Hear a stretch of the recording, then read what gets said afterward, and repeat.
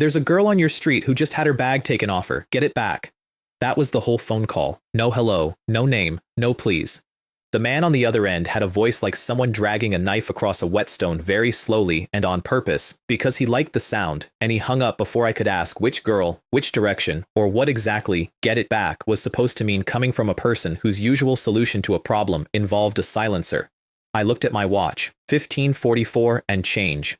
5 minutes, I said, to nobody, because he was already gone. Here's the thing you need to understand about me before any of the rest of this makes sense. I am not a detective. I was never supposed to be a detective. In my last life, I was a spirit medium, which is a very old and very respectable profession that mostly consists of finding dead people and asking them politely to come work for you. And then I woke up in the body of an 18-year-old errand boy for the largest criminal organization in Japan. And the first thing I discovered was that this world does not have ghosts. Not a single one. I looked everywhere. Hospitals, morgues, the sad little alley behind the ramen place where somebody definitely got stabbed in the 90s. Nothing.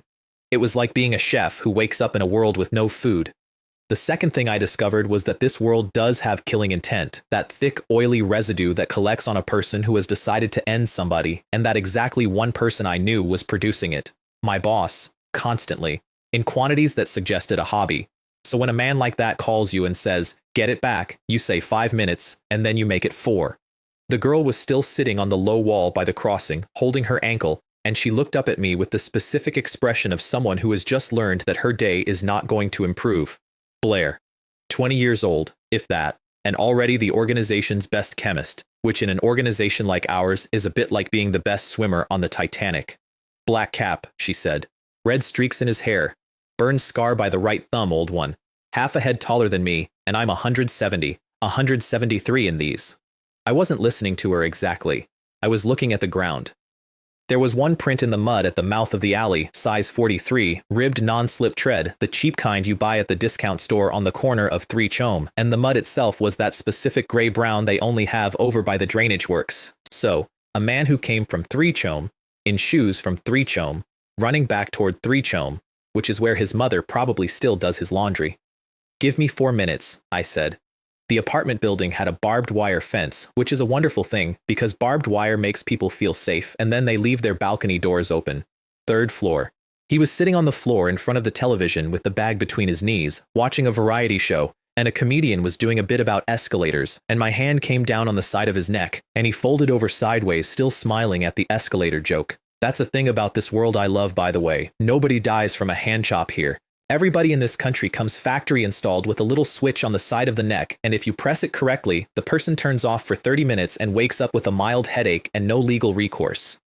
In my old world, you had to be careful. Here, I could have knocked out a bus. The wallet was still in the bag. Prada. Untouched, because he'd been too busy with the escalator bit. I got back to the corner at 15:49 and 57 seconds, which left me 40 seconds I had no use for, so I spent them petting a stray cat that lived under the vending machine. The cat did not appreciate this. The cat has never appreciated anything.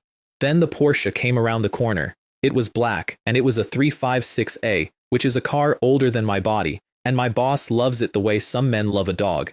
Every time I saw it, I had the same thought, which is that he is not driving a car, he is driving a feeling, and the feeling is 1959. 2 men got out, both in black, both in hats with brims wide enough to land a small aircraft on, because subtlety is not a virtue this organization has ever seen the point of. Absinthe took the wallet without looking at it. I hooked my finger as I let go, the way I always did, and a thread of killing intent came off him and slid up my sleeve. He'd caught me doing it about 40 times by now. He'd decided it was a nervous tic from the wrist injury. He was very slightly proud of himself for noticing.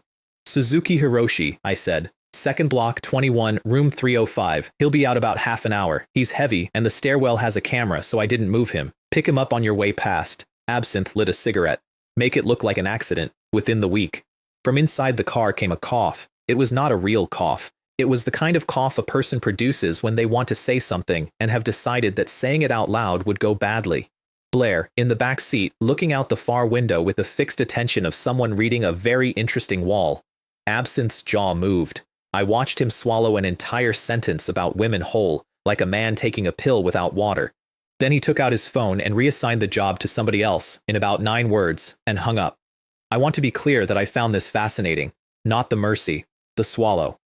Blair got out of the car and held something out to me, a jar. Brown liquid, homemade, with a hand-cut paper label because she is the kind of person who cuts her own labels. Brain tonic, she said. It's bitter.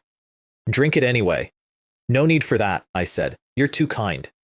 Her hand stayed exactly where it was for about a second and a half, which is a very long time for a hand to be nowhere, and then she tossed the jar back through the car window and folded her arms and turned away. I want to defend myself here, briefly. I liked her, that was the problem. I happen to know from a source I will explain in a moment that within the year this woman was going to walk out of this organization, and that when she did, the man standing beside me smoking would go through everyone she'd ever smiled at with a flashlight and a gun. Being liked by Blair was, statistically, a terminal condition, so I was rude to her on a schedule, roughly twice a month. It was one of the more unpleasant items on my calendar. She turned back around anyway. Her eyes went to the black band on my left wrist and stayed there a beat too long. Doctor, Akagi says you never came back for your follow-up.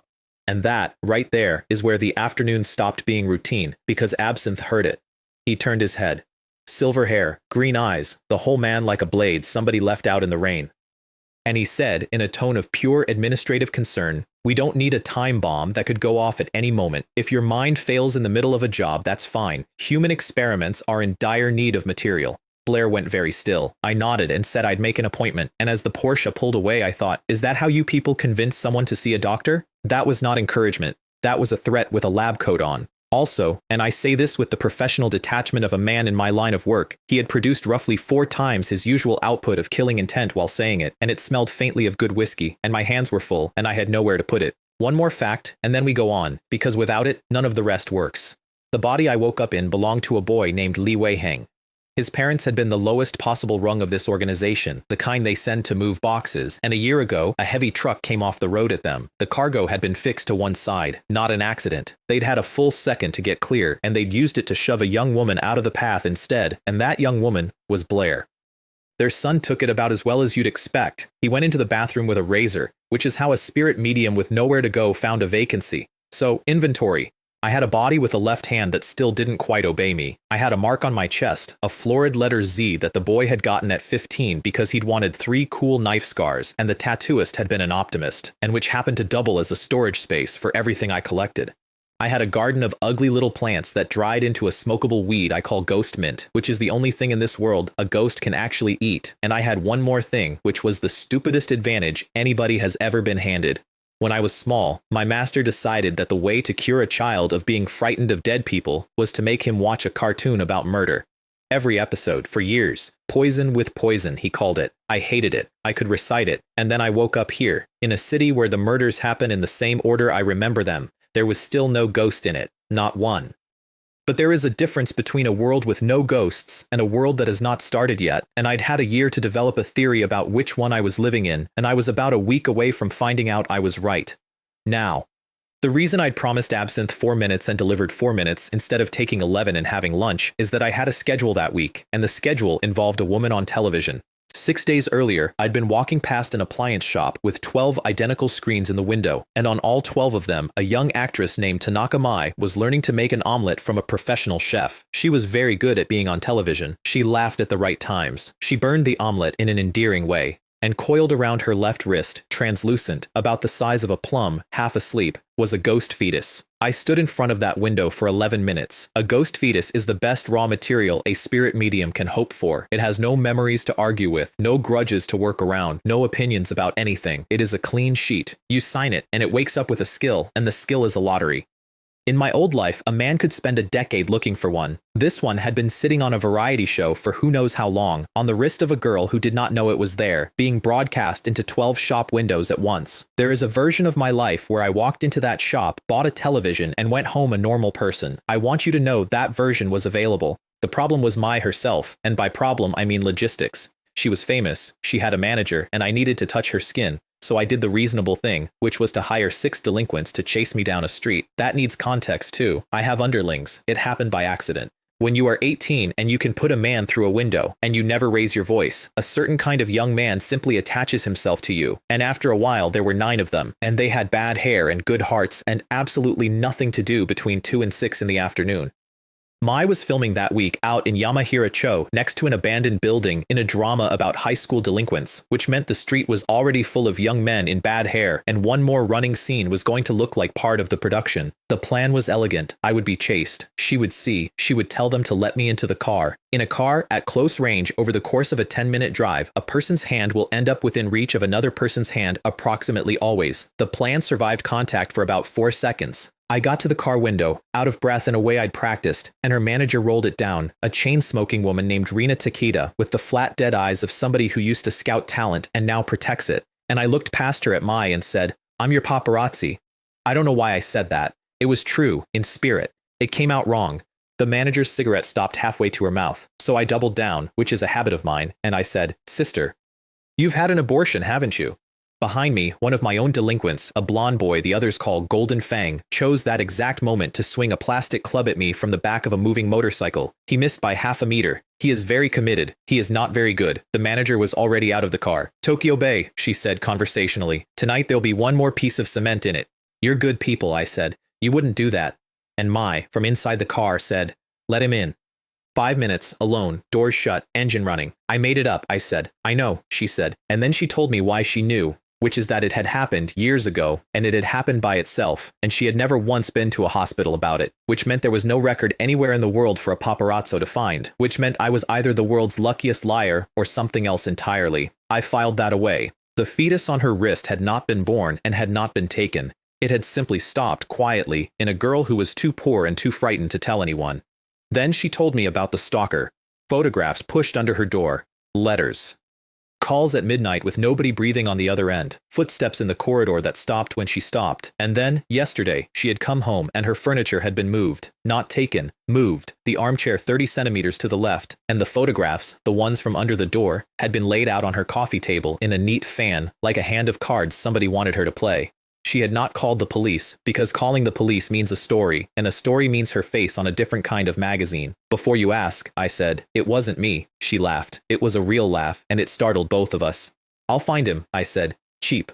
She put out her hand to shake on it, which was the entire point of the last 20 minutes of my life, and I took it, and the ghost fetus came off her wrist like water off a windshield and hid behind her elbow. I poked at it anyway because I am a professional, and it was like putting my hand into a bag of pins. My knuckles went the color of a bad plum in about 4 seconds. Mai watched a strange boy grab at empty air next to her arm and then flinch and go red, and she reached a conclusion.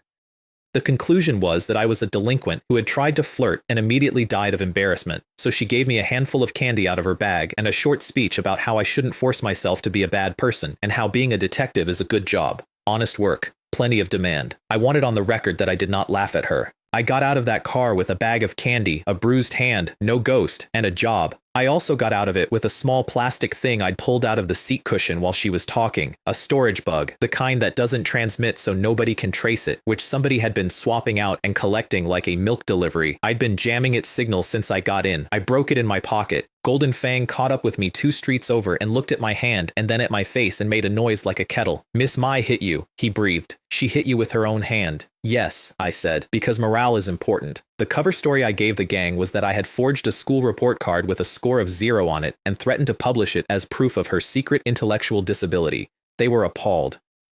They were also visibly impressed. I handed out the candy and kept one piece back because it smelled like her bag and a ghost tracks by smell before anything else. Then I went home and thought about how to break a fetus, because that's what it comes down to. A ghost.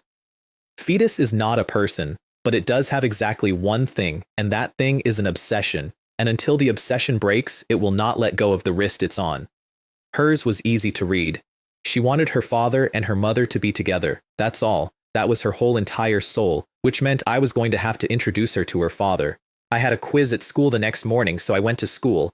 I should explain my relationship with education. I attend for examinations. The rest of the time I am on medical leave, which is a real medical leave with real paperwork from a real hospital, because a year ago this body was in that hospital for something that leaves paperwork. I score full marks in everything. The school has decided not to think about it too hard. My desk drawer that morning contained 4 tubes of bruise cream, 2 boxes of plasters, and 11 sticky notes in different shades of pink because a rumor had gone around that I'd been in another fight, and the girls in my class have opinions about that. They also had opinions about who was responsible, and unfortunately for him, so did I. Makoto came in 8 minutes late with the flushed, insufferable look of a man who has solved a murder at a breakfast shop on his way to school. Ren Makoto. 17, already in the newspapers, already a genius, already the kind of person who says, "There's only one truth" out loud in a room with other people in it. He sat down, looked at my hand, and frowned. "That bruise is too even," he said. "Bruises from a punch aren't shaped like that. If it isn't a bruise, you could have a problem with an internal organ. You should get that looked at." I turned my hand over and said, "Yesterday afternoon, the football you kicked." The temperature in the classroom dropped about 9 degrees. "Makoto." Hana Aoi, standing up. "The goal is that way." "Can't you kick it at the goal?" said Megumi Saito, who does not need a reason.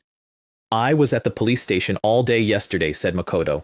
"Don't disturb him," said Hana, and put her hand flat on my desk, and that was the end of the discussion, and Makoto spent the next 40 minutes staring at the back of my head trying to work out how he'd lost. I did like him. That's the awkward part. I liked him a great deal, and I already knew what was going to happen to him at Tropical Land in about 11 days, and there was a version of me that would have said something. That version doesn't collect ghosts. That night, I went out with a bag of gear and a face mask and tapped into 3 streetlights along the route between Mai's apartment and the studio and installed cameras, and by 2 in the morning, I had a live feed of half of Baker running on a monitor in my basement next to a tray of drying ghost mint. I want to note that this is illegal. I want to note that at no point in this story does that stop being true. 3 days later, I was pruning the plants when the system chirped. I was out the door in 40 seconds. On the way past, my neighbor came trotting down his front path holding something with wires coming out of it. Dr. Hayashi, inventor. Beloved local eccentric. Roughly 80 out of every 100 things he makes will either explode or electrocute you, and he has never once let this affect his enthusiasm. I hesitated for about 1/10 of a second and then rode straight past him.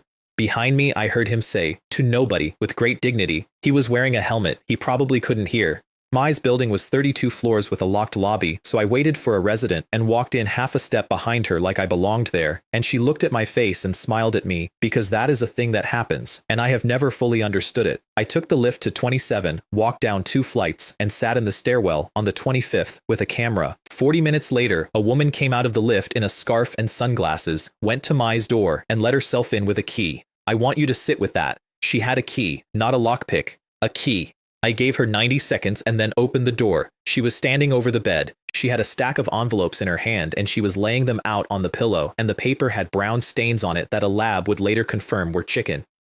Here's the escalation, in case you missed it. Under the door, then the living room, then the bedroom, then the pillow. She turned around into the lens. Her name was Ayaka Kaneshiro. Same debut year as Mai. Same agency bracket. Same face, honestly. 1 grade blurrier. The way a photocopy of a photocopy is still recognizably the thing. She had taken the manager's spare key off a table at a television station 3 weeks before. And then I hit a problem I had genuinely not anticipated, which is that in this city, a face on film proves nothing. We have a phantom thief who wears other people's faces. He is on the news constantly. He is very good at it, which means that any celebrity caught on camera doing anything can stand up in front of a microphone and say, with a straight face, that somebody was wearing her. So I pinched Kaneshiro's cheek. She had about 1 centimeter of stage powder on. The skin didn't redden. It just moved, like upholstery. So I took out a packet of wet wipes and, on camera, with the timestamp running, I cleaned her face.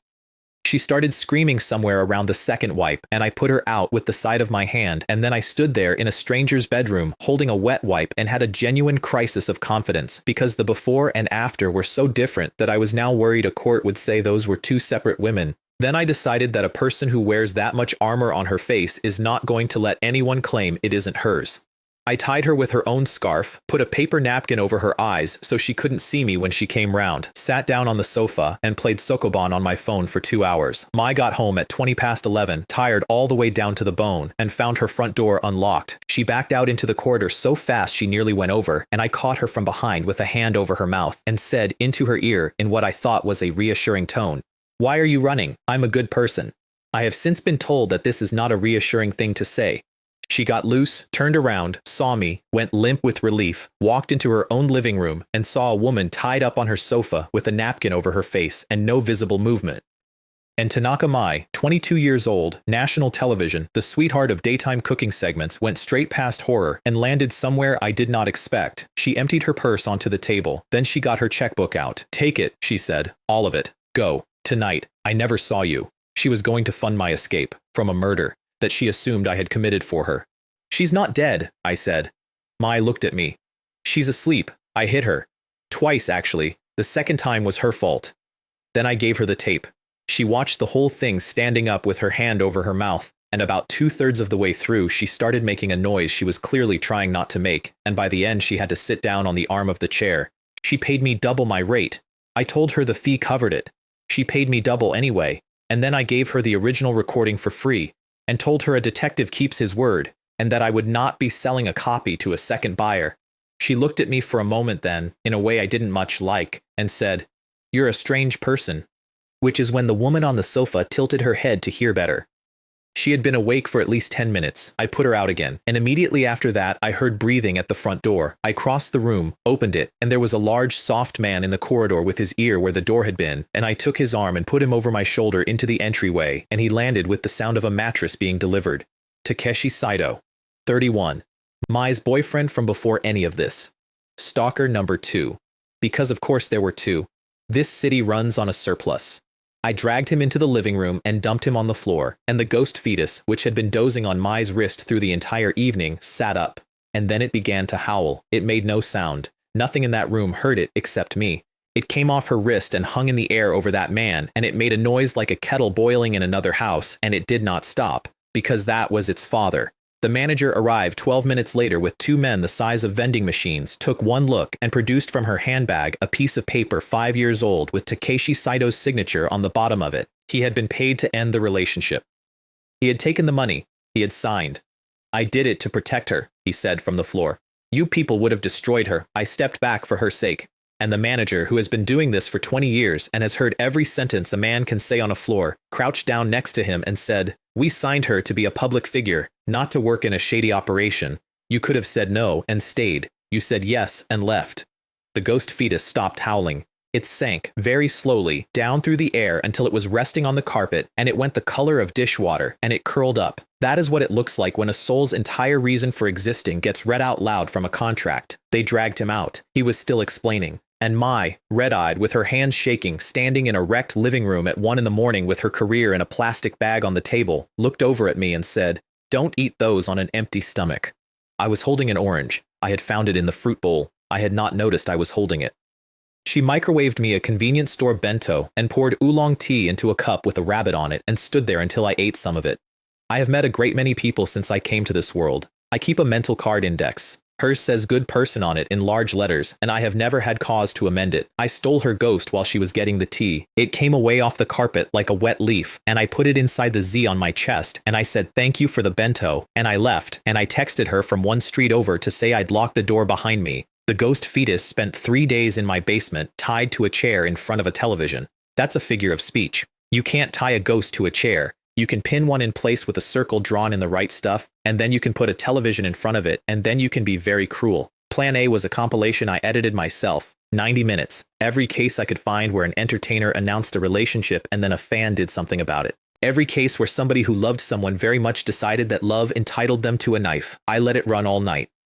In the morning, she was sprawled out on the floor of the circle, flat as a dropped glove, blinking at me. "Do you want them all to die?" I said. She shook her head. She was crying. Ghosts don't have fluid, so what actually happens is they get a little translucent at the edges, but the mechanism is the same. Plan A had broken the idea that her parents belonged together. It had not replaced it with anything, and a soul with a hole in it will crawl back into the hole. So Plan B was 4 days of romantic drama, not good ones. I specifically chose the bad ones. The ones with the male leads who are all cheekbone and no personality, who catch the heroine when she falls down for no reason, who show up in the rain holding an umbrella they will not use themselves. 9 hours a day. By the 3rd day, she had a favorite. By the 4th day, I put a photograph of Takeshi Saito on the floor next to the screen, and she looked at it, and she looked at the screen, and she did the ghost equivalent of a shrug, and when the couple kissed at the end of episode 16, she applauded. She had forgotten she ever had parents. "Young ghost," I said, "do you want to sign a contract with me?" That's a formality.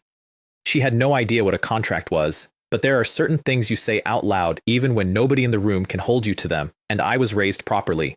She nodded because the man on the screen had just proposed, and she was in the mood for it. I pricked my finger over the Z on my chest and let a bead of blood hang on the needle tip until it dropped. It hit her and hissed like fat in a pan. She went rigid. The blood ran down over her, thinned, spread, and then gathered at the back of her neck and set, and there it was, a tiny black Z, no bigger than a grain of rice. Then the skill arrived. When you sign a ghost fetus, it wakes up with exactly one ability, and there is no menu and no negotiating. You get what you get.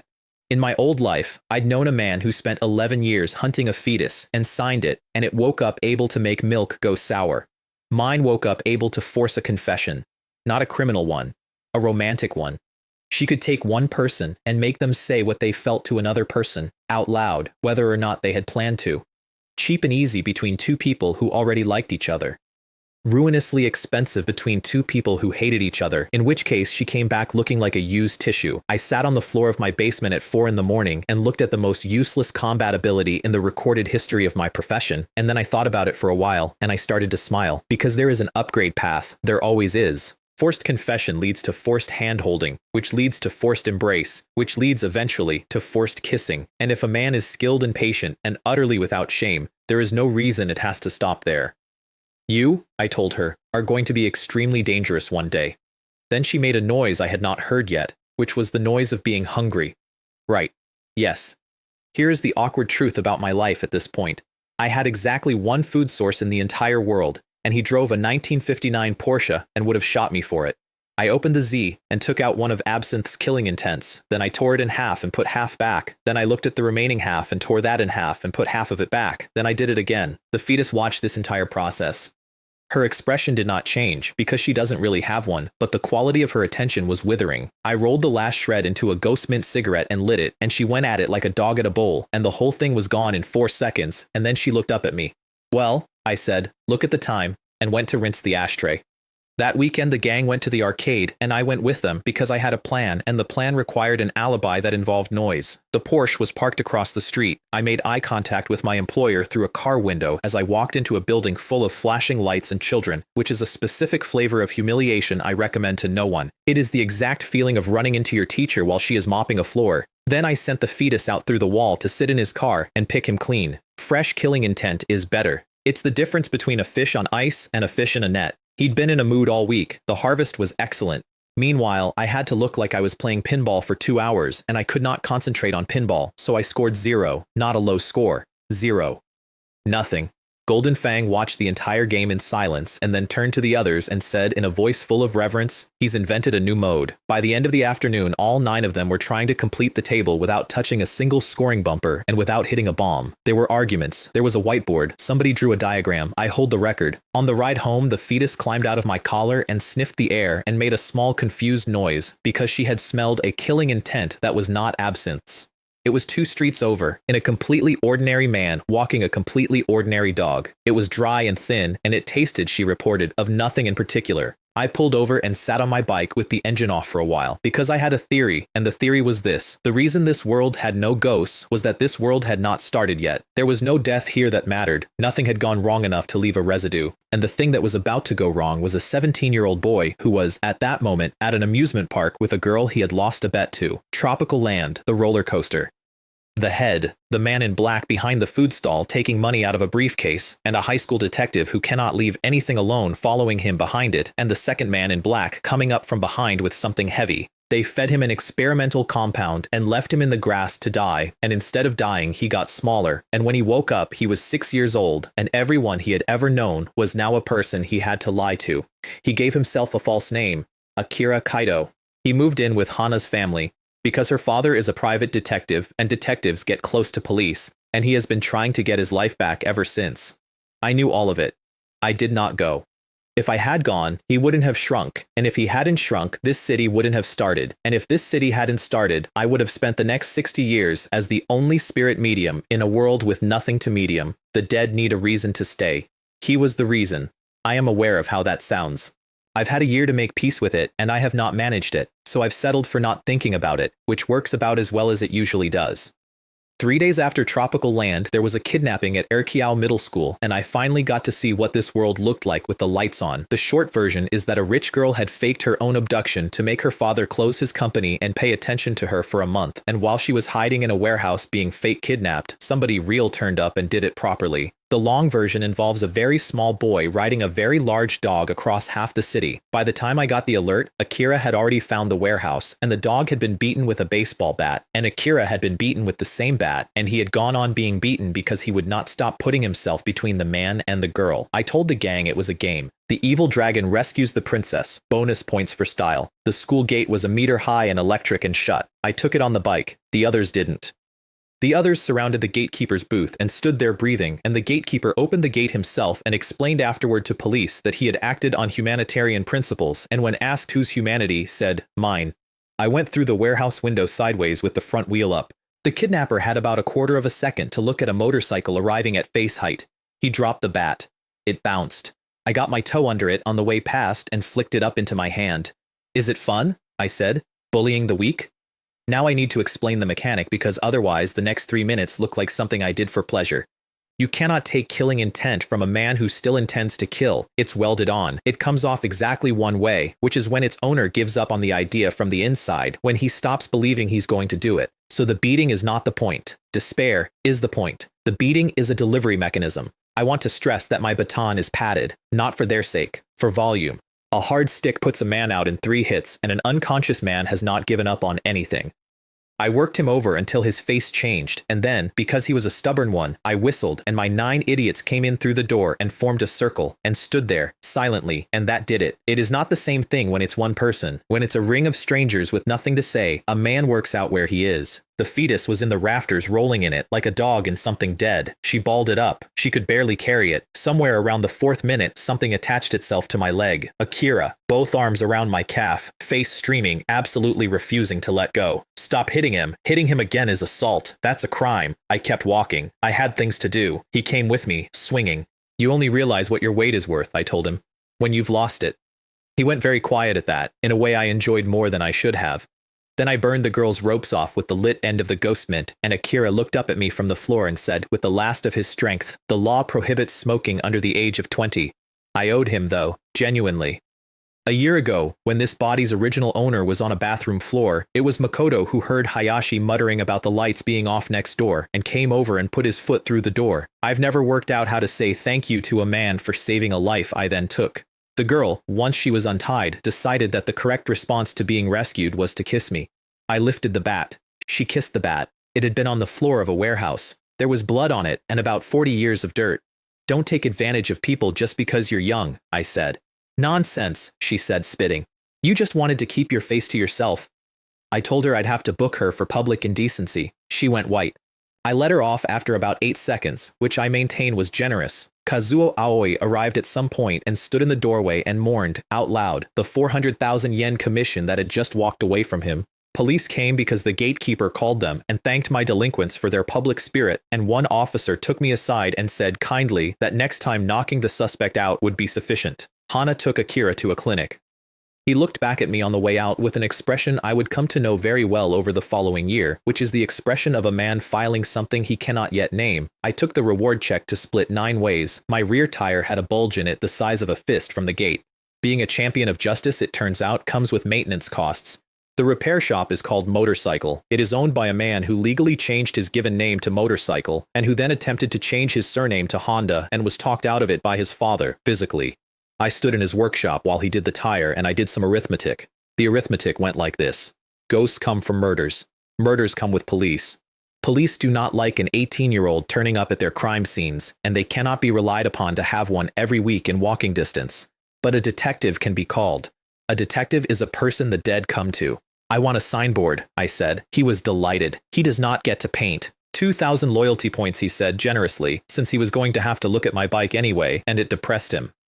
He painted it in the shape of a motorcycle, black and silver, and it said in letters you could read from a moving vehicle, Jiang Xie Detective Agency. Shall I add fighting, debt collection, and abduction services? He said. What is there to add? I said. I'm a law-abiding student. The library informed me, 2 days later, that I did not need a business license to open a detective agency in this country. All I needed was a notification to the Public Safety Commission, and since I was under 20, the written consent of a legal guardian. Both of my legal guardians are granite. I sat in that library for a long time. Apprenticing myself to Kazuo Aoi was out. The moment my name appeared under his, the organization would have made a note, and a note becomes an assignment, and an assignment becomes a body in a car park. I'd have got him killed by Thursday. Then, on the last page of a handbook for aspiring investigators, in a box you could have covered with a stamp, I found an advertisement for a place called the Kashiwagi Detective Agency. Here's what I knew about Kashiwagi Detective Agency, and none of it came from the advertisement.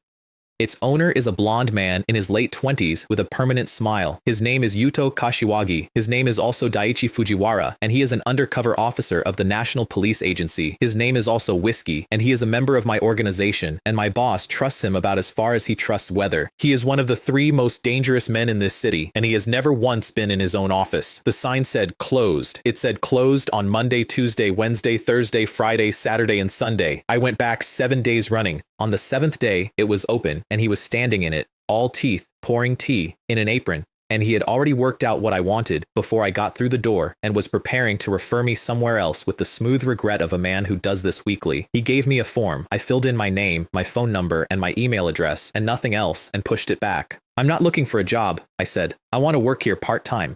He looked at the form. Then he walked past me and turned the lock on the door and fed the form into the shredder without breaking eye contact, and when he came back around the desk, there was a pistol in his hand, and it was pointed at my face. "Who sent you?" he said, still smiling. "Are you one of the cops' dogs?"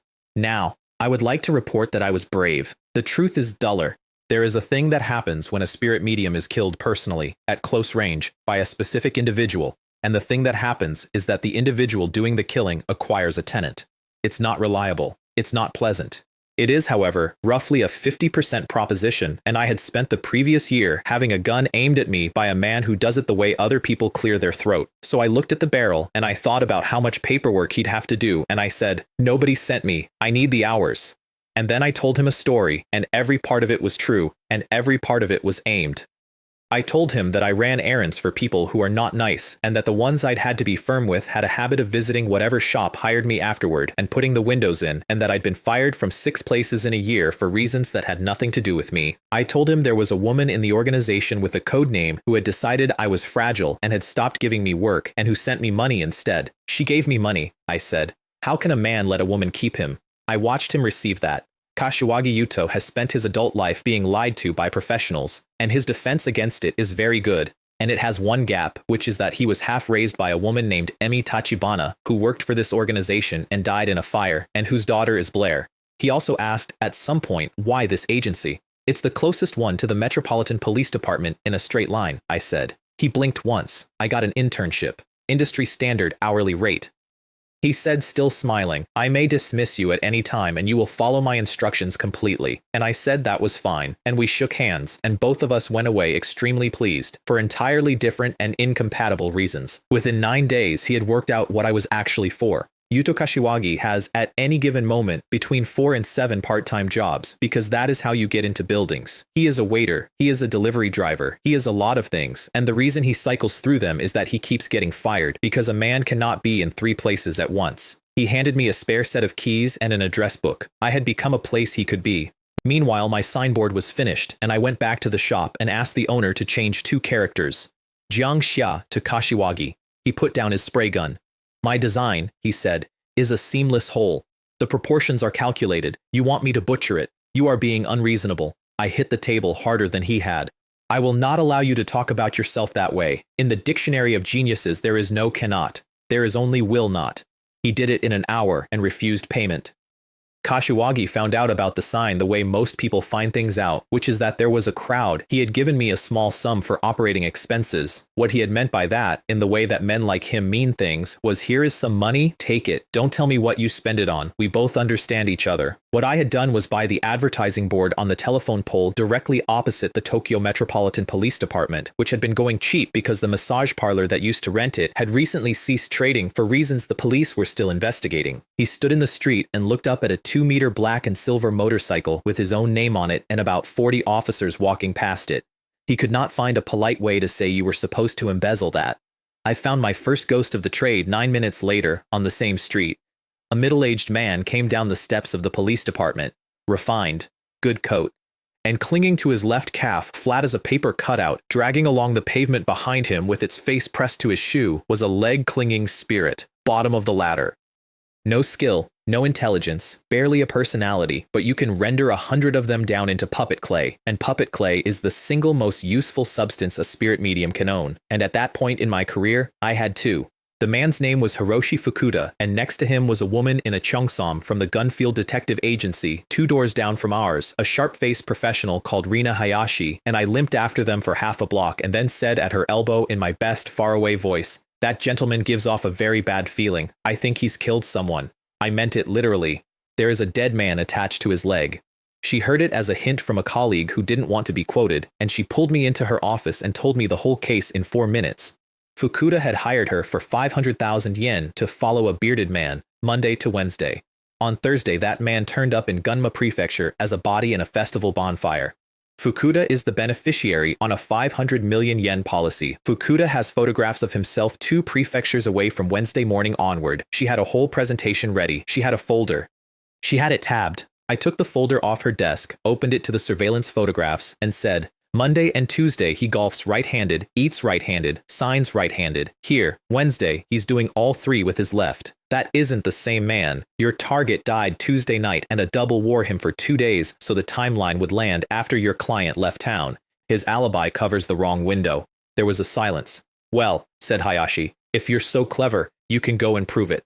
So I did, because the spirit on Fukuda's leg does not detach until the man who made it is punished. And if you tear one off before that, it tears. Except I could not walk into a police station and say I know because a dead man is holding his ankle. So I went and worked on my boss instead. I brought it up in the office, obliquely, as a puzzle, and Kashiwagi, who was in that moment being whiskey at me because he suspected I was fishing, gave me the perfect whiskey answer. "Then let's not look into it. Not every case gets solved." And then, in exactly the same tone, he added, "Of course, if someone were to hand what they had to the police, that would be their business." Which was Fujiwara Daiichi, undercover officer, standing in a room with a boy he believed was being raised into an organized crime family and trying, extremely gently, to teach him that the police are a thing you can trust. So I sneered at the police, loudly, twice. He went away and quietly mobilized 3 subordinates and then drove to Gunma Prefecture himself on his own time to make absolutely sure that this child's first ever police report did not come back rejected. I found out later he'd already pulled my file. The psychiatric history is real. The full marks in every subject since discharge are also real. He'd written a note on it. Talent belongs to the nation. I was still walking home from Hayashi's office when the fetus went off in my collar like a smoke alarm. Across the road, a private museum, 4 halls, the kind of place that dies quietly over about a decade. Ocean, earth, sky, and because someone in the 60s had ambition, hell. The hell hall's no entry sign was gone. The door was open. Every light inside was off. I put my hand on the fetus and used ghost eyes in reverse, which means I gave her my sight and took hers and paid for it by being temporarily unable to see anything a living person can see. She has excellent night vision. I have never regretted the trade. The man was nailed to the wall. Overweight, middle-aged, in a good suit, arms out, head down, arranged with real care into a pose. 12 feet away on the opposite wall hung an oil painting from the 15th century of a knight driving a spike through a demon on a cliff face, and the body was the demon, angle for angle. He was the new owner. His name was Nishimura. He had bought the museum, walked through it once, called the collection rubbish, and announced that hell was going to be a restaurant. The curator had worked in that building for 31 years. There was a leg-clinging spirit on Nishimura's calf, which meant the killer was alive and unpunished and in the building. And then the front doors opened and I heard 3 voices I recognized. Hana, Megumi, and a small boy in glasses chasing a rumor about armor that walks at night. I stepped out of the dark and said, "Aren't you too cold?" Megumi made a noise like a smoke detector. Akira looked down. He looked at my shoes. He had spotted it in under 2 seconds, which I would like on the record. I stepped back half a pace and left a clean, wet, unmistakable footprint on the floor tiles and said, "Sorry, there's a pool of it in the back. Someone's dead, nailed to the wall." Akira was gone before I finished the sentence and put the beam of his new wristwatch torch straight onto the body, and the 2 girls behind him screamed in harmony. "I didn't kill him," I said. "Oh," said Hana. "Of course you didn't. You believe me just because I said it?" Both of them looked at me again with completely fresh suspicion. Megumi apologized by shaking my hand extremely vigorously for 9 seconds, and then observed that I was very warm, and that this was a useful quality in a friend during winter, and asked whether I would be free in February. Officer Saito arrived and suspected me for about 40 seconds, until she recognized me from the front desk, where I had spent that afternoon filing a report about a bearded man in Gunma.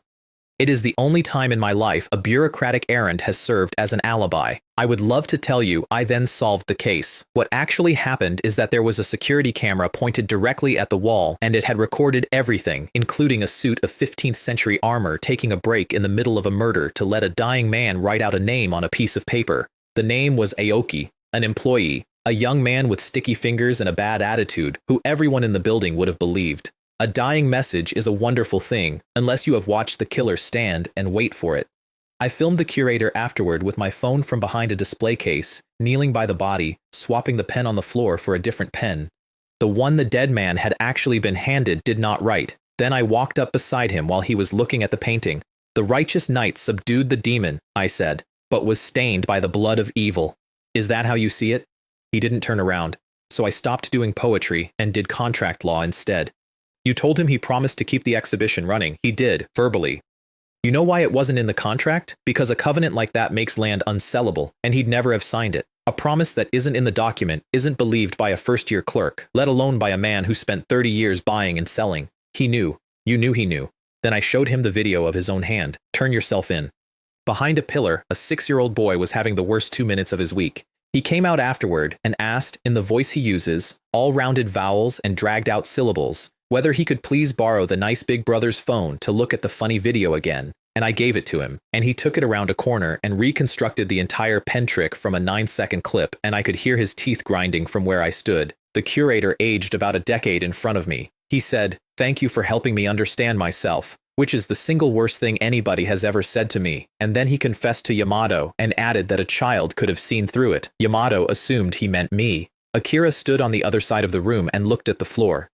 I volunteered to come in and give my statement immediately that night, without being asked. Yamato was visibly touched. He told me later that most detectives develop an urgent appointment the moment paperwork is mentioned. The reason I volunteered is that the body was going to the station, and the spirit goes with the body. I collected it at 2 in the morning off a gurney in a corridor, and by then the curator was in a cell, and the resentment had gone out of it, and its face had gone smooth and blank like a bar of soap that's been used too long. I bled on my fingertip and pressed it to the back of its neck and watched the little black Z set. 2 ghosts. Going from nothing to 1 is a miracle. Going from 1 to 2 is a business. The Gunma case broke the next morning. A witness and a forestry camera on a service road that had photographed a man carrying something over his shoulder at 4 in the morning. Kashiwagi had delivered and had made sure that the report came in through the front door with my name on it, and I collected the second leg-clinging spirit off Hiroshi Fukuda in the corridor outside the interview rooms.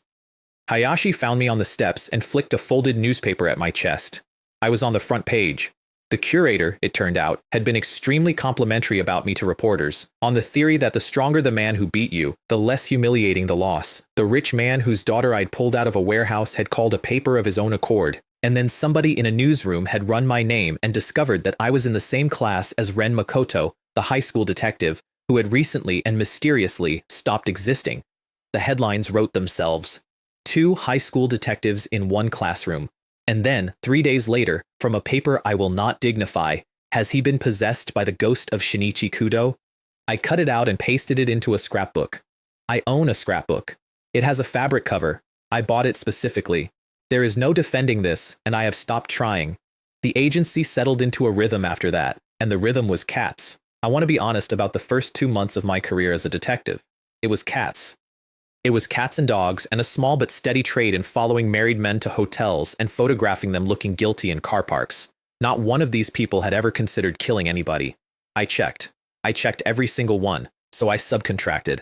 My 9 idiots were broke and bored and had bikes to repair and perms to maintain, and it turns out that a group of large young men on motorcycles is an outstanding tool for locating a missing British shorthair, because they can cover 4 wards in an afternoon and they will crawl under a house. I paid them properly. I had one rule, which is that the animals get delivered to my house and never to the office, because my entire cover story with Kashiwagi is that thugs vandalize any workplace that hires me, and if 9 delinquents pulled up outside his door carrying cats, he would draw a conclusion, and it would be the wrong one, and it would be very difficult to walk back. Then he dumped a courier shift on me. 11 hours, 41 deliveries, not one customer with so much as a thin, unpleasant thought.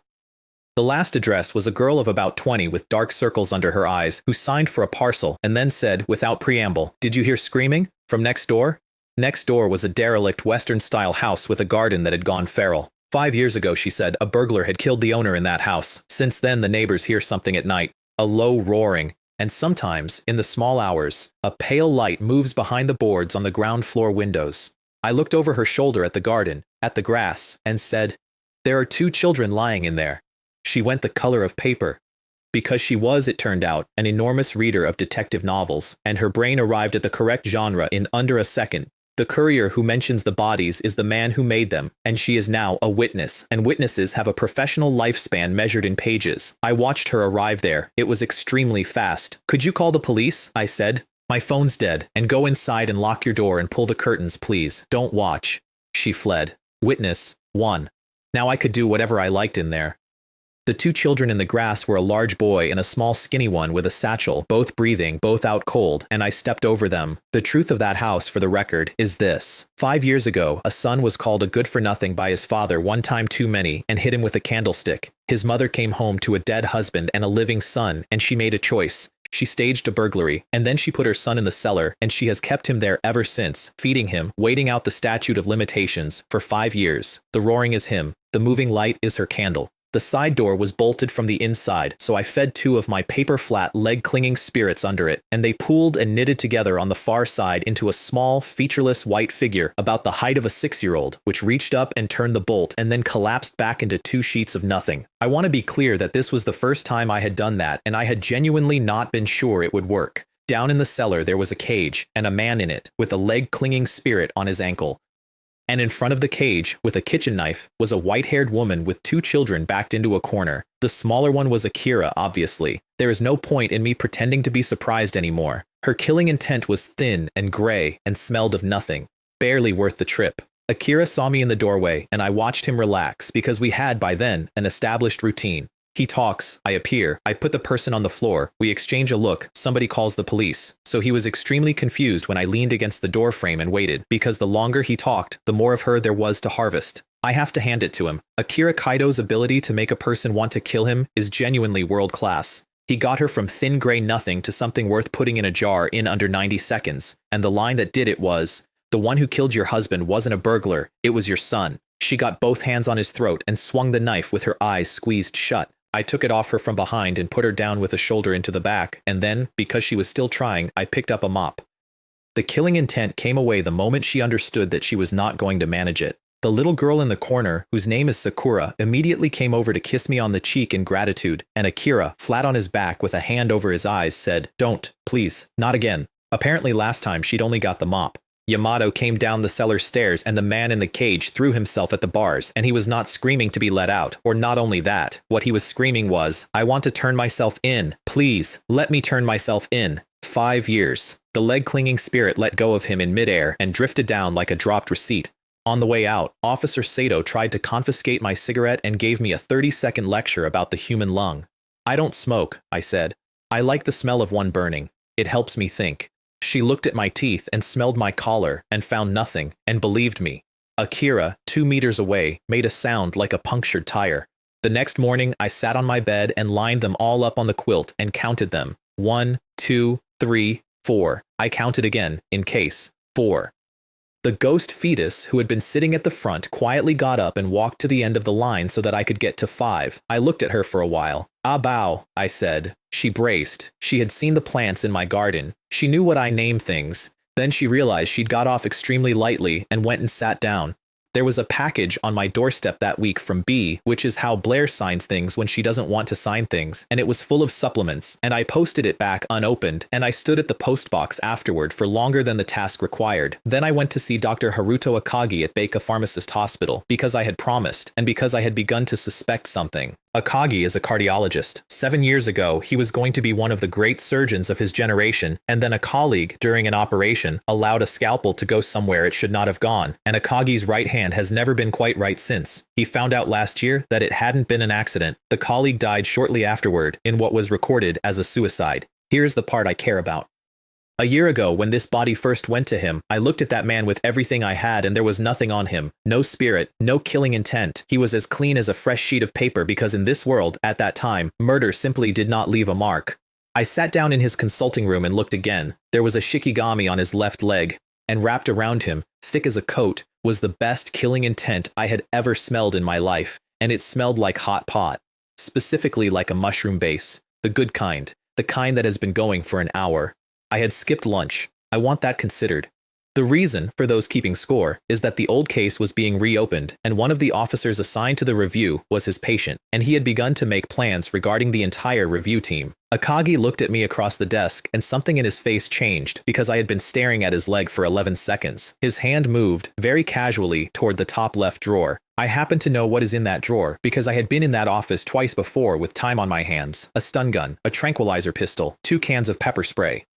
And in the bag under the desk, a real one. But that was not my problem. My problem was this. If Akagi went ahead and killed his review team, the killing intent would be spent, burned up from the inside, gone. But the number of shikigami on his leg would go up by however many people were on that team. If Akagi was stopped, I got a coat made of mushroom hot pot and 1 shikigami. Killing intent or shikigami, quality or quantity. I sat in that chair with my hands folded like a good patient, and I did the arithmetic 4 times and got a different answer every time. The world of a spirit medium is a cruel place. Neither adults nor children get to have both. I badly wanted to flip a coin. I have a device for exactly this purpose, a small brass thing with 6 faces, and I could not take it out in front of him without explaining what it was. Akagi wrote me a referral for a full physical, in handwriting, that got worse toward the end of the line, and told me the 4th floor closes at 6. I thanked him and left, and on the way down the stairs I thought, he's going to do it on a weekend, which gave me until Saturday to decide what kind of person I was. I chose the hot pot. I want that on the record, plainly, without any softening. I had until Saturday to decide whether to stop a doctor from murdering a police review team, and what I actually spent the week deciding was whether the coat of killing intent on his shoulders was worth more than the 4 or 5 paper-thin soles he was going to make. It was. Quality beats quantity. I have never once regretted it, and I think about it about twice a month, but the decision came with a schedule attached, because you cannot harvest killing intent from a man who is still going to succeed. I had to let him get right up to the edge and then take the edge away, which meant I now had to keep a cardiologist alive, on a leash, for 5 days, without him noticing. I went to the hospital on the Thursday to not have my physical. There is an art to not having a physical. You go to the right floor, you take the form to the desk, you get in the queue, and then a stairwell contains 4 people you know, and the queue is somebody else's problem. The 4 people were Hana, her father, Akira, and a small round doctor named Matsumoto, who was holding a potted morning glory in both hands like it was going to bite him. Akira looked at the form in my hand, then at the floor number, then at my face, and I watched him decide not to say anything, which I appreciated. Matsumoto's problem was this. For 2 years, a person signing himself Mr. Saito had been sending him 1,000,000 yen a month, in cash, in an envelope, no return address, 25 million yen, all told, arriving in a plain envelope like a phone bill. Along with the money, from time to time, came toys, second-hand ones, a wooden train, a tin robot with 1 arm, and every year on the 3rd of August, a pot of morning glories. That week, the envelope had contained no money. It had contained a single line. The 25 million has been paid in full. I am coming to collect what I am owed. Kazuo was working the blackmail angle, which is the correct angle if you have never in your life looked at a flower. What do morning glories mean? I said. Everybody turned around. In the language of flowers, I said, morning glory means ending. It also means the entanglement of love. And it means, and here I stopped for about 1.5 seconds, because I am not made of stone. I will cling to you. Matsumoto's color changed. They're also a memorial flower, I said. They bloom in summer, which includes the 3rd of August. And since he's been sending you toys as well, I'd guess whatever he's owed involves a child. Matsumoto put the pot down on the stairs, very carefully, and then went up the stairs 3 at a time in the direction of the archive room. I went and did not have my physical. The truth, once he found it, was in a file drawer under a date 3 years old, an appendectomy, routine, 9 minutes of nothing, and then a 5-year-old boy named Haru Suzuki did not wake up. The insurance company had paid the father 25 million yen. He had not touched a single note of it. He had sent it back, 1 million a month, for 25 months, to the man who had killed his son, because he did not want the money. He wanted the account settled, and the account was going to be settled on the 3rd of August, which was the birthday of Dr. Saito's own son, who was turning 5. I found him first. He was sitting on a bench outside a kindergarten with a paper bag of toys on his lap and a knife in the bag under the toys, watching the gate. I want to be very clear about what I was there for. I was not there for the ghost. Children in this world do not die. I have tested this hypothesis more thoroughly than is comfortable, and the mortality rate of a child in Baca is approximately the same as the mortality rate of a cartoon. Nobody was going to make me a ghost that afternoon. I was there for the coat he was wearing. There was a bridge over the road behind him, one of those long pedestrian overpasses with a switchback at each end that takes 90 seconds to cross even at a run, and standing on it, having just recognized the man on the bench, were the entire Aoi family. I came around the tree, he had the knife out, and the bag was on the ground, and the gate was opening, and I took his wrist from behind and turned it in a direction wrists do not go, and then put my foot into the back of his knee, and then I flicked out the baton. Hana got about 4 steps along the bridge before she worked out that the bridge was not going to be fast enough, put one hand on the frame, and went over the side. She is 17. It is a 4-meter drop. She landed like a dropped cat and did not slow down. She thanked me. That's the part I want you to have. She stood in a car park next to a man I had just laid out, and she thanked me sincerely, and then she said, "But next time you're doing something heroic, try not to go too far." This is a girl who has, in my presence, put her fist through a utility pole to make a point about parking. I had a script, by the way. In the script, at the moment the father is on the ground, the little boy comes running out of the kindergarten gate and puts a hand on the man's arm, and something in him breaks open, and he remembers what his son's hand felt like, and the whole thing resolves into something with music behind it. What actually happened is that the boy looked at us, burst into tears, and hid behind a tree. The killing intent did not come off him at the tree, and it did not come off him at the ambulance. It came off him at the exact second the handcuffs closed, which is when a man stops planning and starts remembering. I got maybe 70% of it. It was worth about 4 cats. Now, the doctor. I could not walk into a police station and report a murder that had not happened yet. But I had, sitting 11 feet away from me most days, a man whose actual job was preventing exactly this, and who had a standing professional obligation to be suspicious of everything. Kashiwagi was in the office that afternoon, which was itself unusual because he had a real client, a woman whose antique jar had been stolen, and then 3 days later, returned to her doorstep in 11 pieces. They talked behind the soundproof door, and I transferred my hearing to A Bao and sent her through the wall and listened to the entire consultation while filing. Then, when the client had gone, I said, apropos of nothing, over the filing cabinet, "That doctor, Akagi, I keep feeling like he's killed somebody before." Kashiwagi did not look up. "And I don't think it's finished, and he keeps a gun in his bag. I'm not wrong about that." Kashiwagi laughed, said something dismissive about the imagination of teenagers, and made me refile everything I had just filed. He had 2 men on Akagi by that evening. I know because one of them ran into me in a corridor and apologized in the specific way that police apologize. I had a library book to return that Friday, 4 days overdue, and the library was shut. It was shut at 4 in the afternoon on a weekday with the lights on inside, which is the kind of detail a normal person walks past.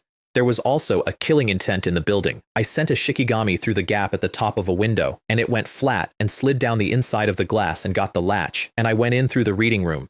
The lift was the interesting part. It kept reporting an overload with nobody in it. There was a woman on top of it. She had been strangled and put up through the maintenance hatch, and she was riding around the building all afternoon as a discrepancy in a weight sensor. I found this out by riding the lift down. The doors opened on the 2nd floor onto 4 small people in a huddle, and one of them launched himself feet first at my shins. I put the baton across it. Akira bounced off, landed, and looked up at me with an expression of profound betrayal. "All of you stay exactly where you are," I said, "and don't make a sound." All 4 of them snapped upright like soldiers, including Akira, whose body obeyed roughly a quarter of a second before his brain filed an objection. The curator was waiting on the ground floor with a length of pipe. His name was Sasaki, and I had never met him before in my life, so I threw the overdue book at his chest and said, "I'm here to return this." Yamato found him on the 2nd floor about 40 minutes later and described him in the report as, and I am quoting, "a bluish-purple pig's head." I explained to Officer Saito that he had been shouting that he was going to kill all the children and that in my panic I had accidentally hit him a little harder than I meant to. 4 children standing in a row behind her mouthed the word liar in perfect unison and then swallowed it because I had already told them once to be quiet and it had worked. Yamato, filling in the form, said cheerfully, "You solve these as fast as Makoto used to. Maybe you really are possessed." So I told him a ghost story. I did it quietly, and I did it well, and I put in a detail about a hand on the shoulder in an empty stairwell, and by the end of it, Inspector Yamato had gone the color of the ceiling and had put down his pen. Then I said, "Of course this world is materialistic. There are no ghosts." He has never asked me that again. 2 days later, I was walking the detective boys to the station to give their statements in the rain, all 4 of them under 2 umbrellas, and arguing about it. An Abao came up out of my collar and made a noise. Mushroom hot pot. Across the road, in a raincoat and a surgical mask, a man raised his arm inside a telephone box and shot the person standing in it, and then turned and looked directly at 4 children. There were plainclothes officers 30 meters back on both sides, Kashiwagi's men. They had been on him for 6 days, and he had picked today. He needed a hostage. Get behind me, I said. Further in. Renji and Hiroshi physically hauled Akira backwards by the collar, because Akira had already started forward, and I heard Renji hiss, "Behave, or you'll end up a pig's head too." Akagi came at us at a dead run. I stepped aside. He went past me by about 40 centimeters, and I took the back of his collar and put him into the wet road and kicked the pistol into a drain grating. He rolled over with rain in his eyes and saw my face. Jiangxia. I froze for about a third of a second. Then I stepped back and put a confused, apologetic look on and said to Officer Sakamoto, who had just arrived, "Does he know me? Because a doctor screaming a patient's name in the street is a headline, and a headline is a police file, and a police file with my name in it is a thing my other employer reads." The killing intent came off him the moment the cuffs closed, and it was every bit as good as advertised. Abao got her arms around it and could not see over the top. And on his left calf, as they lifted him into the car, something began to form, thin, flat, new, waiting for me. The following week, Abao developed an interest in pop music. Tanaka Mai had released an album. It had sold out in 3 days. I went to 4 shops. In the 4th shop, Megumi Saito came around the end of the rack and caught me holding an empty display card for an Idol album, and I have never seen a human face do that much in that little time.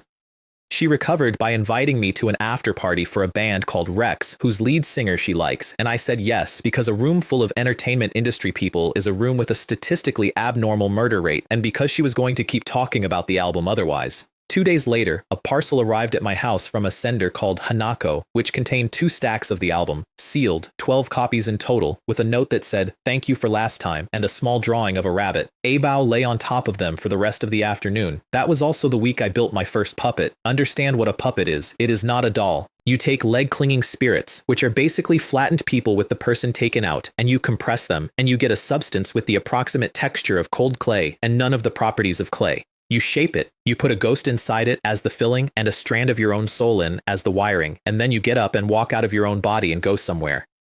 The first one came out the size of a 6-year-old because I did not yet have enough material for anything bigger, and its face came out featureless and faintly smiling because I had not thought about the face at all. It had a small black Z on the back of its neck in the same cursive as mine. I looked at it for a while. It looked back at me, more or less. "Abao," I said, since the ghost inside it was Abao. The name has stuck to the puppet ever since, which has caused an amount of confusion in this city that I could not have predicted and would not undo for money. The billion yen was Absinthe's fault. He had seen my motorcycle parked 1 street from a hotel where Shiori Tachibana was staying. Shiori Tachibana is Blair's older sister, and at that point she was an organization member with a very large debt, an FBI agent for a boyfriend, and about 9 weeks to live. Absinthe looked at a parked motorcycle and constructed, out of nothing, a theory in which I was her accomplice, and therefore possibly the thread that led to a man called Kazuya Morita. So he tested me. The test was, there is 1 billion yen sitting at the front desk of the Enju City Hotel. Bring it to me. Today. I sat in a cafe 800 meters away with a magazine and a coffee in full view of a security camera and stayed there for the entire duration of the robbery. The puppet went out through the bathroom window. It staged a very small traffic accident in order to be handed a delivery truck. It walked into the lobby of the Enju City Hotel with 3 shopping bags. It placed 4 small charges, none of which were near a person, and it detonated them in sequence, and in the resulting noise it wheeled a hand truck with 3 identical aluminium cases on it out through the loading bay. I would like to note that nobody was hurt. I would also like to note that I did not check very hard. Tequila picked me up in a van an hour later, handcuffed my wrist to the roof handle, put a bag over my head, and cloned my phone. I could hear Absinthe going through it. Garbled characters, he said. Dates, May 14th, August 3rd, September 27th. Those were my scrapbook filing dates. Those were the days I had been in the newspaper. He decided they were a dead drop schedule for Kazuya Morita. Then Tequila, who had been tracing a number in my call log, made a small strangled noise because the trace had been detected and bounced in under 9 seconds, and then the phone in the van rang. Absinthe answered it. I could hear water running on the other end, and dishes, and a familiar, pleasant, entirely relaxed voice saying, "That's my employee. He's 18. Let him go, would you? He's got a shift. Whiskey, washing up at a part-time job." Absinthe said something short, and Whiskey said, "Do you genuinely not watch the news? I can arrange a newspaper subscription for you, a year, as a gift." The vein at Absinthe's temple was audible. Then the hotel footage came through and it showed a child, a small pale child in a hat, alone, with a hand truck, taking 1 billion yen out of a burning lobby. Absinthe turned around in the passenger seat and said, "There was a witness, a child. Why is a child still walking around?" I nodded at the bag by Tequila's foot. "He's been dealt with. He's in there." Tequila dropped the bag. Absinthe unzipped it, and inside was a small, pale child, folded at an angle that a child does not fold at, and Absinthe looked at it for about 2 seconds and then put 3 more rounds into it and zipped the bag shut and had Tequila drive to the incinerator. He said, on the way, in the tone of a man giving genuinely useful career advice, "I'll overlook it this time, but if a missing child gets reported and it comes back to you, remember to feel guilty and take your own life in good time." I said I understood. What I was actually doing was trying not to look at his leg, because clinging to it with both arms, absolutely rigid with terror, was a ghost fetus, not a small one, a full-grown one, adult in shape, a woman, and she had been on him for weeks, and she was hiding on the leg of the man who had made her because there was nowhere else in the world to go. Shiori Tachibana. She was not dead yet. That is the thing about a ghost fetus. It is not a dead person. It is the shape a person is going to leave. When I got out of the van, she came off him like something pulled by a magnet and attached herself to my leg with all 4 limbs, koala style, and would not be talked to for an hour. I signed her that night. The Z came out under her right eye, which was not where I aimed, and which has caused me an enormous amount of trouble since. Her skill was 1 second of invincibility. 1 second. Absolute. Nothing touches you. Cooldown of several hours, which shortens if you feed her. I want you to understand how good that is. Almost nothing in this world takes longer than 1 second to kill you. The pottery job was a straightforward surveillance contract that turned into me standing very still against a wall. A woman in a kimono had pledged a family jar to a loan shark named Kenjiro Oda and wanted somebody to make sure he still had it. So I put a transmitter inside the jar during the handover and went back 3 days later to swap the battery and came over the wall of the property into an active police cordon. Officer Saito shouted, "Stop right there." I stopped. She hurdled me, cleanly, both feet off the ground, over my shoulder, and away down the alley after somebody else entirely. Sakamoto found me 11 seconds later standing obediently against a wall with my hands visible and had to be told twice that I had in fact stopped. I was wearing a mask, and when asked why, I said I had a sun allergy. Akira, who has watched me fall asleep on a deck chair in July, said nothing at all, and I could hear him not saying it. Oda was inside, pinned to the wall of his own study with a sword through him. I gave it about 50 seconds. The dead man's hand was closed the wrong way around the grip, backwards, the way you hold a sword if you have never held one, which is exactly the kind of clumsy detail an amateur leaves, and therefore exactly the kind of detail that gets an amateur arrested. So a professional stages it. The obvious amateur mistake is the trick. The only man in that house with a proper grip was a swordsman named Suwa. Then I put the chest of drawers back together. Somebody had pulled every drawer out and put them back in the wrong order, which had been done to scramble the marks scored across the fronts of them. And when the drawers went back in the correct sequence, the marks made 2 characters. They spelled his name. Suwa went for the sword. I had already taken the sword. I was standing behind Officer Saito with it. So he grabbed the nearest available person instead, and the nearest available person was Inspector Yamato, and I said loudly, with what I was later told was inappropriate delight, "That's outrageous. They've assaulted a police officer."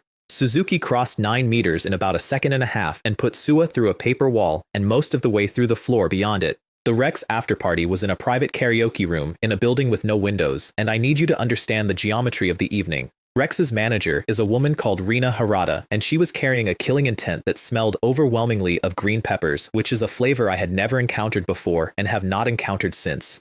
6 years ago, Ren Sakamoto, the singer, had asked her to be his manager. He had said something to her in a stairwell about how he needed her and how nobody else understood the work, and she had gone home and understood it as something else entirely. She had had her face changed, twice, and ever since he had called her, in front of people, an ugly monster. That night she had painted the elbows of his stage jacket with cyanide.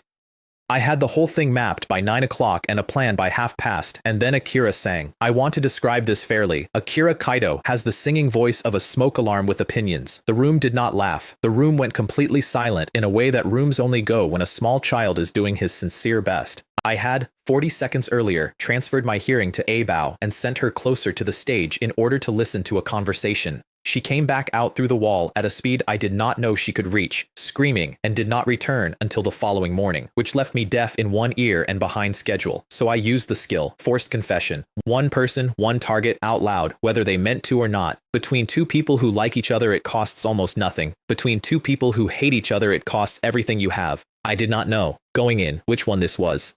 Halfway through the second verse, Ren Sakamoto stopped singing, turned around, dropped the microphone, and said at full volume into a room of 40 people, "Mari, I love you." The band stopped. The screen kept scrolling lyrics.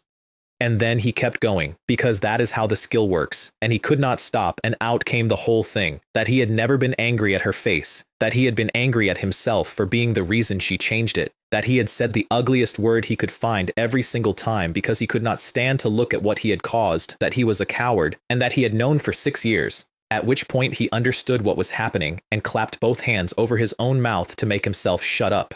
With the sleeve. He was on the floor before the chorus.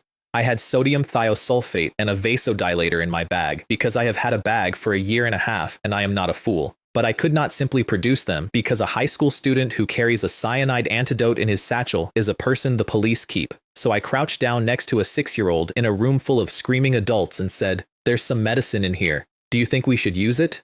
Akira looked at me. He looked at the bottles. He looked at the man on the floor. He looked back at me. I watched a 17-year-old detective inside a 6-year-old body do arithmetic about whether saving this man's life was worth admitting he knew what sodium thiosulfate was for. He ground his teeth so hard I heard it and nodded and said, "Yeah, medicine's good." Ren Sakamoto lived. Rina Harada confessed in the ambulance and did not stop crying for 2 hours, and about a third of what she said was that she was glad. I have thought about that skill a great deal since. Everybody who hears about it laughs. The gold coins were how Cypher got her name. Megumi invited me to her sister's mountain villa, and on the news that week was an Italian robber named Cabane, who had been caught in Japan, and 15,000 gold coins that had not. He had left a map. It was a bad map, in the way that treasure maps are always bad, and the landmarks on it ran out at a derelict building the local children call the Ghost Cherry Blossom. I knew where the coins were. I have always known where the coins were. So I sent the woman.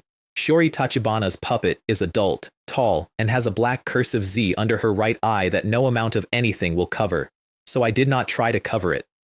I put her in a long black tulle dress and a wide-brimmed black hat and made her look like an answer to a question nobody had asked. I forged an identity for her over 2 days. I hired a van under it. And then, over about 1 hour and 10 minutes, that woman carried 15,000 gold coins out of a derelict building by herself in the dark. Here's the part I want to be honest about. In the version of events I remember, those coins are found by 4 children in a basement at the exact moment they need something heavy to throw at an armed man.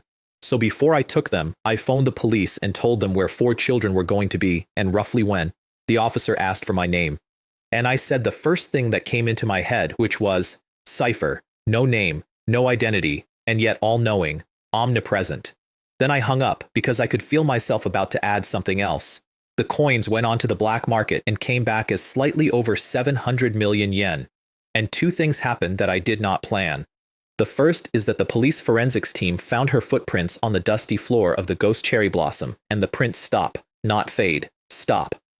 For about 4 meters there are no prints at all, and then they resume, because the puppet had been carrying too much and had lifted off to get over a collapsed beam, and I had not thought about the floor. 2 officers refused to go back in. The second is that Sakamoto, going through the call logs afterward, worked out that the call had come in at 17 minutes past 4 on the previous afternoon, before the treasure hunt started. He played the recording to Akira.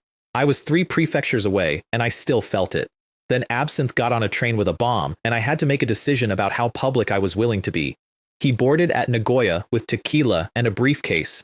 Inside the briefcase was a device set for 3:10 to be triggered by a phone call, and the person who was going to make the call was a short-haired senior official who had been doing business with the organization for some years and had recently become a liability to herself. The plan was to detonate it in a carriage. I had ridden the same train and harvested an unusually rich crop off him on the way, which should have told me something. Now, I want to explain why I did not simply let it happen. A bomb in a crowded carriage produces a great many ghosts at once. That sounds on paper like a windfall. It is not. A mass death makes a swarm, and a swarm is unmanageable, and a swarm attracts every professional within 200 kilometers, and there is exactly one kind of spirit medium who can work a swarm, and he is very strong, and I am not him yet. Also, there were about 400 people on that train. I put both facts in the ledger. I have never worked out which one moved the pen. Cypher walked up the aisle at 3:04. Akira had spotted Absinthe getting off and was already out of his seat and moving, and she caught him by the upper arm without breaking stride and turned around and handed him to Hana and said to the conductor in a perfectly level voice, a seat number. Then she went to that seat, picked up the briefcase, and walked back down the carriage with it. Nobody stopped her. Roughly 60 people watched a tall woman in a black dress and a black hat carry a bomb the length of a train car, and not one of them said a word because there is a way of moving that removes the question. She opened the emergency door at 3:08 while the train was doing 190 over a river bridge and stepped out. The skirt is not decorative. Tulle over a wide frame catches air like a very bad parachute, which is exactly enough to steer with if you do not mind where you land. The briefcase went into the water went up, the train stopped, the train crew, the passengers, and eventually the national news spent the next 3 days mourning the kind woman in the black dress who had given her life for a carriage full of strangers. The short-haired official, who understood perfectly well what she had just avoided, personally begged the police to keep dragging the river and offered to pay for the funeral. My only regret about the entire operation is that I had a line prepared. I had it ready. I was going to say it at the door, and the official started giving a speech before I could, and by the time she finished, I was already outside the train. I have never used it. It's a good line. I'm saving it. The Saito Villa in the mountains is across a suspension bridge, and standing on the suspension bridge as we arrived, in the rain, was a figure wrapped head to foot in bandages in a black robe. Nobody else on that trip found this suspicious for 4 hours. I want that noted. The guests were Ayako Saito, who owns the place, a novelist called Ikeda Chikako, a long-haired man whose entire personality was inviting women for walks, and a soft, round, cheerful man named Takahashi Ryoichi, with a beer belly you could rest a cup on. Ikeda Chikako had, some years earlier, published a novel called Blue Kingdom under her own name. It had been written by a woman named Atsuko, who had hanged herself. Takahashi Ryoichi had loved Atsuko. The belly was foam. He wore it because a man who is visibly out of shape is not a man anyone suspects of carrying a body up a staircase. Hana walked in on him changing. She saw about 2 seconds of a bare back with no belly on it, apologized, and shut the door, and did not think about it again for the rest of the evening, and that made her the second name on his list. So when the long-haired man invited her for a romantic walk in the rain that evening, I intervened. I did not forbid it. Forbidding does not work on Hana Aoi. I talked about ticks. I talked about ticks for 4 minutes. I described how they wait on the underside of a leaf with their front legs out. I described the mouth parts. I explained, carefully, that you must never pull one off with your fingers because you will remove the body and leave the head buried under your skin where it stays. Then I moved on to the local snakes. By the end of it, Hana was standing in the middle of the room with her arms crossed and her feet planted and could not have been moved from that spot by machinery. That night, Takahashi cut the suspension bridge and the telephone line, called Akita out onto the balcony, and got up onto the roof above it with an axe. My ghosts wake me by entering my dreams, which is an unpleasant service that I have never found a way to improve. I came awake with Shiori Tachibana's face 2 centimeters from mine. I got a hardback book into a pillowcase and threw it out of the window into the axe. Ikeda Chikako survived the night and was murdered the following evening anyway, because Takahashi was extremely determined and I was asleep for 11 minutes. He took her head off and hid it inside the fake belly, and then he built himself an alibi out of an inflatable figure in bandages on a steel wire, which he swung past the lit window of the drawing room while everybody was inside, so that 4 witnesses would swear the bandaged man was still out there at a time when he was demonstrably in the room with them. The wire ran past a window on the upper floor. I opened the window and grabbed the hem of the robe as it went past. The figure stopped in midair.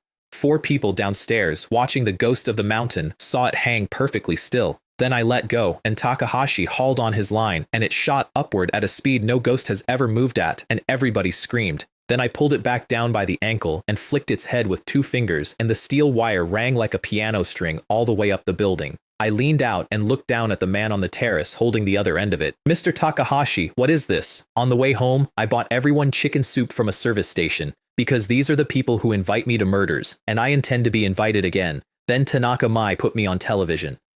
She had a show. It was called Detective Club. It went out live on Saturday evening, and it involved a panel of guests solving a staged mystery. She got me a seat on it and appointed herself my assistant, and she was so pleased with herself about it that I could not have refused if I had wanted to. That morning, I was at my window with a coffee when a fat woman in black clothes and a surgical mask stepped out of a parked car on my street, put a cloth over Akira Kaito's face, and dragged him into it. I want to be clear that I was not concerned. That woman was approximately 5'3", moved like a stage actress, and was in fact Yukiko Makoto, Ren's mother, wearing about 9 kilos of padding and a false name, staging a fake black organization abduction of her own son in order to frighten him into leaving the country with them. Abao, however, had realized that the woman who was going to be at the television studio was the same woman she had watched on 12 shop screens and had begun making demands. So I went downstairs and walked past the car and said through the window, in a voice of dawning delighted recognition, "Yukiko." "Sister?" And then, when she froze, I looked slightly hurt, said nothing else, and walked away. I got about 15 meters. She caught up with me at the corner with her mask off, apologizing, offering to coach me for the broadcast, absolutely radiating guilt, and she spent the entire rest of the day at the studio teaching me how to find a camera without looking for it. Her son spent that day tied to a chair in an empty house. She remembered at 11 that night. On the broadcast, the host, a comedian named Kenzo, shot the show's producer, Suwa, through a rotating window on the 7th floor during the 4-minute commercial break, while being visibly on the 9th floor before and after it. The panel wanted to run a timing test. Could a man get from 9 to 7 and back in 4 minutes? "That won't tell you anything," I said. "The murderer doesn't need to be in the room."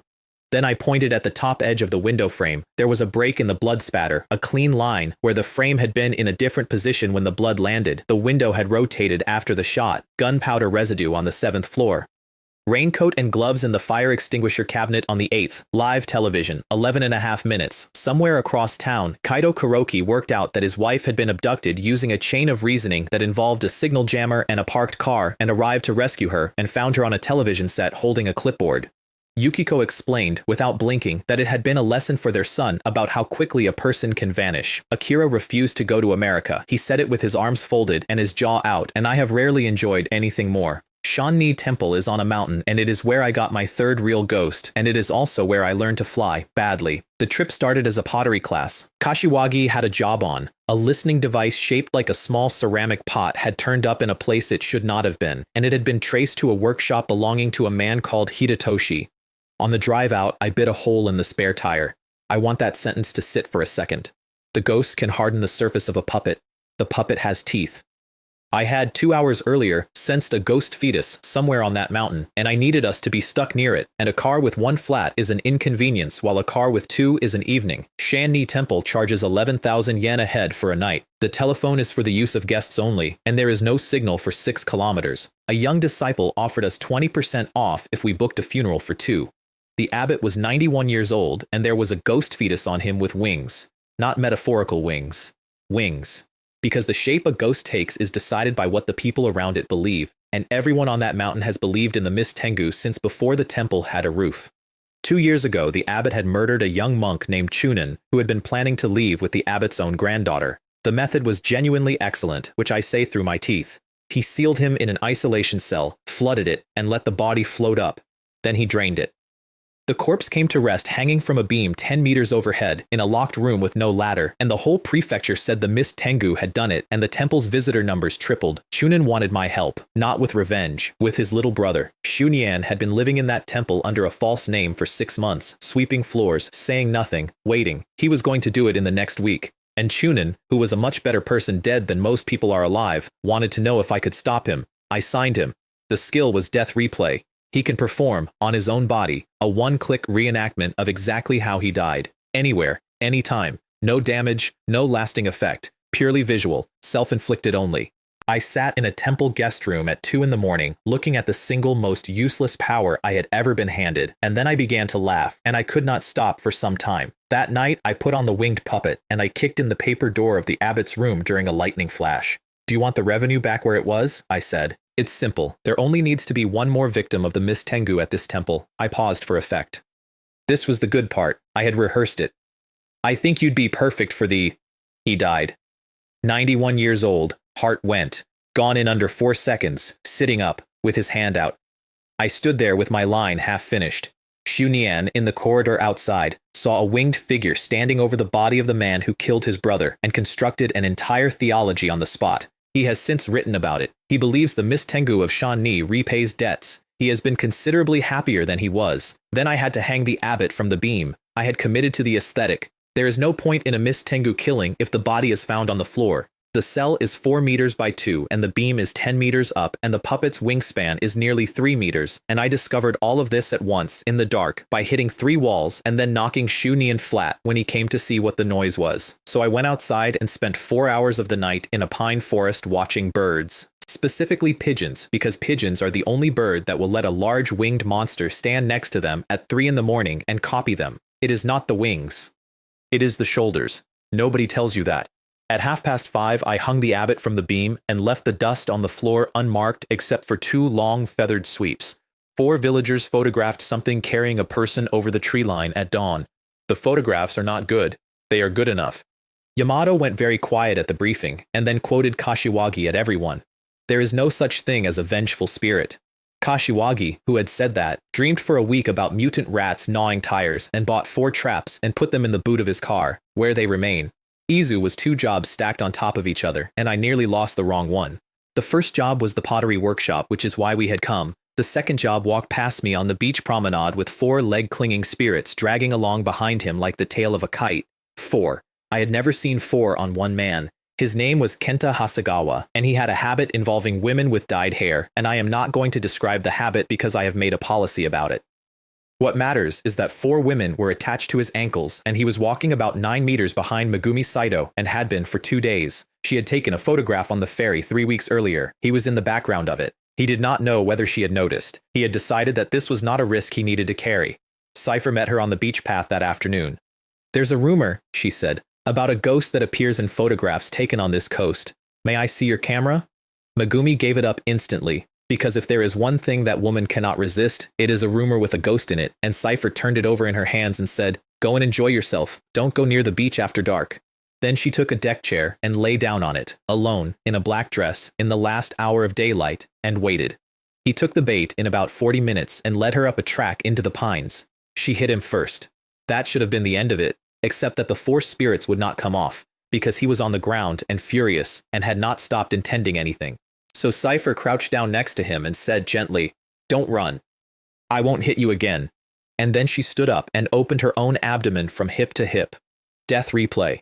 Chunin's skill on Shiori Tachibana's puppet, wearing Shiori Tachibana's face, because a puppet is a costume and the ghost inside it is interchangeable. There is no blood in it. There is no injury.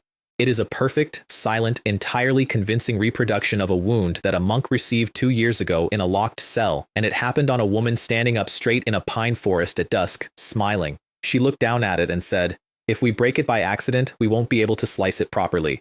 He went over the edge of the track at a dead run and did not stop running until the drop stopped him. 4 spirits came off him in midair. Back down the hill at the Hidetoshi workshop, I spent that same afternoon preventing a completely different murder by asking questions about Clay. The manager, a man named Hiroshi Yoshida, was carrying a killing intent I wanted, and the reason he had it was that his daughter's car accident 3 years ago had not been a car accident, and the affair that caused it was still living in the same house. His plan was for that evening. So I followed him around a pottery studio from 2 o'clock until 6, asking him about firing temperatures. I asked about glazes. I asked about kiln atmospheres. I asked him to explain the difference between reduction and oxidation, firing 4 separate times, in slightly different words, with an expression of enormous sincerity. By 5, he was answering in single syllables. By 6, he had missed his window. His killing intent came off him at 9 that night, and it tasted, faintly, of exhaustion. Hidetoshi himself turned out to be a fan. He is 78. He is a national treasure, and he keeps a scrapbook of newspaper clippings about high school detectives, and when he discovered who I was, he became so animated that his apprentices left the room. He offered me a teacup as a prize if I could solve a riddle he had prepared. It was a real cup. It had a name. It had insurance. I ignored it and pointed at a lumpy gray-green thing on a shelf behind him, unglazed, unlabeled, slightly lopsided. That one. It was called Feng Shui Pill. It was the piece he had never released, had never sold, had never shown, and had been looking at for 11 years. He gave it to me and had to sit down. "It is on my windowsill. There is a plant in it." That night his daughter-in-law, the young mistress of the house, got extremely drunk and spent 2 hours telling the room how much of the business she owned. Her husband, Ryo Yoshida, killed her at 1:30 in the morning by carrying her, unconscious, onto the top of a tall cabinet, putting a noose around her neck, and going to bed. At 7, he phoned a second mobile he had hidden inside a large jar directly beneath the cabinet. The vibration was enough. She rolled in her sleep. He was in the breakfast room with 9 witnesses. I found it in about 90 seconds, and the whole thing came apart on 2 details. There was a lipstick print on the back of his underrobe, low down, where a face had rested while being carried. And there was a nail protruding from the cabinet's top edge with a fiber and a scrap of skin on it that was not hers. Kashiwagi watched me do it from the doorway, and afterward he did not say anything at all, which from him is a paragraph. The castle was where I found 18 ghosts in a floor. I bit the tire again. I want to be honest about my methods. It was one of those Western follies a rich man builds in a forest, with chess pieces the size of people arranged on the lawn, and the current owner, Hiroshi Ito, was tearing the place apart looking for a treasure his grandfather had hidden. There was no treasure. There was a joke. I will come back to that. 4 years earlier, a maid named Kaori Saito had set a fire in the east wing that killed everyone in the household who could recognize the Great Madam by sight, and had then had her face changed and had walked back in as the Great Madam. The real one was in a passage behind the walls. The clock in the hall opens the passage. I found the mechanism in about 4 minutes, and then I was gone for the rest of the afternoon. Because the fire had been in that passage. 18 people burn in a sealed corridor, and what is left after 4 years is a layer of gray on a stone floor, and the spirits do not leave it because the ash is the last place they were. I sat down on that floor with a paper bag and a folding knife, and I scraped ash for 6 hours. You cannot pick up a spirit that is clinging to ash. You have to lift the ash.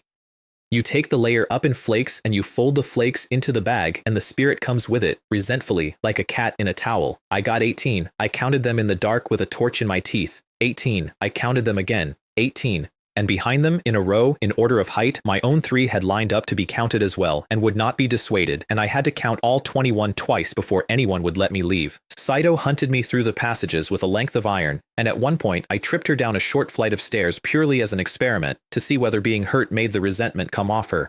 It doubled. I noted that down. Cypher went up to the tower that night. She threw a tablecloth over Kashiwagi's head on the way through the dining room, which cost me 11 days of very careful behavior afterward, and a second one over Akira, who got out from under it fast enough to see a hem going up a staircase. Saito was on the roof by then, and she was going over the edge because Ito had found the passage and there was nowhere left in the world for her to be. Cypher caught her by the wrist. "The treasure," she said, "is behind the portrait with the egg-shaped head. On the landing. Go and read it." And when Saito did not move, she took her up to the top of the tower instead, and turned her around, and made her look at the plaque set into the parapet, which said, in the grandfather's handwriting, "I want to give the view from the top of this castle to the first person who reaches it." That was the treasure. It had always been the treasure. A rich old man with a sense of humor had spent 30 years watching his descendants dig up his lawn. Kaori Saito stood on the roof of a castle she had killed 18 people to own, and looked at the view, and cried until she could not stand up, and then she said she wanted to live. She said she would confess. She said thank you. Cypher ground a cigarette out into her palm, and let the ash blow off her fingers, and said, "You're welcome." Then I let them out. I want to be clear that I did not intend what happened next. 18 souls who have been in a floor for 4 years do not come out politely. They came out of that handful of ash in one column and went through her, all 18 screaming, and they cannot touch a living person, and they did no harm whatsoever. She did not know that. She went backwards off the parapet, dodging things that could not have hurt her. Kashiwagi, arriving on the roof 11 seconds later, saw a woman in black at the parapet and a body on the flagstones, and updated his file on Cypher to read, "Kills bad people." Megumi, arriving in the courtyard, saw a blonde man silhouetted in a tower window above a corpse, and screamed the roof off the building. He has still not entirely lived that down. Blair left the organization in October. I found out the way I find out about everything, which is that my phone rang at 6:10 in the morning, and it was Absinthe. When somebody with a code name defects, the organization does not investigate. It interviews. It interviews everyone that person ever ate lunch with, in a room, thoroughly, and then it decides. I was on the list because his parents had died pushing her out of the road. Kashiwagi took the phone out of my hand. "That one was assigned to me last month," he said. "He works for me. He's been in my office more hours this year than I have." Absinthe said something. "Yes," said Kashiwagi pleasantly. "I'm aware of how your system works. How much longer do you plan to keep running an organization on collective punishment? It's a 19th century instrument. It's why you keep losing people." Absinthe said something else, shorter. "Then take him in," said Kashiwagi. "Take him in, do it properly, and when he comes out clean, you hand me a sample of the new compound. If he isn't clean, I'll deliver him myself. Do we have a bet?" I listened to a silence. Then 2 names got crossed off a notebook 400 meters away, and Absinthe hung up. Kashiwagi put my phone down on the desk, walked into the back office, and pulled his own security footage for the previous 9 weeks to verify that everything he had just staked his life on was true. It was. He came back out and said, there's some internal competition in the organization at the moment. You'll want to be more careful, which is, I think, the single most understated sentence anyone has ever said to me. Shori Tachibana's contract wish was her sister. That is a thing you do when you sign a ghost fetus who was still a person a month ago. You let it ask for one thing, and you write it down, and you keep it. She asked me to look after Shiho. So when it happened, I was already looking. There were footprints on the pavement outside the pharmaceutical building. Bare feet, small, wet, and then muddy, and then fainter, going north, toward my street. Because of course, toward my street. Every single thing in this city eventually comes toward my street. I found her under a sheet of tarpaulin in a stack of building materials behind a lot 200 meters from Dr. Hayashi's front gate. She was 6 years old. She had been 20 the day before. I did not go over as myself. The child puppet crouched down at the edge of the tarpaulin and said, "Come out." She looked at a small, pale 6-year-old with a featureless, calm face, and she did the only thing she could think of, which was to offer it a coffee sweet from her pocket. "Hurry up," said the puppet. "The organization sent me to collect you. My code name is Little White. You can also call me Cypher." She said her own code name was Little Gray, and that she had already been collected by someone else, and that Little White should go and check. I have never been prouder of anybody. I bought a felt hat off a neighbor's washing line, left the money in a clothes peg, put it on her head, and then put a needle in her arm. "When you wake," I said, "don't mention me to anyone." And then because the alternative was watching her go out and get herself found within a week, and if you try to run, we will kill every person who has had contact with you. She was going under by then. Her eyes came up and found the back of the puppet's neck where the small black Z sits, and I watched her read it, and I watched a woman who has spent her entire life inside a criminal organization discover that there is a second one and that it uses children. The rage got her about a quarter of a second before the sedative did. I left her on Hayashi's doorstep. I rang the bell. I told him, in a small flat child's voice from behind a hedge, that she had said she was a researcher at the black organization, that she had been shrunk by a poison, and that she wanted to be taken to Ren Makoto. Then I put the coffee sweet on the step next to her. I had crushed it in my fist first, wrapper and all, into a flat sugary disc. I meant it as a receipt. Payment received, obligation acknowledged, we are square. She has told me since what she thought it meant. She thought it meant, this is what will happen to you. The cafe was a coin toss. Kashiwagi had one of his shifts on, and Hana had arranged to meet her mother there, which meant Akira spent 90 minutes vibrating with jealousy at a table, and I sat 2 tables away with the coin already in my hand. Heads, take the soul. Tails, prevent it. Heads. Tonoyama Juzo stabbed his mistress in the corridor outside the toilets, put her body up through the ceiling void, and pulled the knife out afterward on a thin cord so that the murder would read as having happened inside a locked cubicle by somebody slim enough to climb the partition. He was not a stupid man. It was not a stupid plan. What undid it was that I looked at his left calf for about 8 seconds too long. There was a leg-clinging spirit on it. He assumed I had seen blood, so he excused himself, went out to the alley behind the building, and burned his own trousers in a bin. I want you to understand that there was nothing on those trousers. He destroyed clean clothing, at speed, in an alley, on a night with an active murder investigation, and then came back inside and sat down and gave me a small look of triumph. I let him have about a minute of that. Then I said, "Excuse me. What happened to your finger?" He had a plaster on the pad of his index finger, from a thin cord, pulled hard, once.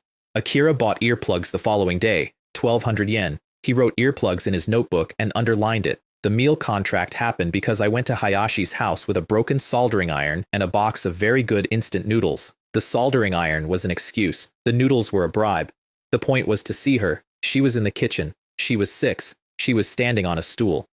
I picked her up under the arms and tossed her about 30 centimeters into the air and caught her twice while Hayashi laughed because I needed to know how much she weighed and how she reacted and whether the shrinking had done anything to the reflexes. It had not.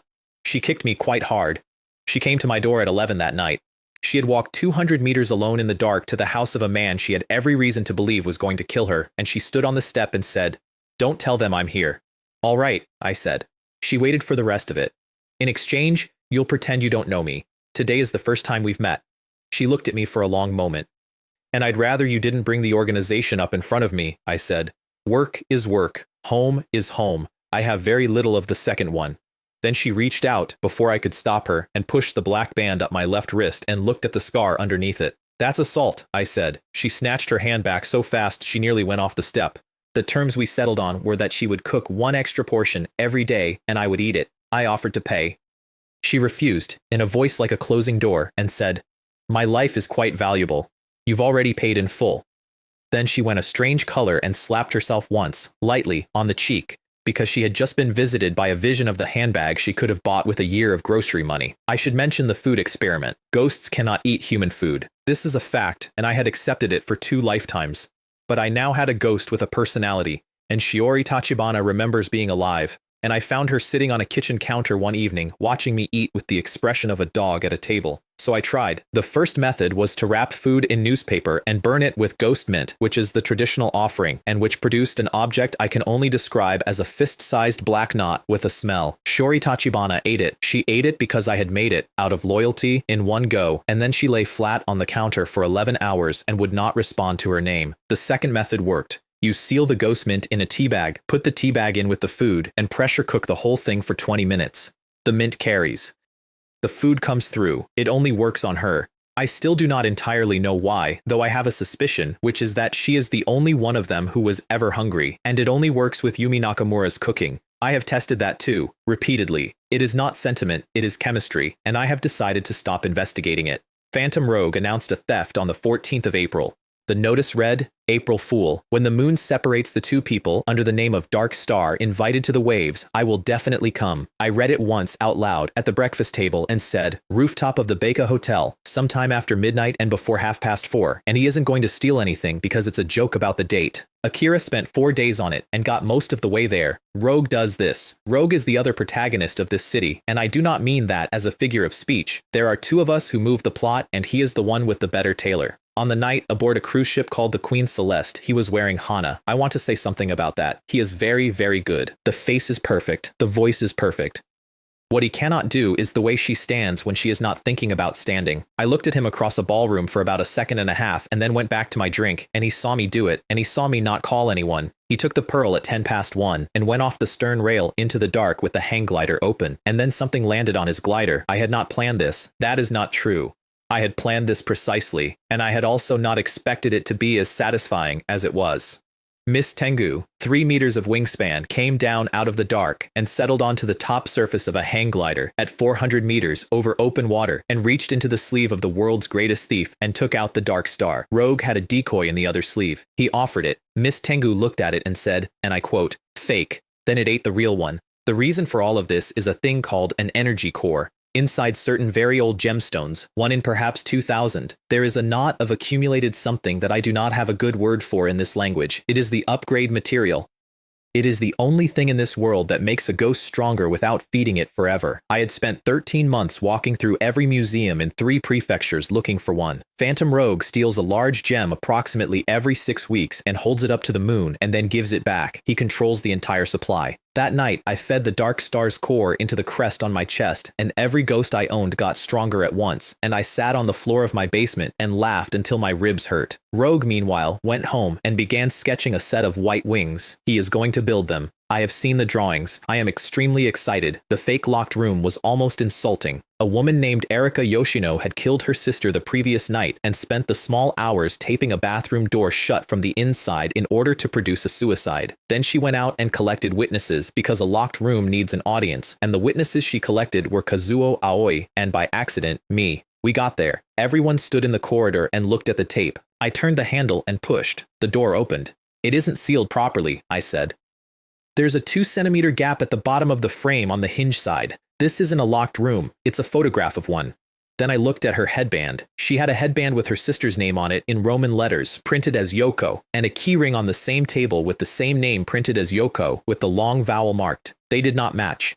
One of them had been altered. There was a splash of dried blood across the headband exactly where the missing letter had been, and there was a matching smear about 1.5 meters up on the wall directly above the door's peephole.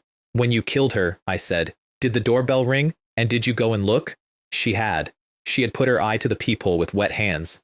Hana got between me and the bathroom door before I could go in and put both hands flat on my chest and pushed me back into the corridor, hard. There was a body in a bathtub in there, with the water red. She had found a boy in a bathroom a year ago, and she has never once talked about it. Akira moved at the same moment she did, exactly the same moment.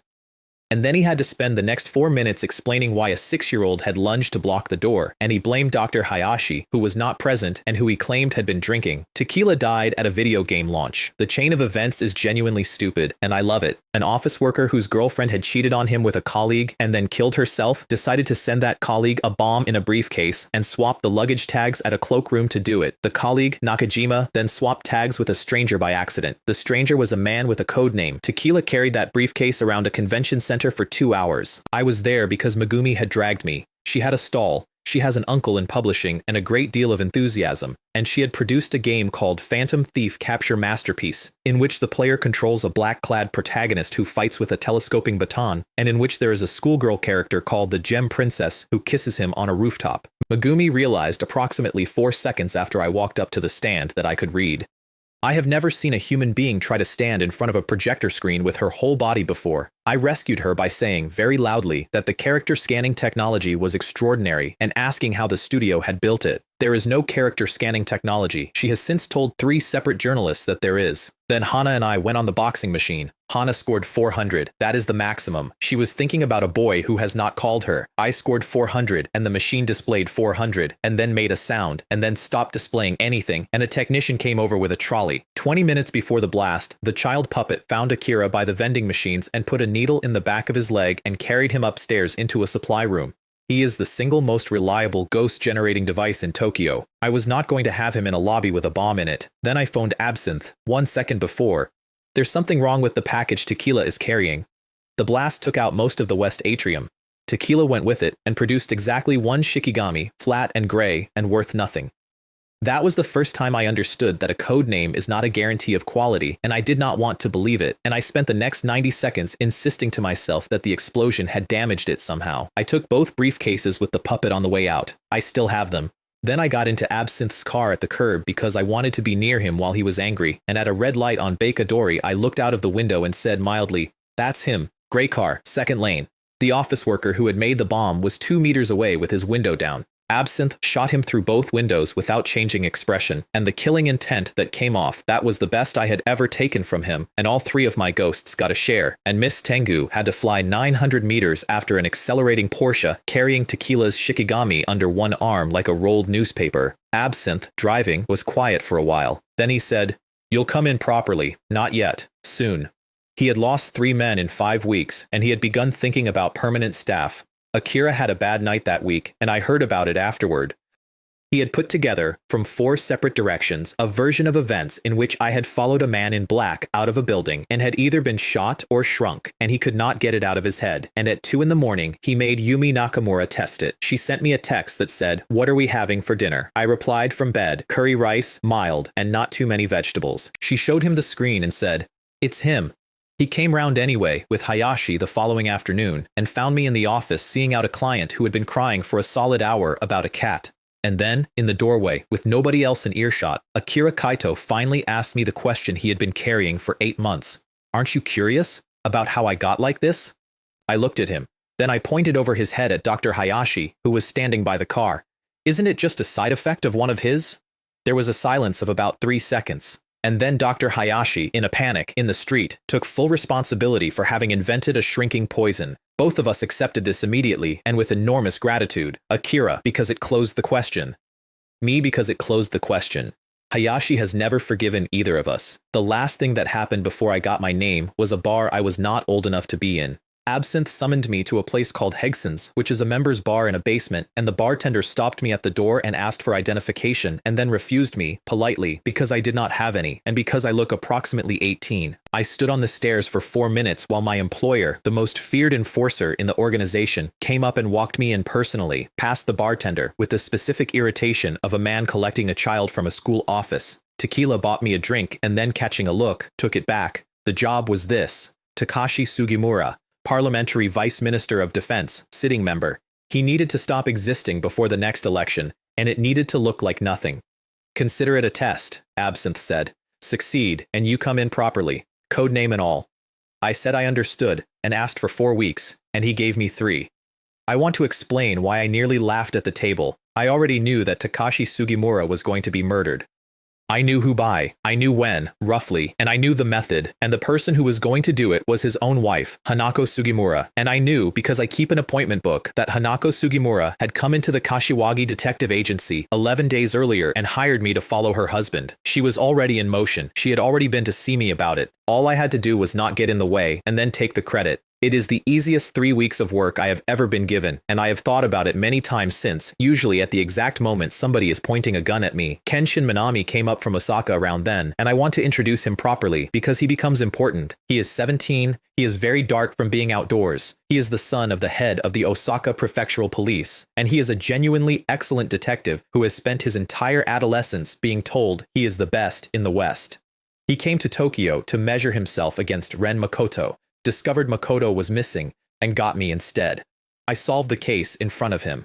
I did not do it to be cruel. I did it because there was a ghost in it, and it was going to detach in about 90 seconds, and I needed the murderer to be finished with. Afterward, he stood against a wall in a corridor, and I came over and looked at him, and he flinched.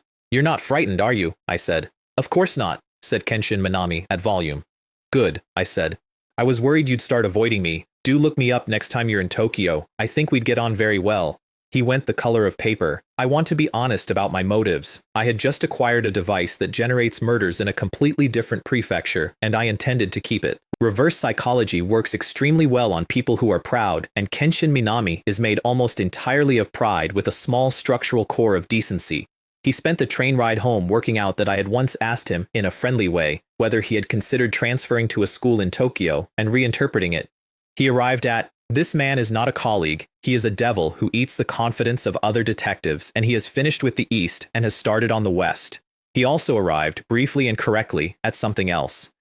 He noticed the earmuffs around Akira's neck. He worked out why Akira wears earmuffs, which is that Akira has learned to protect himself from hearing me solve things before he does. And then he thought, that is a very strange habit for a 6-year-old, and a very natural one for Ren Makoto. Then he dismissed it because adults do not shrink. He was 3 weeks early, that's all. Takashi Sugimura died on a Tuesday. His wife did it. She did it exactly the way I remembered, and I was not within 4 kilometers of the building, and I solved it the following morning for the police in about 11 minutes on camera, wearing a tie. Absinthe called me to a sushi restaurant. He sat in the private room, put both hands flat on the table, and said, without preamble, "Did you kill him?" "Strictly speaking, no," I said. "I want you to appreciate that this is the truth. It is also the truth if you take the qualifier off." I said it with the qualifier on because I wanted to see what would happen. What happened is that both men across the table heard, "I did not personally do it, but the murderer was mine." Absinthe knocked twice on the table. "You didn't report." I left Mrs. Sugimura a suggestion beforehand, I said, intending to watch what she did with it and build the plan around her behavior. I didn't expect her to move this fast. I put my cup down. I underestimated how she felt about her first husband. Tequila said, "Her first husband?" So I explained. "Hanako Sugimura's friends bring me their cats. Wealthy women who are extremely careful about their own secrets are frequently careless about everyone else's, and they talk in my waiting room, and my waiting room is small. From what they let slip, it was not hard to find out that Hanako had been married before to a man named Hiroshi Oda, who went to prison 20 years ago and died there 15 years ago, and that the single person who benefited most from Hiroshi Oda's conviction was the man she married afterward. There's no proof," I said. "But she went through the worst years of her life alone and then married the man who arranged them. I thought she might not know, so I arranged for her to find out. If she wasn't his accomplice, then the man she'd been living with for 15 years was the man who took her family apart, and she would go home and have a conversation about it, and after that conversation, if anything happened to him, she'd be the first person anyone looked at." Tequila was nodding slowly. "There was also," I said, "a small chance she'd do it herself. So when her friends came in, I reorganized the clippings on the waiting room table, my case scrapbooks. I put certain methods near the top. They pick them up while they wait. Then those cases become something they talk about over lunch." There was a pause. "You showed her friends a method," said Tequila, "and she used that exact method. And that's a coincidence?" "I didn't think it would work," I said. "That's why I hadn't reported it yet." Tequila opened his mouth. Then he closed it. Then he opened it again, and I watched a very large man attempt to hold 2 contradictory ideas at once, and lose, and default to nodding. "Indeed," he said. Then I finished him off. "Speaking of which," I said pleasantly, "you gave me this particular target as the test because Mrs. Sugimura had already been to my office, didn't you?" I hadn't realized our approaches were so similar. Absinthe said nothing at all for 2 full seconds. Assignments are random. They pull a name. There was no strategy in it whatsoever, but you cannot say that out loud in front of a subordinate, so he nodded once and said, Go home. Don't leave Tokyo this week. I left. I want to tell you what happened after the door shut because I did not learn it for months and it has been the single most useful thing I have ever accidentally built. Tequila said, Boss, couldn't it just be a coincidence? Maybe she was always going to do it and Zhang Xia happened to be standing there? And Absinthe laughed at him. Have you never once wondered, he said, why he became a detective or how he arrives at the answer that fast every time? The papers say he reads the criminal's script. Then he picked up the teapot and poured a little water onto the table. Where did that come from? Tequila looked at it. You poured it. It could have been an umbrella. It could have been a waiter. It could have been anyone who walked past this table in the last hour. But you said me immediately without thinking. Why? Tequila worked at it for a while. Because I saw you do it. Correct, said Absinthe and leaned back and lit a cigarette. He doesn't deduce the cause of the clue. He watched the clue being made, and sometimes he writes it. Tequila went through my case count in his head at that point, and I am told his face did something remarkable. He's been building his reputation out of murders, he said. That's why they're all so theatrical. Look at the newspaper, said Absinthe. Read the report on today. Can you find one line in it that says he ever spoke to that woman? Tequila read it twice. No. That is the theory. That is the whole thing. Absinthe believes I am an artist. He believes I select people, hand them a motive, place a method where they will find it, and then walk in afterward wearing a tie and take the credit in front of the police. He believes every fancy, dramatic, over-designed murder in this city for the last year has my fingerprints somewhere in the margins. He has never once been correct about anything in this, and he has built the most useful reputation I will ever have out of it, and I have not corrected him, and I am not going to. He had 2 snipers on me for 11 days afterward, incidentally. Merlot and Rye in rotation on a roof in the rain, not to kill me, to find out whether I got caught. If he's exposed, he told Tequila, he was a clever one-off. If he isn't, then next time we meet, he's a colleague. I texted Yumi Nakamura and told her not to bring food and not to be seen for a week. She wrote back, okay. 4 minutes later, she wrote again, be careful. I looked at that for a while longer than the message required. The email came 11 days later from an address I had seen before but had never received anything from. 2 lines of what I can only describe as spiritual encouragement in the manner of a man who has read a management book, and then, at the bottom, my name, O-U-Z-O. I sat on my bed and looked at it, and my first thought was that it sounded ominous, and my second thought was to look it up. Amaretto is a Greek aniseed spirit. It is colorless. When you add water to it, it goes cloudy and turns a sort of pale off-white, roughly the color of coconut milk. I am in an organization named entirely after alcohol, the one that goes white. I read that 3 times, then I put the phone down. At least it is short. At least it is pronounceable. There is a man in this organization called Calvados. I sent Miss Tengu up over the neighborhood that night, and the snipers were gone. That week, I remembered the wine. I had known for over a year that there is a way to reverse APTX 4869 temporarily. It is not a drug. It is a specific and extremely stupid interaction. A person shrunk by the compound who has a cold, who drinks a strong spirit, will come back up to adult size for a few hours and then go back down. I had never done anything about it because a temporary antidote in Akira's hands is a disaster. He would take one every 11 days for a reason he considered urgent, walk around this city as Ren Makoto, and be seen. In Yumi Nakamura's hands, it is a research program. She built APTX 4869. If anybody in the world can work backwards from a mechanism, it is her. So I decided to give it to her. Not as myself. Obviously, not as myself. A man who casually knows the reversal condition for a compound that has been tested on 11 people is a man who gets taken apart in a basement, which meant the Cypher organization was going shopping.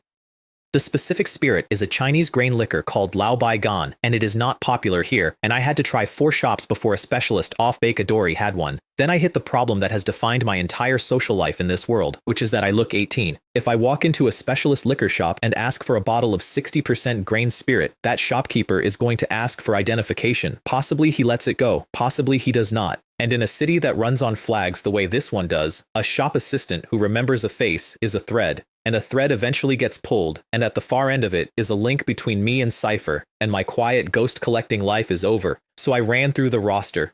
A Bao is a 6-year-old. No. Shori Tachibana has a black cursive Z under her right eye and is, thanks to a bomb and a bridge, currently the most beloved dead woman in Japan, and the newspaper's Tokyo office is directly across the street from that shop. Miss Tengu was the obvious answer. The tattoo is on the back. Hair is an accessory. Once a puppet is formed, you can adjust hair the way you adjust clothing. So with enough shikigami, you can have any haircut you like and never worry about the light catching a shaved head. The problem is the wings. I spent 1 hour of my life at home, alone, in front of a mirror, trying to disguise a 3-meter wingspan. I tried folding them and wrapping them in cloth so it would read as a cello case because they are perfectly symmetrical and enormous. What it read as was a coffin in every configuration. I tried 11 arrangements and produced 11 coffins, each one drawing, by my estimate, 200% more attention than the wings themselves. At the end of the hour, I stood in front of the mirror and sighed at a monster in a bedsheet. Then I sent Shiori Tachibana in sunglasses and she bought the bottle and it went fine. I want a normal adult man. That is all I want. Just one. Preferably with the tattoo somewhere covered. I have been asking the universe for this for over a year. I knocked on Dr. Hayashi's kitchen window at 1:30 in the morning as a 6-year-old. Yumi Nakamura turned around from the fridge, met the eyes of a small, pale child looking in from outside at the dead of night, and slammed the curtains shut. I knocked again, harder. She opened them again, because she had recognized me, and because if I kept knocking, I would wake the old man, and because, she told me later, she was worried a child might get bored and start using a rock. I handed the bottle through first so I could climb. She took it, looked at the label, and frowned. Then she looked out into the garden to see who had brought a 6-year-old across town at 1 in the morning, and there was nobody, because there was nobody, and her opinion of the cipher organization, already low, went through the floor. And then she quietly put my liquor in a cupboard while my back was turned. I got the window shut, turned around, and her hands were empty. "Where's my wine?" "It's a little early for you to be drinking," she said, walking to the fridge. "If you're thirsty, I'll get you some milk." I want to record my genuine confusion at this moment. Yumi Nakamura is supposed to go white and start shaking when she is near the organization. She did it the first time we met. It is, as far as I can tell, a physical reflex, and she has no control over it. She was not doing it. She was hiding my alcohol from me and offering me dairy. I have a theory about this now. There is supposed to be a man in this organization who can switch that presence on and off at will, which is how he has survived being an informant for years. Possibly I can do it too and have not found the mechanism. Possibly the puppet simply does not have enough of me in it. Either way, I opened the nearest cupboard and took my bottle back. "Business," I said, holding it up. "For someone in your condition, strong spirits while you have a cold will return you to your original size temporarily. You developed APTX 4869. Work backwards." Her pupils shrank. Then, sharply, "Are you an adult who was shrunk by APTX 4869? And I watched her run the arithmetic on her own face. She had the administration records. She had seen most of the bodies personally and photographs of the rest. Only one subject was unaccounted for, and it was not this one. Which meant that if this child had taken the drug, he had taken it long enough ago that his real age would be considerable." She looked at a 6-year-old holding a bottle of grain liquor and tried to fit an elderly man inside him. I said, "You don't need to know." She has told me since that at that exact moment she nearly pinched my cheek and only stopped because of the way I was looking at her and then decided she was almost an adult and should not bully children. "These matters are confidential," I said, "including from the old man who lives here, and if you make progress, the antidote goes to nobody outside us." She nodded and thanked me, and I climbed out of the window, feeling extremely good about my evening. She went to the window afterward and checked the road for a car and the bushes for an adult, and found neither, and then stood in the kitchen holding a heavy bottle and thought, "Drinking a strong spirit while you have a cold. That is not a guess. Nobody guesses that. That is a thing somebody has watched happen." And she had, 3 weeks earlier, seen Akira Kaito with a cold. By the time she went downstairs, she had constructed the following. Akira drank something, became Ren Makoto in public, was observed by the organization, which then swept his entire neighborhood, which is why she had been ordered into a basement for a week and told not to be seen. Her private opinion of Akira Kaito dropped 3 points and rose by 1/100th of one, and she took the bottle down to the lab. She started school shortly after that, which I found out from Hayashi, who told me about it the way a man tells you his granddaughter has walked for the first time. She had refused to leave the house for weeks. Then suddenly, she wanted to go outside. She joined the detective boys on day 1, mostly because one of them is a small round-faced girl called Sakura, and Yumi Nakamura has a documented weakness for that specific thing. And walking home from her first case, she decided to frighten Akira Kaito because he had grown to full size in public without permission and got her confined to a basement for a week. She stopped on the pavement and said coldly, "A PTX 4869. "Do you know what that is?" Akira, who had spent the afternoon watching this new girl shoot a football into a kidnapper's face, filed her as a fantasist and said, "Is that a spell you made up?" She had prepared a speech. She gave the speech. Cell self-destruct program, all tissue except nerve tissue regressing to a childhood state, the whole thing. Akira's pupils shrank. "You?" "That's right," said Yumi Nakamura, tucking her hair behind her ear. "You're working with the kid in the scarf," Yumi Nakamura said. Here is where it broke, permanently, forever. Because Akira had by then met a small pale child in a scarf on 2 separate occasions, and had been anesthetized by that child on both of them, and had concluded that the child must be another victim of the same drug, and therefore that everybody who shrinks is a member of a shadowy fellowship of the shrunken. And Yumi Nakamura has met a Bao too. So she stood on a pavement trying to deliver the sentence, "I am from the black organization," while a 7-year-old detective interrogated her about the explosion at the games convention and the man in black and why she had drugged him. "Man in black?" she said, groping. "You mean my colleague. He completed his assignment and withdrew safely." "Your colleague," said Akira. "So you are from the black organization. But then why did you shrink? Even if you swallowed it by accident, you'd have had a minder, unless you defected. Or you're lying to test me." Yumi Nakamura looked at him for a while. Then she turned around and walked away without another word because she had just compared him, unfavorably, to a 6-year-old who stabs people with needles and had found the 6-year-old to be better company, more polite, and considerably easier to work with. Her exact assessment, which she gave me later, was that Abao chooses a harmless and gentle weapon, which shows he is fundamentally a good child with potential. I have never corrected this, either. The next few months are, in my memory, a single continuous corridor with doors on both sides. I want to try to give you the shape of it rather than the inventory, because the inventory is where I lose people. There was the Sherlock Holmes tour, which I got onto by memorizing the complete works in 9 days and posting in a perfect answer sheet. I do not like Sherlock Holmes. I do not want a first edition of A Study in Scarlet. What I wanted was that the tour was going to produce bodies, and it did, and Kenshin Minami was on it, and by the end of it he had worked out on his own that Akira Kaido was Ren Makoto, which was a full year ahead of schedule, and entirely his own doing. There was a birthday party where a woman drowned in a bathtub, and I found it because the water had been let out and put back. There was the Baika Art Museum, where Officer Saito spent 40 minutes handcuffed to a suspect and refused on principle to complain about it. There was a man named Teiji Moriya who liked bombs. There was Osaka, twice, and a serial killer called Sakata Yusuke, and a man named Numabuchi Kichiro who was the wrong suspect for the right reasons. There was a department store robbery in Baika, where I spent most of the incident in a stairwell arguing with a mermaid. I am getting ahead of myself. The pattern, over those months, was this. I would find something. It would have a ghost in it, or a killing intent, or occasionally both. I would arrive slightly before the police, do the thing that needed doing, and then stand somewhere unhelpful while Yamato asked me what I thought. And in the newspapers, the count went up. I want to be clear that I was aware of what this looked like. I have the scrapbook. I can see the shape of it from outside. A boy with no visible interest turns up at 40 crime scenes in 8 months and is right every time. 2 people in this city thought that was interesting. One of them was a 6-year-old detective who could not prove anything. The other one was writing it down. The Nagato mansion is where I got the strangest ghost I own. I will not go through the case. It was a fire, 4 years old, in a family that had been quietly poisoning itself for a generation, and there is a version of it that would take an hour. What matters is that at the bottom of it was a ghost fetus that came in 2 pieces, a couple, a man and a woman, small, round, slow, holding on to each other with both arms, and functionally inseparable. You cannot pick one up without the other coming, and if you try they make a noise. I have never seen a paired fetus. My master never saw one. There are perhaps 4 written accounts of the phenomenon, and 2 of them are obviously invented. I signed them, both. It took 2 needles and about 4 minutes, and they held hands through it. The skill was fire resistance.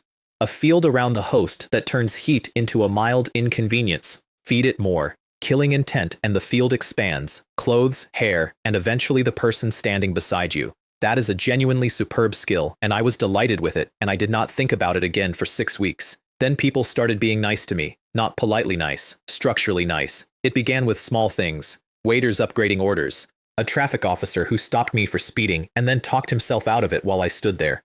And then it started arriving in volumes. I noticed properly on a yacht. There had been a murder on board.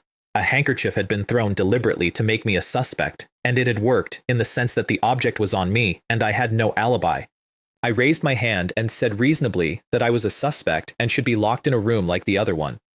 And a woman I had met 4 hours earlier took me by the hand, patted my shoulder and said, "Stop that. We believe you. You don't look like a bad person at all." Kenshin Minami then provided me with a full legal defense, unprompted, at length.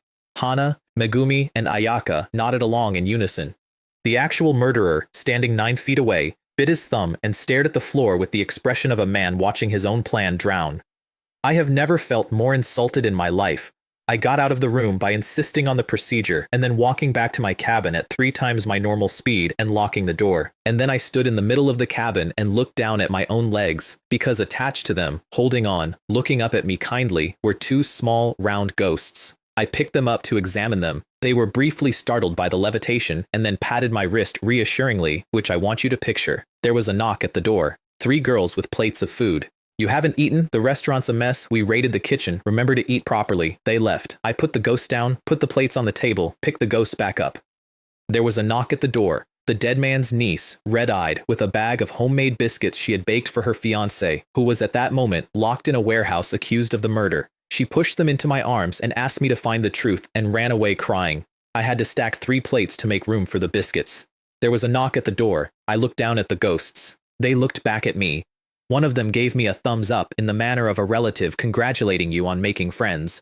It was Kenshin Minami and Akira, eating emergency crackers they had found in a locker, and they had brought me some. I saw them off and closed the door and stood in the silence and asked out loud, "Have you 2 been buffing me without permission?" Total incomprehension. So I rephrased. Under what circumstances do you consume the most killing intent? The 2 of them looked at each other for about 11 seconds and then slowly let go of my legs and floated off to one side. I put the other 3 ghosts away to remove interference and then measured the drain and then touched the pair and measured it again. It goes up when we are in contact. There it was. Not a skill. There is exactly 1 skill and it is fire resistance, and I had checked that twice. An aura. Everybody has one. Mine is a good one. It makes people incline toward me slightly, and normally the effect is so small that it registers as nothing more than a stranger holding a door. The parent's ghost amplify it. And here is the thing I did not understand until much later, and which is going to matter a very great deal before this story is finished. It does not change what a person thinks. It cannot make anyone do anything. What it does is take every good quality I actually have and make the person looking at me notice all of them at once and go on noticing. And it lasts. Once somebody has built a good opinion of me under that aura, the opinion does not fall over when the aura goes away, so long as I do not do anything grotesque. But when they walk out of range, the reasoning comes back. All of it. Every risk they cheerfully waved off returns at full volume, and they sit down somewhere quiet and think, what exactly did I just agree to? The best comparison I have is a person who buys something enormous on impulse and then reads the receipt on the train home. It is also, and this is the part I have come to appreciate, completely undetectable from the inside. Nobody ever concludes that they were influenced. They conclude that they were careless. It feels exactly like sitting down to do something important and picking up your phone instead. I stopped letting them hold my legs after that, most of the time, because a spirit medium who can only ever observe irrational people cannot read anybody accurately, and because the moment they leave my orbit, they become unpredictable in a way I cannot plan around, most of the time. I kept the exception in my pocket for 11 months, and then I used it on the most dangerous woman in the organization, and it worked, and I still do not entirely know how I feel about that. The mermaid I got at a festival on an island. Hana won the trip in a supermarket prize draw on a thermos flask, which is the single most Hana Aioi sentence I have ever had to write down. Mermaid Island runs a festival every year around a very old story about a woman from the sea. The story, like all of them, has a body in the middle of it, and the body was 15 years old and had been in the water a long time. The ghost fetus that came out of that had a tail. Again, shape follows belief. 4,000 people on that island have believed in a mermaid every summer since before the harbor was built. Her skill is breathing underwater, and unlike the fire resistance, hers is assignable. She can hand it to anyone she likes at range for as long as I can pay for it. Her personality is a separate matter. She is greedy, she is fast, she is by a wide margin the fastest thing I own, which is how she gets to a killing intent before Miss Tengu every single time. She sulks visibly when she misses one. She hits people with her tail, including me, including ghosts who are technically senior to her. When she brings in a collected killing intent, she does not hand it over, she arranges them in rows on a flat surface by size, and if you disturb the arrangement, she will rebuild it and then look at you. Within a week of signing her, the entire dynamic of my household had reorganized itself around a fish. I got a proper look at the roster that autumn, and it went like this. Abao, who forces confessions and is the reason a rock singer is alive.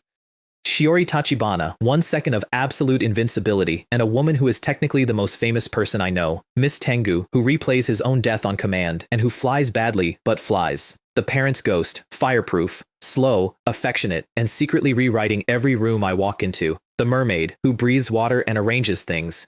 18 burned souls from a castle floor, and a growing shelf of leg-clinging spirits, and a bucket of hardened puppet clay that was getting finer every month. I lined them all up on the quilt on the 1st of December and counted them, and I got to a number I had not reached in 2 lifetimes, and I counted them again to be sure. That was a good night. I want to note it because of what happened in the spring. In the spring, 2 lists overlapped. Absinthe sent me a list. He had started doing that. Not assignments exactly. More like a shopping list left on a counter for somebody who was going to the shops anyway. I read it in the office with a coffee. 9 names. Ordinary people mostly. The organization does not only kill spies, and one of the names on it was Hiroshi Saito. I had seen that name 3 days earlier in a completely different context, which was a newspaper report about a man who had been attacked outside a restaurant and left in the street with a playing card on his chest. The 9 of spades. There was a person working through a deck. The attacks had started at 13 and were counting down. 13, 12, 11, 10. Each victim left with a card. The papers had a name for him within 4 days, because papers always do. The man doing it was called Hiroshi Mori, and he was one of Kazuo Aoi's oldest friends. He is a sommelier, not a good one, a great one, the kind that gets flown places, the kind whose palate is insured. Some months earlier, he had been in a car accident, and afterward his sense of taste had stopped working. The doctors gave him the 2 words that doctors give you when they have nothing: trauma and stress. So he made a list. The actress whose driving had put him into the accident, the executive who had leaned on him, and a man named Ryo Suzuki who had made a joke about him at a banquet in front of people, and who Hiroshi Mori had decided was the stress. That is 3 names. 3 murders in a row with a common thread is a solvable case in about a week, so he hid them inside 13. He picked 11 strangers he had no feeling about whatsoever, and he attached his 3 to them, and he arranged the whole thing as a puzzle with a pattern, because a pattern gives police something to chase, and the thing about chasing a pattern is that it takes you away from motive. He was, in a way, I found professionally uncomfortable, doing exactly what Absinthe believes I do.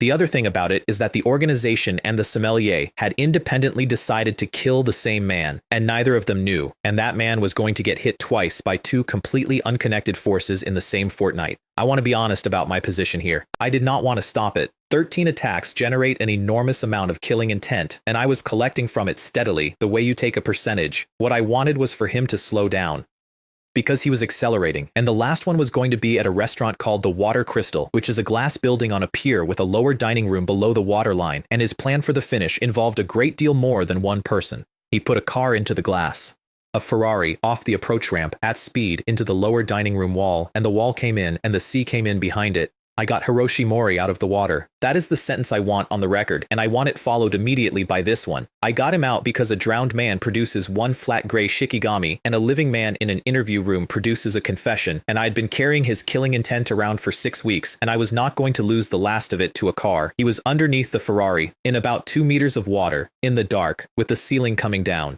The mermaid handed her skill to me on the way in. That is the entire reason that skill is assignable, and it is the only time in 18 months I have used it on myself. I was down there for a little over 4 minutes. When they pulled us both out, the fire service told a newspaper that a high school detective had held his breath for 4 minutes, and the newspaper printed it, and Akira Kaito read it at a breakfast table and said out loud, "That isn't possible." He was right. It is not. I want to mention the wedding, briefly, because of what the groom did. A woman named Ayako Saito got married that April, and somebody put sodium hydroxide in a glass at the reception. There was a blood pack involved. There was a plan involving a blood pack. It was a good plan, and I dismantled it in about 6 minutes on the assumption that this was going to go the way these always go. And then the man responsible, Hiroshi Haruna, standing in a room full of people in a rented morning suit, picked up the glass and drank it himself. I did not see that coming. I have watched a large number of people in that position, and almost all of them run for a door, and I had positioned myself near the door. He got about 9 seconds. I remember that I did not move for the first 2 of them. There was no ghost. There was nothing to collect from a man who kills only himself. I want to say that I stood still out of shock, and I am honestly not certain that is true, and that is the most honest sentence in this entire account. Hana got to him before I did. She got a hand under his head. She was still holding him when the ambulance crew came in. She did not speak on the way home, and at the door of her building she turned around and said, "You knew, didn't you, before he drank it? You knew he was going to." I said no. That was true. I have gone over it since. I did not know. I have not worked out yet whether I would have moved faster if I had.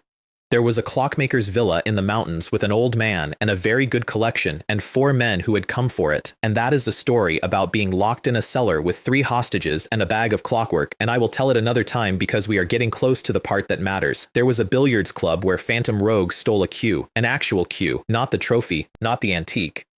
The house cue that a former world champion had used in one specific frame in 1974, which is worth, at auction, about the price of a car, and which was hanging on a wall in a bar in Shibuya, being used by a man called Jiro. Miss Tengu got there first and took it off him at 400 feet. I want to record that Rogue took this extremely well. He hovered there for a moment in the dark, and then he laughed, and then he shouted over the wind. I don't suppose you'd consider a trade. He is the only person in this city who talks to my ghosts as though they are colleagues. On the way out he mentioned, conversationally, into the night air, to a monster carrying a snooker cue, that there was a gathering of magic enthusiasts coming up in a fortnight, and that he would be at it, and that he was rather looking forward to meeting some of the people from the forum in person. He was making conversation. I filed it. And then there was Misaki Haruna, who I need to explain, because she is going to set a house on fire in about 6 pages. She is a university student, she is on the Reasoning Research Committee at Taodai, and she writes novels. She won a newcomer award for one of them. She also beat 1 club member at tennis, 1 in a beauty pageant, and, in the same year, the man sitting next to her in the shortlist for the prize. She has, in short, beaten everybody she knows at something. She met me at a case and decided I was interesting, and after that I began receiving invitations at a rate that alarmed me. Tickets to the Emperor's Cup, a gallery opening, and then, that autumn, an invitation to a live-action deduction game at a villa at 11 at night, which was in fact her birthday party with the word game written on it. I said yes to all of them. I want to be clear that I said yes for the same reason I say yes to everything, which is that she is a person around whom events happen, and I am a person who requires events. I did not make it to the party because 2 days before it, Yukiko Makoto ran away from home. She had decided her husband was having an affair. He was not. What was actually happening is that their son, in a small body, had scratched Kaito's car and had been quietly paying for the repairs out of his pocket money, and the payments looked like something else. She left the country, arrived in Tokyo, collected me off my own doorstep at 9 in the morning, and drove me to Gunma Prefecture on a motorcycle. I did not put up a fight. There was an inheritance being read out at a house up there, and where there is an inheritance being read out, there is a body, and this has never once failed me. The Sunni family had gathered to hear a will, and standing among them was a man calling himself Uncle Haru, who was not the heir. The real heir was a young man from Brazil who spoke no Japanese, and the person standing in front of him claiming his name was a friend from a jiu-jitsu gym who had agreed to absorb the danger. Because there was danger, there were threatening letters. There were, it turned out, at least 2 people in that house who had independently decided that the inheritance would be simpler with 1 fewer claimant. The second wife, Akiko, made a telephone call to a wedding banquet that was not happening in order to be somewhere she was not, and then went to kill him in the bath, and he was better at jujitsu than she had planned for, and she went into the well. The daughter-in-law, Natsumi Suzuki, had sent the other letter, and had set up a crossbow in the Buddhist hall on a timer. I got the body out of the well by accident, in front of witnesses, in a way that took 4 minutes and that I am quite proud of. Then I went and adjusted the crossbow. I want to walk through this one, because it is the cleanest piece of work I did that year. Natsumi Suzuki had a killing intent on her that was worth having, and it was not going to come off while she still believed she was going to inherit. Kaito Kuroki, meanwhile, was in the property. He had come to fill in the gaps in his son's plan, in the way that man does, and he was going to appear at 8 o'clock in the warehouse. I knocked him out at 8 exactly, which gave me an alibi and gave him a full night on a concrete floor. Then I found Natsumi in the corridor as she was following the fake Uncle Haru to his room, and I said her name, and she jumped about a foot. "Are you going to see him?" I said in a low voice, with a worried expression. "I just saw him and his bodyguard go that way." She said she was fetching a coat. I let a silence run. "I actually came to warn you," I said, quieter. "Don't go near him alone." She went stiff. "There are still some questions," I said. "But I think the person who killed Mrs. Akiko was Uncle Haru. He has a very strong murderous intent. And he has an alibi, and if we can't find enough evidence, we may not be able to arrest him. Now, everything I said in that corridor was factually true. He did kill Akiko. He did have an alibi. I did have questions. I simply arranged the true statements in an order. She believed me instantly because she had been on the internet reading about my case record, and because a person with a guilty conscience will believe absolutely anything about somebody else's guilt. And then the ticking stopped. There are clocks all through that house, old ones. Once you have been in the building an hour, you stop hearing them, the same way you stop hearing your own refrigerator. You only hear them when they stop. She worked it out about half a second too late. The bolt came through the shoji screen and took the skin off the top of her foot and went into the floorboards beside her, and she went down screaming. I shoved her clear and put myself behind the wall and shouted, "Who's there?" She was on the floor holding her foot, and she knew that the shrine was empty and that the crossbow was hers and that it should not have fired for another 2 hours, which meant, to her, that somebody had found it and adjusted it, which meant Uncle Haru, and then Uncle Haru and his bodyguard came running around the corner from exactly the wrong direction, and she got both hands around my leg and started screaming, "Don't go, don't go, he's going to kill me, they're going to kill me." Her killing intent came off her in one piece. All of it in about 4 seconds, because it had been terror-shaped all along, and terror does not survive contact with worse terror. I crouched down and patted her shoulder while I picked it up off the floor. The fake Satoshi took one look at the arrow, the shrine, and the woman on the ground, and reached a completely accurate conclusion and said, on his way to find a policeman, "The police here get worse every year. They can't even keep up with a schoolboy." I stood there for a second. They really do not have this culture in Brazil. I did not stay for the will. There was a train at 6 and a birthday party at 11 and a possibility of ghosts along the way, and if a murder happened in Tokyo while I was in Gunma and some other detective solved it, the leg-clinging spirit would come off satisfied and go wandering, and in a city that size, I would never find it. So I got up before dawn and took the first bus and changed 4 times and got on a Shinkansen. And 40 kilometers out of Tokyo, the train stopped because the track ahead had exploded. No group claimed it. The press, standing behind a police line, decided within an hour that it was probably a suicide or a targeted killing because there was a burnt body at the scene and the remains of a briefcase. I sat up. A briefcase. A body. No claim of responsibility. That is a murder, and if I solve a murder, I can collect what comes off it, and I was already opening the news photographs on my phone to look at the legs of the people standing behind the tape, and there, in the corner of the third photograph, mostly out of frame, was a woman with very long, straight silver hair under a black hat, carrying a briefcase that was bulging, with her face turned away. Half her back was visible. The other half was blocked by a large man in black. I looked at it for a while. Then I turned my phone off, put it in my pocket, and went back to sleep and prayed the line would reopen. I got back to Baeka at 1:45 in the morning and hailed a taxi from the station, and at a red light 4 streets from my own house I looked out of the window and the sky over the rooftops was orange. "Fire?" I said. And then I thought about Misaki Haruna's party. I want to explain how my memory works, because this is the moment it stops being reliable and starts being a search engine with a bad index. I do not remember this world in order. I remember it the way you remember a series you watched as a child. A keyword brings back an episode, and the wrong keyword brings back nothing. I had searched Misaki Haruna and live-action deduction game earlier that week and got nothing at all, which is why I had been relaxed about the whole thing. Misaki Haruna and fire brought back something. A case with no killing intent in it. A case with, as far as I could recall, no ghost. But the absence of killing intent in the version I remember means nothing about tonight, because in the version I remember I was not there, and my presence has been demonstrated to alter the chemistry of a room, and more to the point, a man who is willing to commit arson in order to be seen carrying a woman out of a building is not a man who values human life. If a detective exposes that in front of witnesses, that man will do arithmetic about the detective. I leaned forward and pointed at the glow. "Drive that way. Let's have a look." The driver had been half asleep for 6 hours. He turned his head, saw fire, and his whole face changed, and we made that journey at a speed I do not intend to describe in case anyone from the transport authority ever reads this. It was a 2-story villa with a pitched roof and it was going properly. The whole party was standing in the road. They had come back from the karaoke bar and found it like this.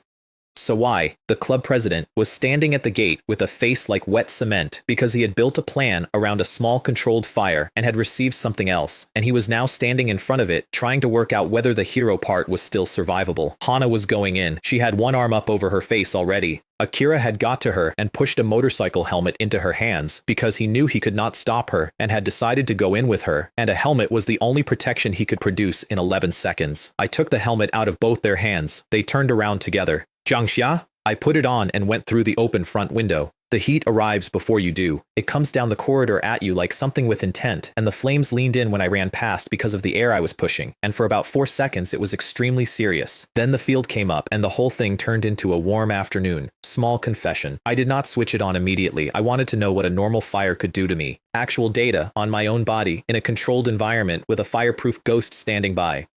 It is a completely reasonable experiment, and I would do it again. Result, unharmed, but the bottom half of my shirt was gone in about 6 seconds. I put that out with my hands and then raised one to check my head, and it was smooth. Perfectly smooth. Bald. I want to describe the 4/10 of a second that followed as accurately as I can, because I have not had a fright like it since I arrived in this world. Then I remembered the helmet. I stopped provoking the fire after that and turned the field on properly, because my clothes are not fireproof, and there is a version of this evening where I come out of that building in front of the fire brigade and 40 neighbors wearing nothing but a motorcycle helmet. She was on the living room floor. Sawai had put something in her drink hours earlier, and she had been surfacing slowly ever since, and by the time I kicked the door in, she had got as far as deciding to find her phone and write a will. The door opened. A person appeared in it with the fire behind him, and Misaki Haruna, flat on her back on a burning carpet, recognized me through a helmet visor, and I watched her entire face change. I am going to report the next part faithfully because she has since told me about it herself, at length, in a hospital bed, in a tone I could not identify. What went through her mind was a fire, a rescue, a Princess Carrie, then a church, a white dress, a black suit, then a garden at sunset with a swing in it, and 4 people on the swing, 1 boy and 1 girl, and she had already chosen names for them, and the names were the names of the leads in her novel. She put her hand out. She has told me, about to say, "Come and save me." I knelt down like a knight and took her hand, and then I stood up and put her over my shoulder. Sack of rice, both arms free. I did register the Princess Carrie. I want that understood. I read the situation correctly and in real time, but a Princess Carrie uses 2 hands, and I needed one because there was somebody in the corridor. She made a small noise, upside down, with all the blood going to her head, and by the time we reached the door, she was unconscious, and I still do not know whether that was the smoke. Sawai was in the corridor with a fire extinguisher. He had been in the building for about 90 seconds. He had knocked the flames back near the door, which was clever, because it made a photograph. He came toward me and held the extinguisher out, and the whole move was choreographed. You take this, I take her, she opens her eyes and sees me. I did not take the extinguisher, and I did not give him the woman. I walked past him on the burnt floor, and as I came level with his shoulder, I said quietly, so that only he could hear it, "Did you enjoy setting it?" His face came apart. I kept walking. I want to be very clear that I knew what he had in his hands, and that I knew there was a wall of fire between us and the street, and that I knew he was going to do it, because his killing intent had come up like a struck match the instant I spoke, and I could smell it, and it was the entire reason I had said anything at all. He swung the extinguisher at the back of my head. Bang! And then a scream, which was not mine. Misaki Haruna woke up in a hospital the next day and heard, through a wall, a familiar squealing that she said she recognized immediately. Her friends explained. Sawai had gone into the fire too. Tragically, a roof beam had come down on his leg. They were still calling him a failed hero when the police arrived, along with the villa's owner and a man from the insurance company who had come to discuss criminal liability and to establish which of the guests would be sharing it. Lucky Jiangxia saw through it, said one of her friends, sitting on the end of her bed. Otherwise, not only would Misaki have been in danger, we'd all have had to pay a share of the damages, and we didn't even do anything. Misaki Haruna lay there and looked at the ceiling and did not answer. She has told me that when she heard my name, her ribs started hurting. Hana and Megumi went to visit her the next afternoon, and Akira went with them, and I have the whole conversation from 3 separate sources, which is how I know it is accurate. Misaki thanked Hana for trying to run into the fire. Then she said with a very slight sigh that I had probably run in so decisively in order to stop Hana from putting herself in danger. Hana began to explain that this was not what had happened. And Megumi, who had checked the chart at the end of the bed and established that the patient was fine and could therefore be antagonized, cut across her and said brightly, "Of course, Jiangxia's always been very good to Hana. She has since told me that she said Hana, singular, on purpose, and mentally amended it to the 2 of us, and that saying the true version out loud in a hospital room would have downgraded the whole thing to friendship and given a 3rd-year university student an opening." Misaki Haruna absorbed this and went in a direction nobody expected. "I've noticed," she said sadly. "He lights up when he sees you, both of you. We were sitting right behind you at the Emperor's Cup, and when he looked over, his eyes practically shone." She leaned on the word both. She was, in a hospital bed, on painkillers, attempting to reframe me as a man juggling 2 high school girls in the hope that 2 high school girls would find this disqualifying and withdraw from the field. Then she said, "Anyway, be careful," and waved a hand from under the blanket and announced she needed to sleep. Out in the corridor, Hana sighed. "She's mistaken friendship for something else. I'll explain when she's better." "No," said Megumi seriously. "I think she's right. I think it's romantic," Hana said. And Megumi clasped her hands and had approximately 4 seconds of a very nice daydream before the word both caught up with her, and the daydream reconfigured, and in the new version I was a handsome spinning top rotating at speed through a large number of attractive women. A vein came up on her forehead. "Fine," she said. "Friendship, for now." And Akira, standing at knee height, listening to all of it, went through the following process. Initial response. Jealousy, immediate and total. Second response, being a detective and therefore unable to leave a claim untested. Verification. He tried to recall my face lighting up at the sight of Hana Aoi. He compared it against his own observations. And he arrived, with the sick lurch of a man whose data will not do what he wants, at the conclusion that objectively, measurably, my eyes light up considerably more for Akira Kaito and Kenshin Minami. His hair, I am told, actually moved.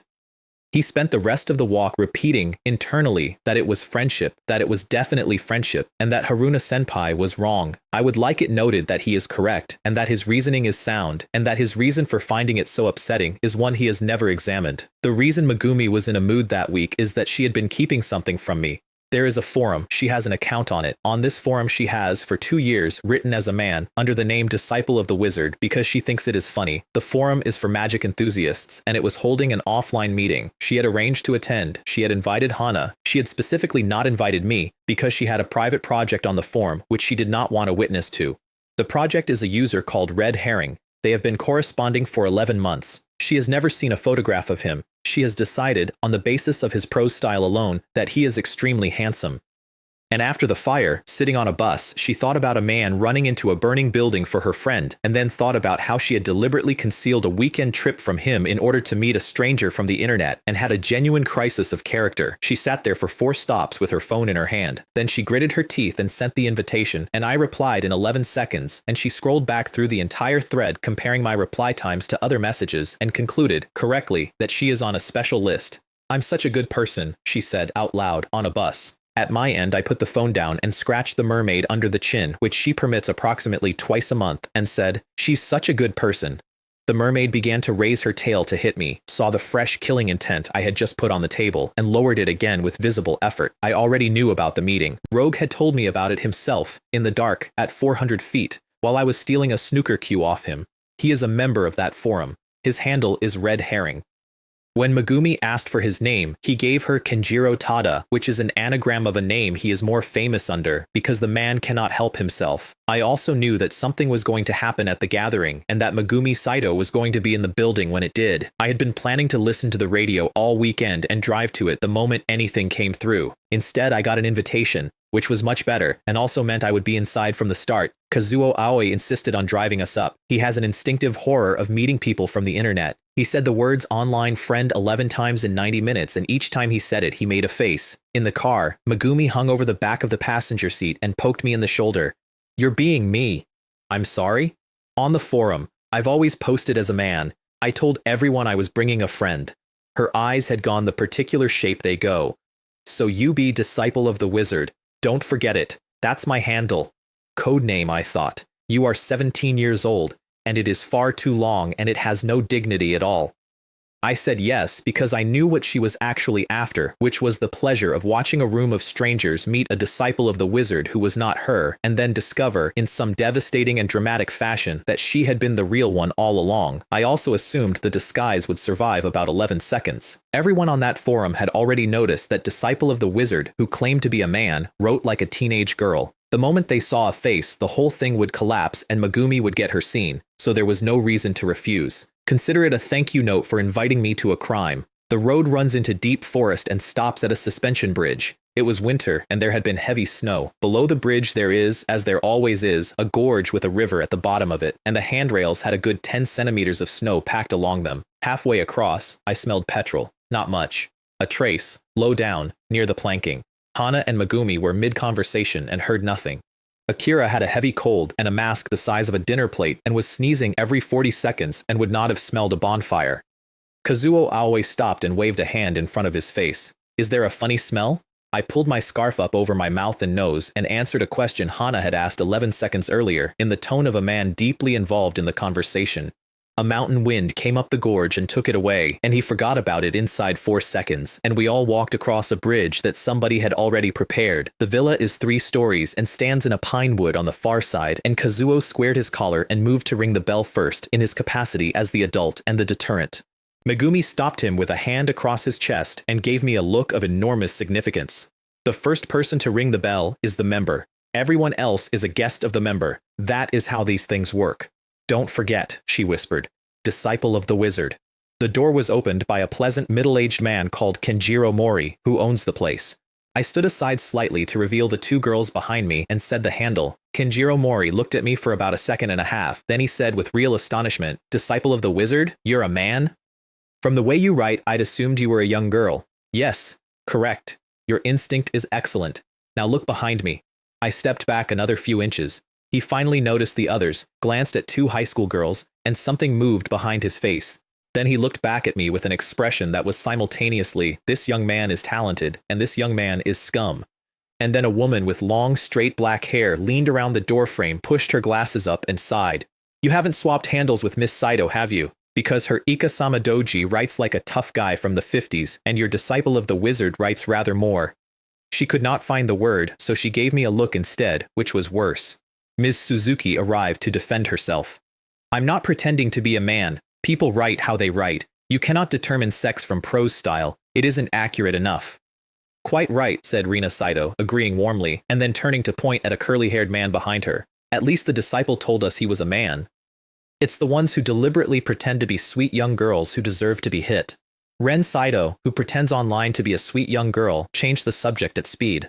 "Well, however hard I try, people still tell me I write like a boy. This one's much more natural about it. Though I suppose that's what happens when you're surrounded by girls all day and bring two of them along to a forum meetup." He said it sarcastically. Then, halfway through the sentence, he looked at the two girls behind me and something went wrong with his voice, and by the end of it, he was very close to tears of envy. I want to lay out the position at the door. Every single person present had concluded that the soft, girlish, faintly ridiculous poster they had been reading for 2 years was me. The girls had failed to expose it because nobody was looking at them, and because Megumi had bragged in advance about bringing her girlfriend, and because there were 2 girls, the group had further concluded that I had brought 2 girlfriends to an online meetup, and their father.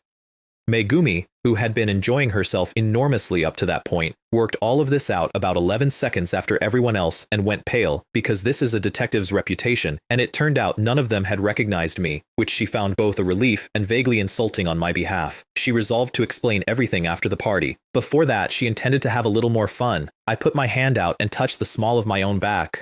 Were these people genuinely from this world? I had begun to have doubts. Nobody heard me, obviously. I sighed and followed them in and thought, we have been away from the internet too long, all of us, and we have forgotten the single most basic rule of it, which is that whatever happens online, the result is decided by what happens offline. We had all been careless. Red Herring came down the stairs at about 4 o'clock. He was overweight. He had small eyes, a large nose, and a round, pleasant face. And he was, in every measurable respect, not the man Megumi Saito had spent 11 months constructing.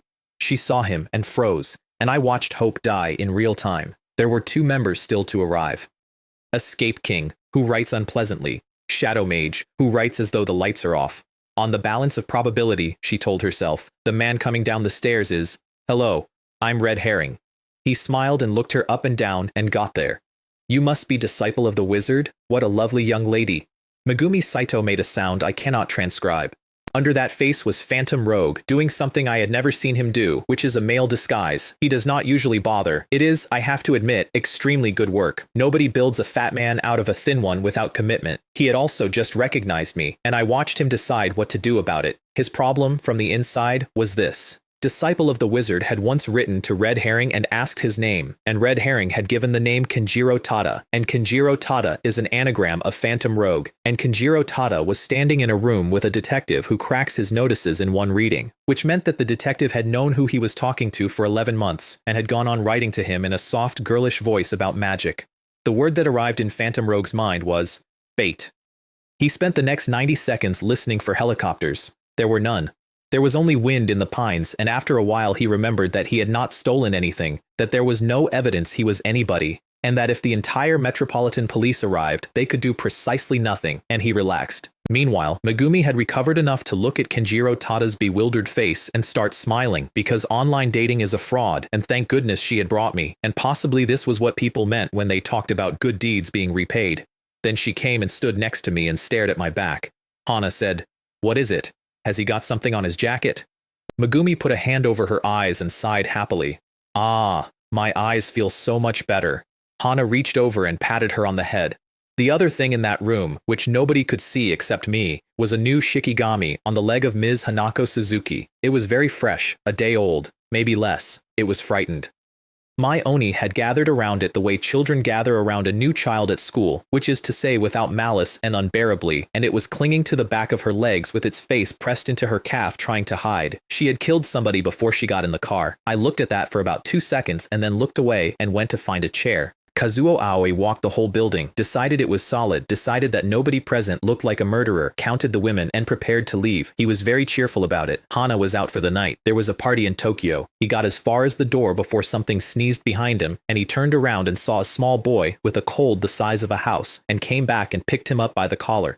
Akira was carried out of that building at 4:40 in the afternoon, protesting, and put in a car on the grounds that he was a patient who needed bed rest. He sat in the passenger seat as they went down the mountain and stared out of the window and thought about the 3 people left in the house and about my medical history, and had a very strong feeling that this weekend was not going to end normally. Then he turned the radio on to distract himself, and the announcer said, "A body has been discovered in an apartment in Beihu Town, beaten to death. The deceased is Ryo Suzuki, 41. A message was left on the computer beside the body. This is the first one. By Dark Phantom." And the deceased had been scheduled to attend a gathering of magic enthusiasts today. The smiles came off both of them. Kazuo Aoi turned that car around on a mountain road in a maneuver that would have cost him his license anywhere with a witness, and went back up at twice the speed he had come down. I was upstairs unpacking, and I want to tell you exactly what I was thinking about while all that was happening. I was thinking about the bridge. In the version I remember, the murderer burns the bridge to seal the house. Akira turns back, finds the bridge on fire, and runs across it, through it, while it collapses, and gets to the other side, because he is the protagonist, and because he has spent his entire second childhood standing on the exact line where death is, and stepping back off it at the last instant. I stood at that window and thought about my most reliable ghost collecting device attempting that with a temperature of 38.5. There are 3 outcomes. He burns halfway across, he goes off the side into the gorge, or he does both in order and ends up in an iced-over river, cooked on the outside. Then I thought about my ghosts. Parents, ghost is fireproof. Miss Tengu can fly.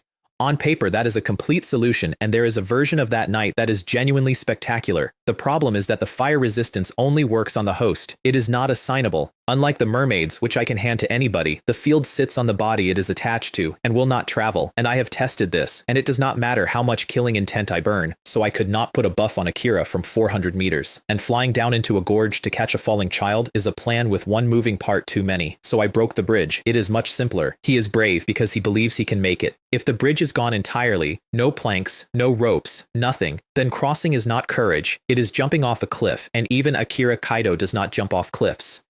That is what I told myself standing at the window, and it is true, and it also took me 11 minutes to arrive at, and I did not enjoy any of them. I went down to the hall, found a sofa, sat on it, and sent everything I had through the wall. The Shikigami and the Oni piled up in the tree line like wet clay, building itself into a shape, and by the time the light went, the shape was 3 meters across at the shoulder and had wings. Miss Tengu this time. If a gorge is involved, you take the one that flies. It went low through the pines with the snow untouched underneath it, leaving nothing. Rogue was at his window at that moment, pretending to admire the snow and actually watching my reflection in the glass, because his father's rule is that a magician does not perform unprepared, and I was an unplanned variable with the capacity to affect him. I did nothing. I sat on a sofa for 40 minutes, and then a shadow went past the tree line outside, and his attention snapped through the reflection to the real world, and there was nothing there.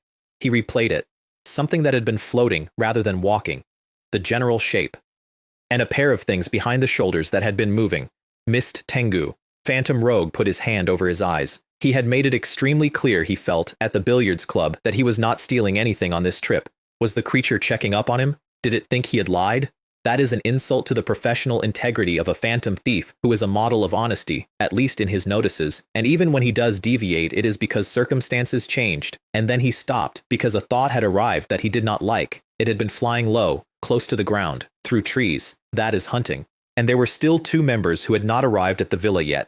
He put on the glider and went out of the window. I want to be fair to him. He went into a snowstorm at night, alone, to find a monster and ask it, politely, not to eat a stranger who was walking up the mountain road. He circled the house twice and found nothing and decided it had been a patrol. Shan Ni Temple is on the far side of that mountain, which makes the whole ridge Miss Tengu's home ground, and it is perfectly natural for a local to come and look at an unusual number of visitors. Then he hesitated, and then he went to check the path to the bridge, just in case. The bridge was already burning when I got there. I want that noted, because I have been accused of things. Hanako Suzuki set that fire, on schedule, with the petrol I had smelled that afternoon. I landed at the anchor point, took the suspension cables apart in 4 movements, and the whole thing went into the gorge with a noise like a building falling over. Below, there was nothing but rock and a river with a skin of ice on it. Nothing to spread to. I looked down at my work, and then I heard an engine. That would be Kazuo Aoi coming back, which meant the news had reached the radio, which meant they would turn around at the gorge and go for a signal, and my evening was finished. I stayed behind a tree to watch the last of it, purely for the satisfaction. The car came around the last bend doing a speed no family saloon should attempt on packed snow, and both front doors opened at once, and 2 figures ran to the edge. They stood there and looked at 4 meters of nothing where a bridge had been. Kazuo got his phone out, held it up, found no signal, swore, waved at Akira, and ran back to the car to drive to higher ground. Akira looked at the gorge. Then he looked back over his shoulder at the car. Good, I thought. He is going with him. I pulled my head back in behind the tree and started thinking about the fire in the villa hall and whether there would be food. Then I heard a sound I could not identify, which was something being stretched very close to its limit. I looked around the tree. Akira Kaito had taken the pair of elasticated braces Dr. Hayashi built him, tied one end to each of 2 trees, put his back into the middle of them, and was walking backwards up the slope with the power shoes on, loading himself into a slingshot. Me. Absolute lunatic. He reached the end of his run-up. Kazuo turned around at the car and shouted something that began with "What are you?" and did not finish it. And Akira let go. I have to give him this. The moment he was airborne, he did the mathematics, and he was right. The angle was good. The velocity was good. He was going to clear a 4-meter gorge with several meters to spare. He was smiling.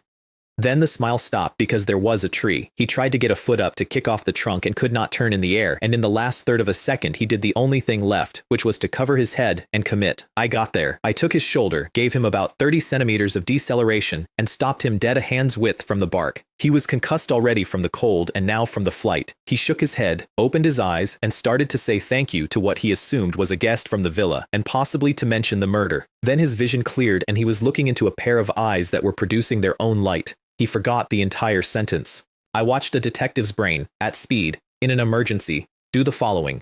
Colored contact lenses that glow in the dark, or a magic prop. And wait, there's something black behind the shoulder. He had been caught in a way that put him against my chest, so all he could see, at the very top of his vision, was the tip of one deliberately folded wing. He did not know what it was. He wanted to know what it was.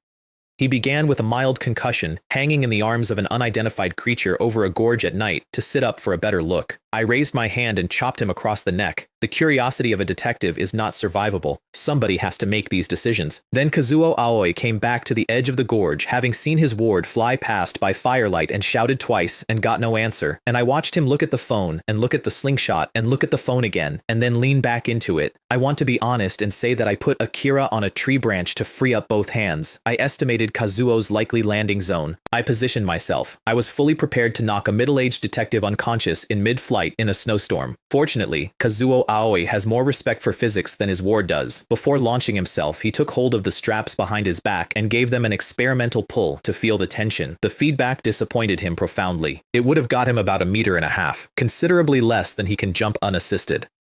He stood there for a while, genuinely puzzled, unable to work out why the same equipment had performed so differently. In the end, he concluded that Akira is lighter, cursed him at length, got in the car, and drove off to find a signal. I let out a breath. Excellent. No need to hide a body. And now I have an alarm system that works without me having to fly 40 kilometers to a phone. I turned around to take Akira down off the branch, and there was a man standing 3 meters behind me in the snow. Rogue. I want to describe the tableau properly, because I did not understand what he was seeing until later. He was looking at a 3-meter winged creature. On a branch to its left, there was a small, unconscious child, hanging by his coat, entirely undamaged, positioned at approximately chest height. He opened his mouth. Nothing came out. He raised his hand at his side a few times. We looked at each other.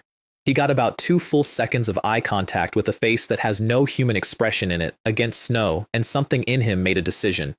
He reached into his coat and took out a small porcelain bottle, about half the size of his palm, and held it out. I want to give you his reasoning, because it is beautiful. Based on his experience of being robbed by me, Miss Tengu eats gemstones and it eats oil paintings. It has no fixed diet. It appears to eat whatever is expensive. Also, Miss Tengu had spent an entire heist watching him work, rather than picking a human off the street below, which suggested to Rogue that it does not eat people unless it is desperate, and finds us unappetizing. So he had come to a mountain with an expensive object in his pocket as a contingency. He held it out with one hand, and with the other, very slowly, he reached for the child on the branch. A trade. I took the bottle, because it was being handed to me, and because I am polite. Rogue's relief was visible even under a fat man's face. His hand closed on Akira's collar and he pulled him in against his chest, and something in his shoulders came down about 4 centimeters. Meanwhile, I was checking the bottle for an energy core, which is what I do with every antique anybody puts in my hand. I had all 4 of them look at it. Nothing, just a bottle. And it was only then, looking at the bottle, and then at the child now in Phantom Rogue's arms, that I understood what had just been transacted. I had hung him on a branch out of consideration. He has a heavy cold. If I had left him in the snow, it would have gone to his chest. Phantom Rogue had looked at that and seen a larder. This man goes through life wearing spectacles with a monster's menu printed on the lenses, but I want to record that the arrangement suited me perfectly. He had invented, on his own, a complete explanation for why Miss Tengu was on that mountain, and he had also just handed me a reason to leave. I had intended to tap the bottle a few times and toss it back, as a monster politely declining. But there was no core in it, which meant it could not credibly present as leftovers, so after a moment's thought, I simply put it in my pocket like a packet of biscuits, nodded to him, and let the snow take me. Rogue closed his eyes against the wind, and when he opened them, the creature was gone. He looked at the ground. No bottle, not a fragment. Had it packed the meal to go? Was there a food shortage? He decided he could not put it off any longer. He needed to steal something large and soon, and not merely to look for the stone he is actually looking for, but to keep an innocent hostage out of a monster's mouth. Hostage in the literal sense. He carried Akira back to the villa, took his hand and pressed the doorbell with it, then dropped him against the door and went around the side and in through his own window before it opened. Hana found him on the step. Megumi examined the evidence, stroked her chin, and produced the following deduction. The brat wanted to stay so badly that he sneaked back behind his uncle's back and then fainted at the door with a fever. I stroked my chin too and looked thoughtful and said nothing at all. We carried him upstairs, and on the landing we were met by a deeply concerned Kenjiro Tada, who patted his own chest and announced, "Leave him to me. I'm a medical student. I'm very good with this sort of thing." He wanted to check, urgently, whether the child was missing any flesh and whether there were teeth marks. Downstairs, the telephone had stopped working. I had noticed the cable behind the cabinet on the way in and the way it lay, which was not the way a cable lies when it has been chewed by something. The 2 missing members were not answering their mobiles either. Kenjiro Mori kept trying and kept getting the engaged tone and put the handset down each time with slightly more force. Nobody else in that room found any of this alarming.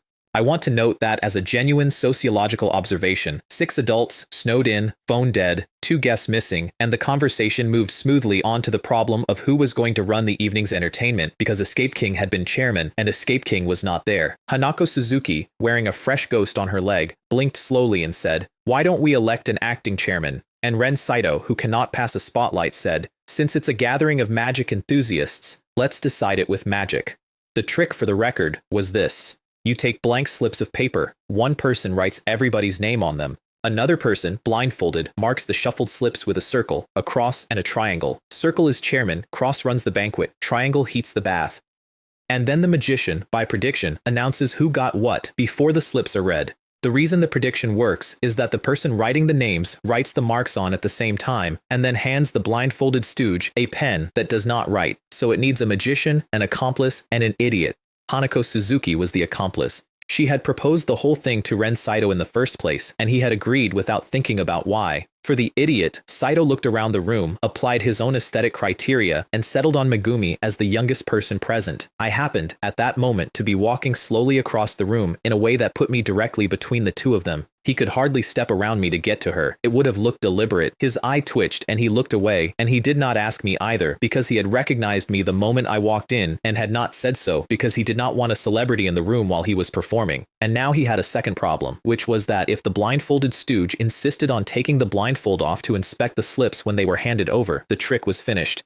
So he looked around again, and his eye landed on Kenjiro Tada coming down the stairs, a simple, honest-looking doctor. Easy. I followed his gaze and thought, I have watched this man ruin other people's tricks for sport. But Hanako Suzuki had also seen him waver, and she had read the chat logs between Red Herring and her own account, and she knew he was not simple at all. So she turned her back to the room and gave Saito a look. Her preference was me. She did not know I was a detective. She knew only that disciple of the wizard writes in a voice of enormous innocence, and there is no better prop in the world than that. Saito received a look, and misread it completely. He concluded that I was also her plant, which explained, retroactively, my leisurely stroll across the room, which he now understood as a subtle instruction to pick me.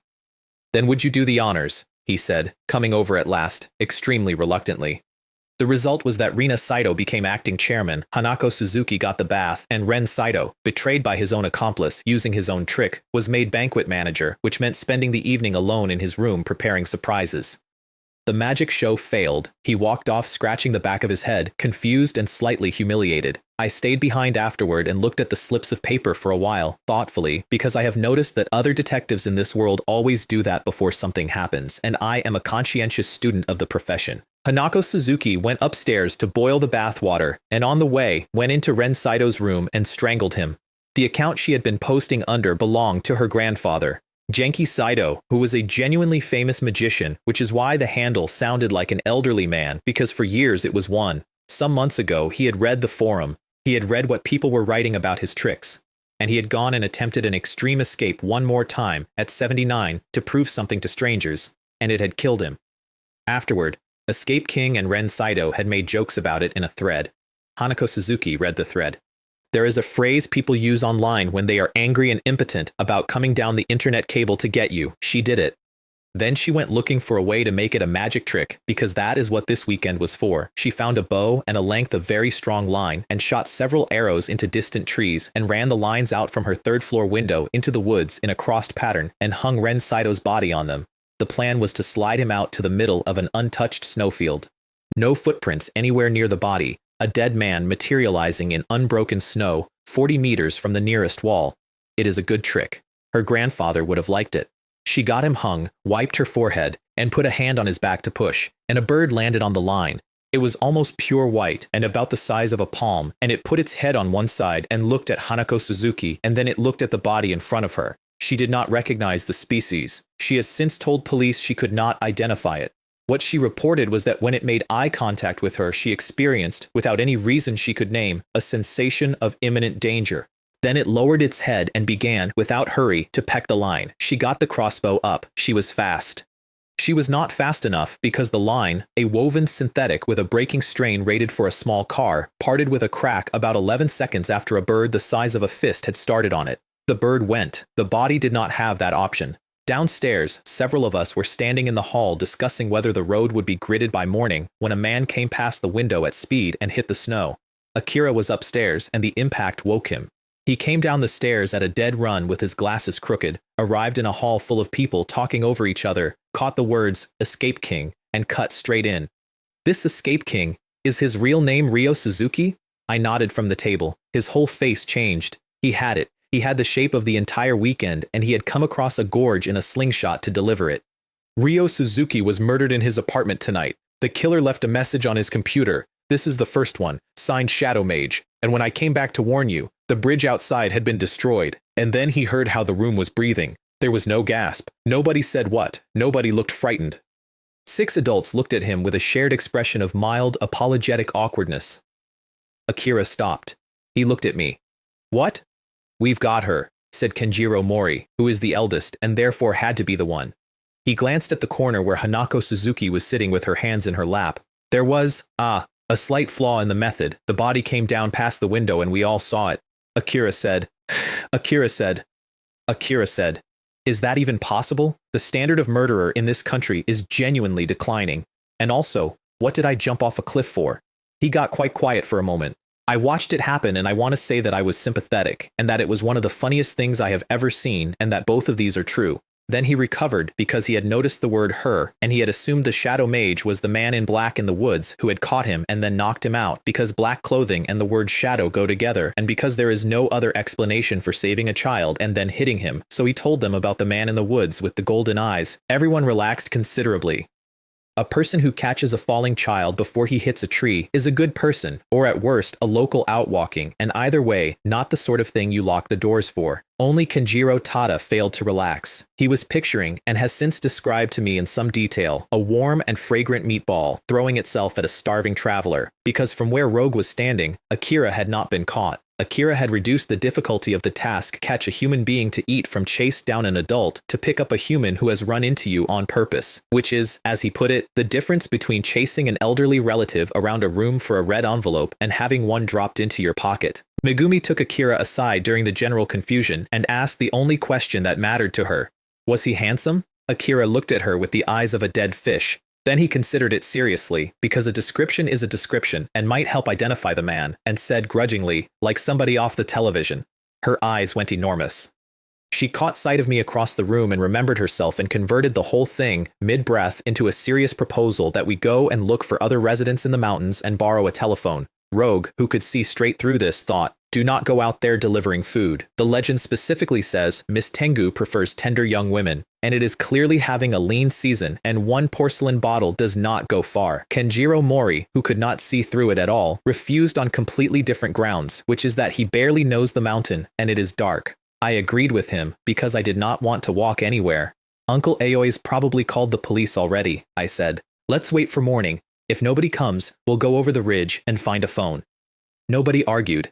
By that point, they had a murderer sitting in the corner of the room with them, and a stranger in the woods is far less frightening than the person you know. The helicopters came at first light and Rogue was off the roof and away on his glider before they were close enough to see him because he had decided that a shared flight with me was an unacceptable risk. There was, in his assessment, no guarantee I would not identify him to the police somewhere over the tree line, and even without evidence, a man who has been named is a man who is watched. The police could not catch a phantom thief, which they took badly. They did, however, receive a murderer from me, calm, upright, and walking under her own power, which they found so unusual that Officer Sakamoto asked me twice whether I was sure. On the way back, the forum members found out that Disciple of the Wizard was a famous high school detective and thought about the two girlfriends, and I could see the gossip assembling itself behind their eyes. I was saved by the statements, which required forum handles, and in the course of which I successfully transferred the description rights like a cute girl off my own head and back onto Megumi Saito, where it belongs. A few days later, I cut the report out and pasted it in, and while I was tidying the rest of the paper, I found in a gap between advertisements a small notice with cartoon dolphins on it. It was a competition. Do you know what precious item almost every Japanese person owned during the Showa era? Bring it to Tsutsumi Port on the 9th of October for a chance to win a free 3-day, 2-night Ogasawara dolphin tour. It was signed Ren Yoshida. I stopped tidying. To a person with my particular affliction, that is not a competition. That is the opening line of a serial murder. The question is short and it has 3 locks on it. Showa era. Almost everyone. Precious. The answer is the first edition 10,000 yen note, issued in Showa 33. Showa era because it went out of circulation in Showa 61. Precious because it was the largest denomination there was. And almost everyone because it was initially so large that it barely circulated at all, and then the economy went up like a rocket, and within a decade there was one in every household. They are not common now. They are also not rare if you know a large number of people who operate premises where cash does not go into a till. And I do. I had one inside a day. At the same time, in Osaka, Kenshin Minami received a summons he could not decline. Somebody had sent him a letter of instruction with 10 old 10,000 yen notes folded inside it. He does not take paid work. He solves cases because he likes them. So when a client sends money and no address and no account details, he has no way to return it except to go in person. And once you are there, you may as well take the case. The letter gave no details at all. It said only, "Come to Ogasawara and show these notes to the crew at Tsutsumi Port, and they will let you board." It was signed Ren Yoshida. He looked up the port and found it was in Tokyo, and his mother was going to Tokyo that week for a friend's son's wedding, and he decided to travel with her. Then he tried to arrange to abduct Akira. That is the actual plan. It has multiple stages. Stage 1 was to contact Kazuo Aoi under the pretext of professional exchange and take Akira while nobody was looking. This failed because Kazuo had a concert. Stage 2 was to go through Ayaka. He wandered over to his childhood friend and said, with enormous casualness, "By the way, weren't you saying you wanted to come to Tokyo? Why don't you ask Hana along? She's lived there all her life. She'll know all the good places." There was a pause. Then Ayaka said, in a voice like a freezer door, "A date with Hana Aoi. What do you mean by that exactly?" He waved his hands. "It's just, her kid and I get on quite well." And then he stopped talking because she was giving him a look and because he had heard himself. Kenshin Minami, cornered, arrived at the following interpretation. She has seen through me, she knows I want to take the child, and she has worked out that the child is not a normal child. He felt guilty about that, which I find magnificent. "Fine," he said. "Stop hitting me. I'll do it myself." And he went off to phone a 6-year-old directly, which he had been avoiding because a high school student asking an elementary school student out is embarrassing, and had decided he could frame as an interest in cultivating the next generation. There is nothing shameful in nurturing the future. At no point in any of this did the option of reaching Akira through me occur to him. He had by then stopped fleeing the sight of me and had settled into something closer to a chronic condition. He does not dislike me. He simply does not enjoy solving crimes next to me, and he has described the sensation to a third party as follows. It is worse than someone spoiling a mystery novel. A person who spoils a novel has finished it and come back.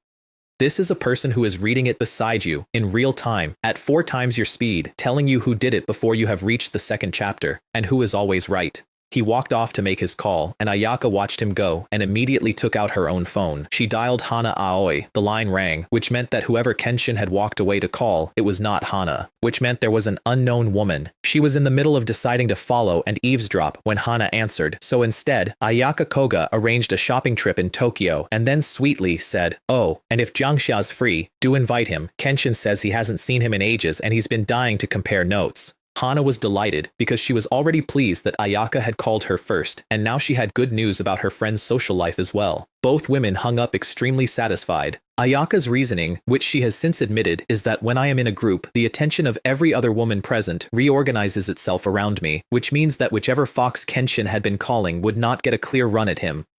Hana's reasoning was that Kenshin Minami had been unfriendly to me at first and had clearly come around, which meant I was making friends, which meant I was coming out of myself. Kenshin Minami, meanwhile, told Akira only that he would be in Tokyo on Thursday because he did not know when Akira might let something slip, and a resourceful detective considers every eventuality. He did specifically remind him to keep it from me. Akira took the call at Dr. Hayashi's dinner table, which was unfortunate because I was sitting opposite him. He hung up and found me looking at him, having heard him say the name Minami into a telephone. Yumi Nakamura, holding a small bowl, looked at me, then at him. She did not know what was happening, but she had a very clear idea of what I wanted, and she said helpfully, "What's going on?" Akira's chopsticks clicked. He stared at the food for about 3 seconds while his conscience fought his sense of self-preservation. Then he sighed. "Minami wants to meet up on Thursday. Do you want to come?" I want to give his reasons, because they are not the ones you would expect. The first is practical. I already knew who was on the phone and could guess why, and it is better to invite me than to be coincidentally found by me. The second is that some months earlier, Akira had watched a man he thought was a mild-mannered detective agency owner produce a firearm, and had spent a bad week believing that my boss was a criminal and that I did not know it. The situation had resolved. Kashiwagi turned out to be legitimate, gun and all, but the experience left him with a conviction that I should be surrounded by as many decent people as could be arranged in order to dilute the others. And the third reason is that watching Kenshin Minami try to keep up with me gives Akira a specific, twisted satisfaction that he describes to himself as "feel my pain." I was about to accept when my phone went. It was Hana. "Ayaka and Minami are coming to Tokyo on Thursday. Minami asked me to ask whether you're free. He says he's got loads of case experience saved up and wants to talk it over with you." I looked at that for a while. I want to explain how I knew what had happened. I knew because while Akira was on the phone, Abao had been sitting on his shoulder listening, which is a thing I am not proud of and will continue doing, so I had Kenshin Minami's actual position, which was avoid at all costs, and now I had a text message from Hana saying he was desperate to see me. Hana does not lie. Hana genuinely believed it, which meant somebody had told her, and the only somebody available was Ayaka Koga, who had presumably been recruited by Kenshin as part of the operation to acquire Akira. I sat there and lit, in my mind, a small candle for each of the 2 people from Osaka. Then I accepted both invitations. Other people's misfortunes are not shared. I felt nothing but pleasure. Thursday, Shibuya. Ayaka spotted us first and waved with real warmth, because compared to a nameless unknown fox, Hana Aoi had become deeply reassuring. Kenshin looked up from his phone with a smile ready for Makoto, and saw me, and the smile came off. He looked immediately at Akira. Then, in the act of looking away, he registered that Hana was also present, and that he had asked Ayaka to arrange Hana, and something began to assemble. He looked at Ayaka. And in that single sweep he caught both of them, Akira and Ayaka, looking away at exactly the same moment. Kenshin Minami. Kenshin Minami.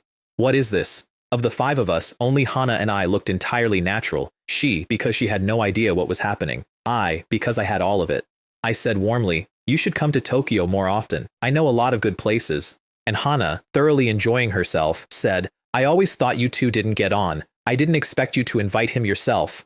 Kenshin Minami opened his mouth. Then he took a long breath through his nose and swallowed the entire thing, because there was no version of "I did not want to see you, please leave" that did not make him the villain. Apart from solving cases too quickly, using that speed to torment colleagues, and a demonstrated tendency to abduct other people's childhood friends, I have no obvious defects. He walked behind us for the next 2 hours, looking at shop windows and feeling betrayed by everyone he has ever known. He had also discovered that morning that his father, the head of the Osaka Prefectural Police, on hearing his son was going to Tokyo, had immediately said the words, "Watch Jiangxia and learn something." He counted on his fingers as we walked. His father, gone. His childhood friend, gone. His friends, gone. Only his mother, he concluded, truly loves him. Whereas his mother, at that exact moment, was sitting in my office under a false name. She had come to Tokyo a day early specifically to inspect me. Her son describes me as a monster. Her husband describes me as a model. Ayaka likes me. She has since explained, become extremely curious about which of the three of them had lost their judgment. So she came in as a client called Sakura, spoke in a Tokyo accent that was very nearly perfect, concealed the surname Minami, and put a plaster over the mark on her left ring finger with a story about a cooking accident, which was both a disguise and a small test. Kashiwagi recognized her from a background shot on a television interview inside 40 seconds. I recognized her because I have seen her in a cartoon. Neither of us said anything, and we let a woman perform a role in front of 2 people who had already read the script, which is one of the more enjoyable ways to spend an afternoon. The commission was this. She produced an old photograph, a junior high school kendo club, 7 boys, one of them holding a trophy and grinning with his eyebrows halfway up his forehead. Please find the person in the middle, Hiroshi Kawamura. A pause. This was taken in the 2nd year of junior high, 30 years ago. He may look quite different now. The story was that she had used a photograph of herself as a bookmark, left it in a book she had borrowed from Mr. Kawamura, and never got it back, and had lost touch when he moved. Kashiwagi, listening from 4 meters away while pretending to look for tea, arrived at the following theory. This is a woman using an excuse to locate her first love. He is not entirely wrong about the category. Finding somebody's first love is, for private detectives, an extremely reliable trade. It comes third, after animals and infidelity. I proposed kendo as the search axis, since the man had been good enough to hold the trophy, and printed the competition rosters for every region. The result was a strip of paper slightly over a meter long. I stood there and looked at it for a while. Then I folded it in half, tore it, and carried half of it over to my employer. Kashiwagi took it, the end of it unrolled and hung down past his knee. He has told me that at that moment he experienced a powerful urge to drive to the Metropolitan Police Department and have 4 of his subordinates run household registration checks, and that he suppressed it on the grounds that it was both lazy and operationally reckless. He got out his own phone and started dialing. It took us until evening. Hiroshi Kawamura lives in Tokyo. He is a high school PE teacher. He has entered the same competition every year for 30 years, and the man on the other end of the phone read out his results with enormous fondness. Champion, champion, runner-up, third, and then said, laughing, that age was catching up with him lately, but that his form had never faded and that he was always a pleasure to watch. Then, without being asked twice, that man gave me a telephone number and an address. I have never in my life been obstructed by an amateur sports administrator. Their commitment to data protection is a national vulnerability, and I hope nobody ever fixes it. I wrote it down, breathed out, and fed the rest of the roster into the shredder. Kashiwagi came over and fed his half in as well, and we stood there together and watched a meter of paper become powder, and neither of us said anything, and it was one of the better moments of our professional relationship. Akiko Minami, who had sat upright on a small sofa for 4 hours without complaining once, stood up and stretched her back very slightly and said, "Thank you for your help." Nobody answered the phone at the Kawamura house. The 3 of us went in Kashiwagi's car because her own has an Osaka plate and my motorcycle has 1 seat. I got into the familiar passenger seat and felt a small pang of regret because Hiroshi Kawamura lives in Tokyo, which means no suburbs, which means signal all the way, which means that even in the event of a flat tire we could simply telephone for assistance. No surprises available. Kashiwagi, getting in beside me, remembered something and glanced across. Then he reassured himself. He gave me a lift once and nothing happened. The boot got dented that day, but it still shuts.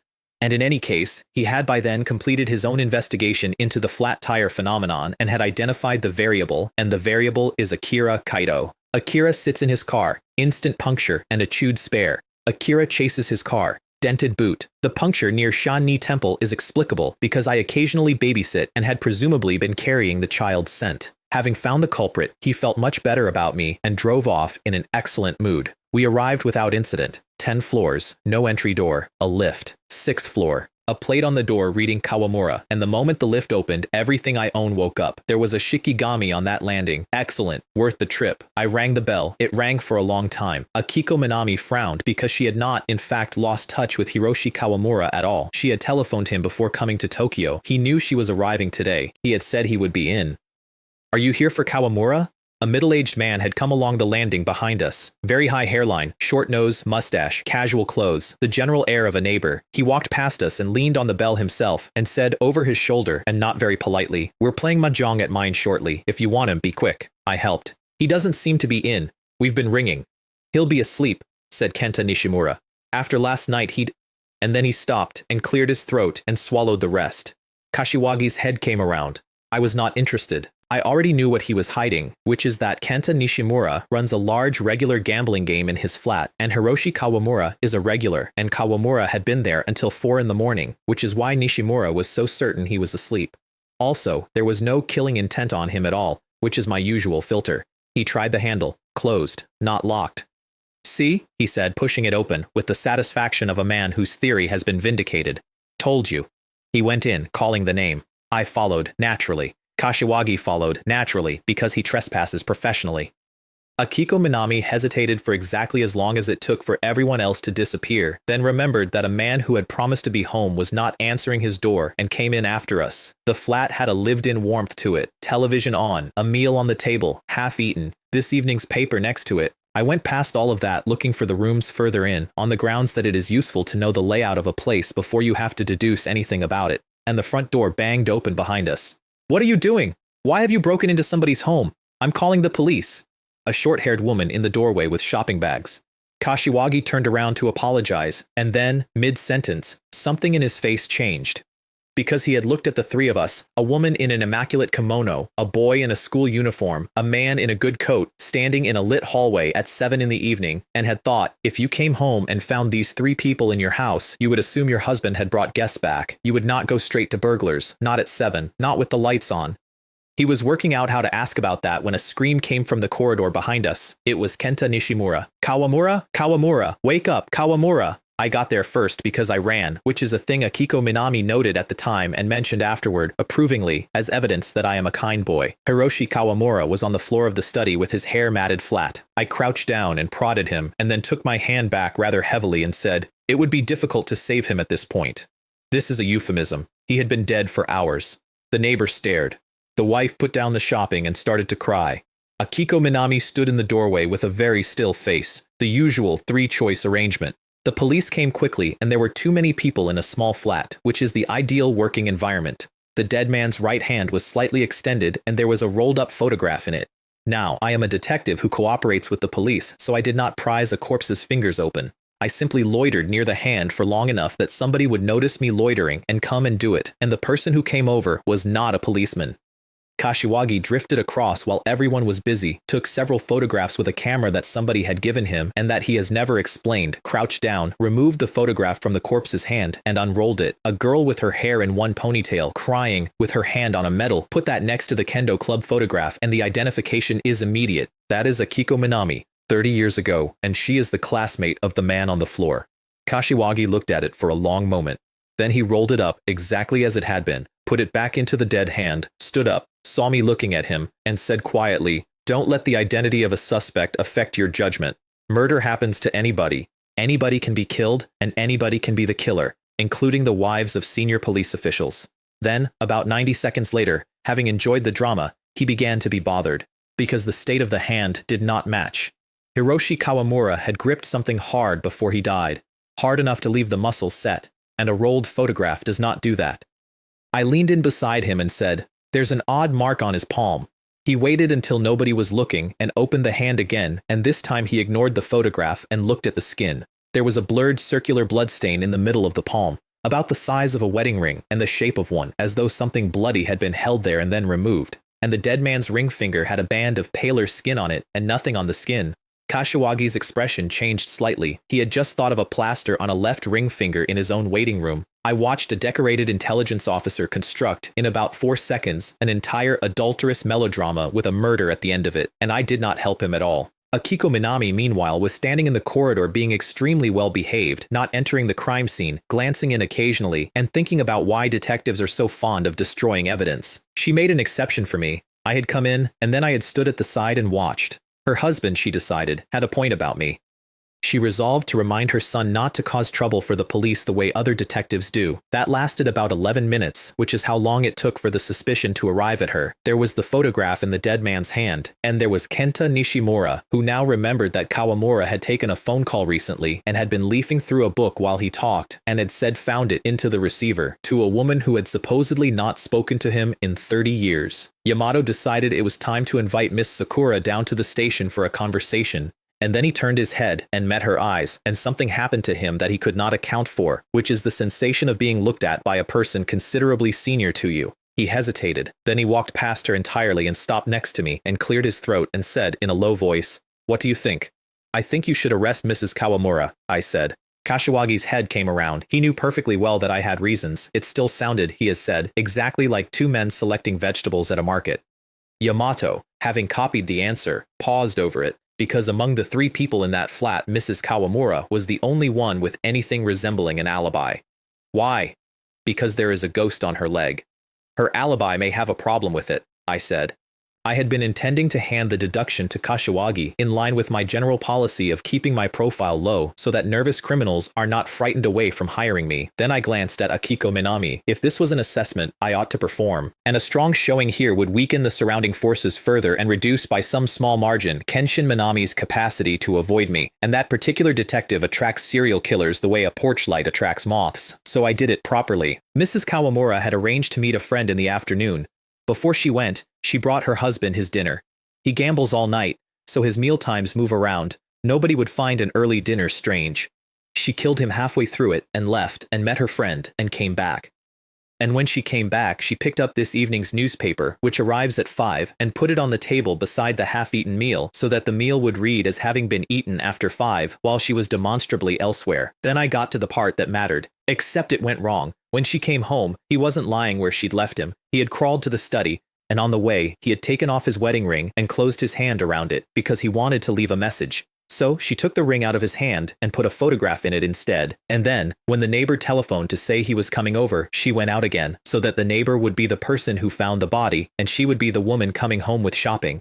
Akiko Minami listened to all of this without moving. She has told me since that the newspaper accounts of my speed had turned out to be, disappointingly, accurate. Then there was a small bright sound from the side. Mrs. Kawamura had thrown the ring on the floor. It bounced twice and rolled and came to a stop against my shoe.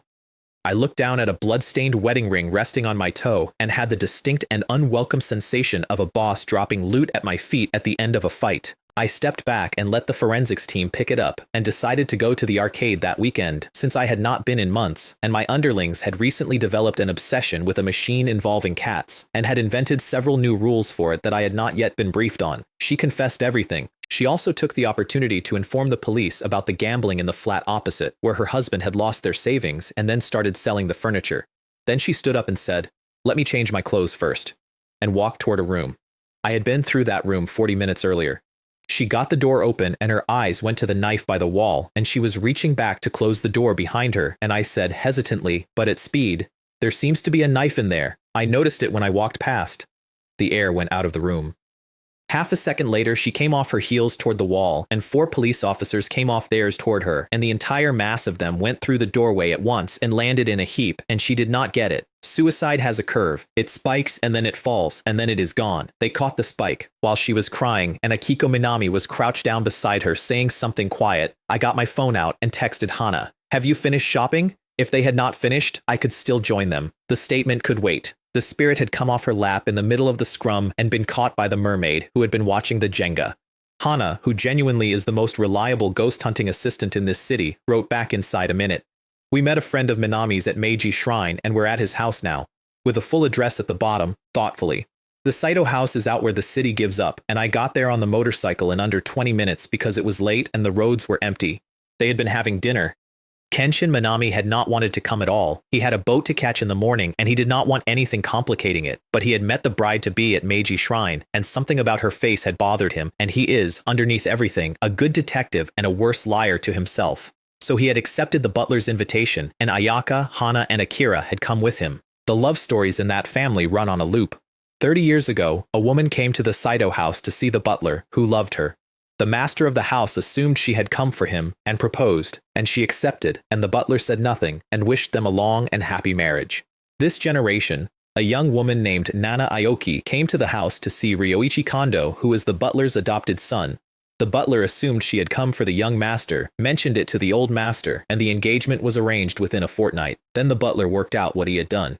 And, rather than going to the old master and confessing that he had made the same mistake twice in one lifetime, he went to Haruki Saito and told him to break it off, and said that if he refused, certain things about the young master's company would reach his father, which is not how it looked from inside Haruki Saito's head. From in there, a servant had arranged his marriage, and then, without warning, blackmailed him to cancel it, and a man who lets himself be blackmailed once will be blackmailed until he dies. So he had drilled the glass, and acquired fishing line and tape, and built himself a locked room. I came up the drive as they were all walking out to say goodbye. Kenshin had his hands in his pockets and was looking at the moon with the expression of a man who has survived an evening. Ayaka asked him what he was so pleased about, and he said quietly, "With Jiang Xia gone, the environment is measurably safer." Ayaka said that was ridiculous and that he ran into cases constantly on his own, and had he considered that the cases might be his fault. He snorted, "I solve plenty. Most of them are theft and fraud. Bloodless.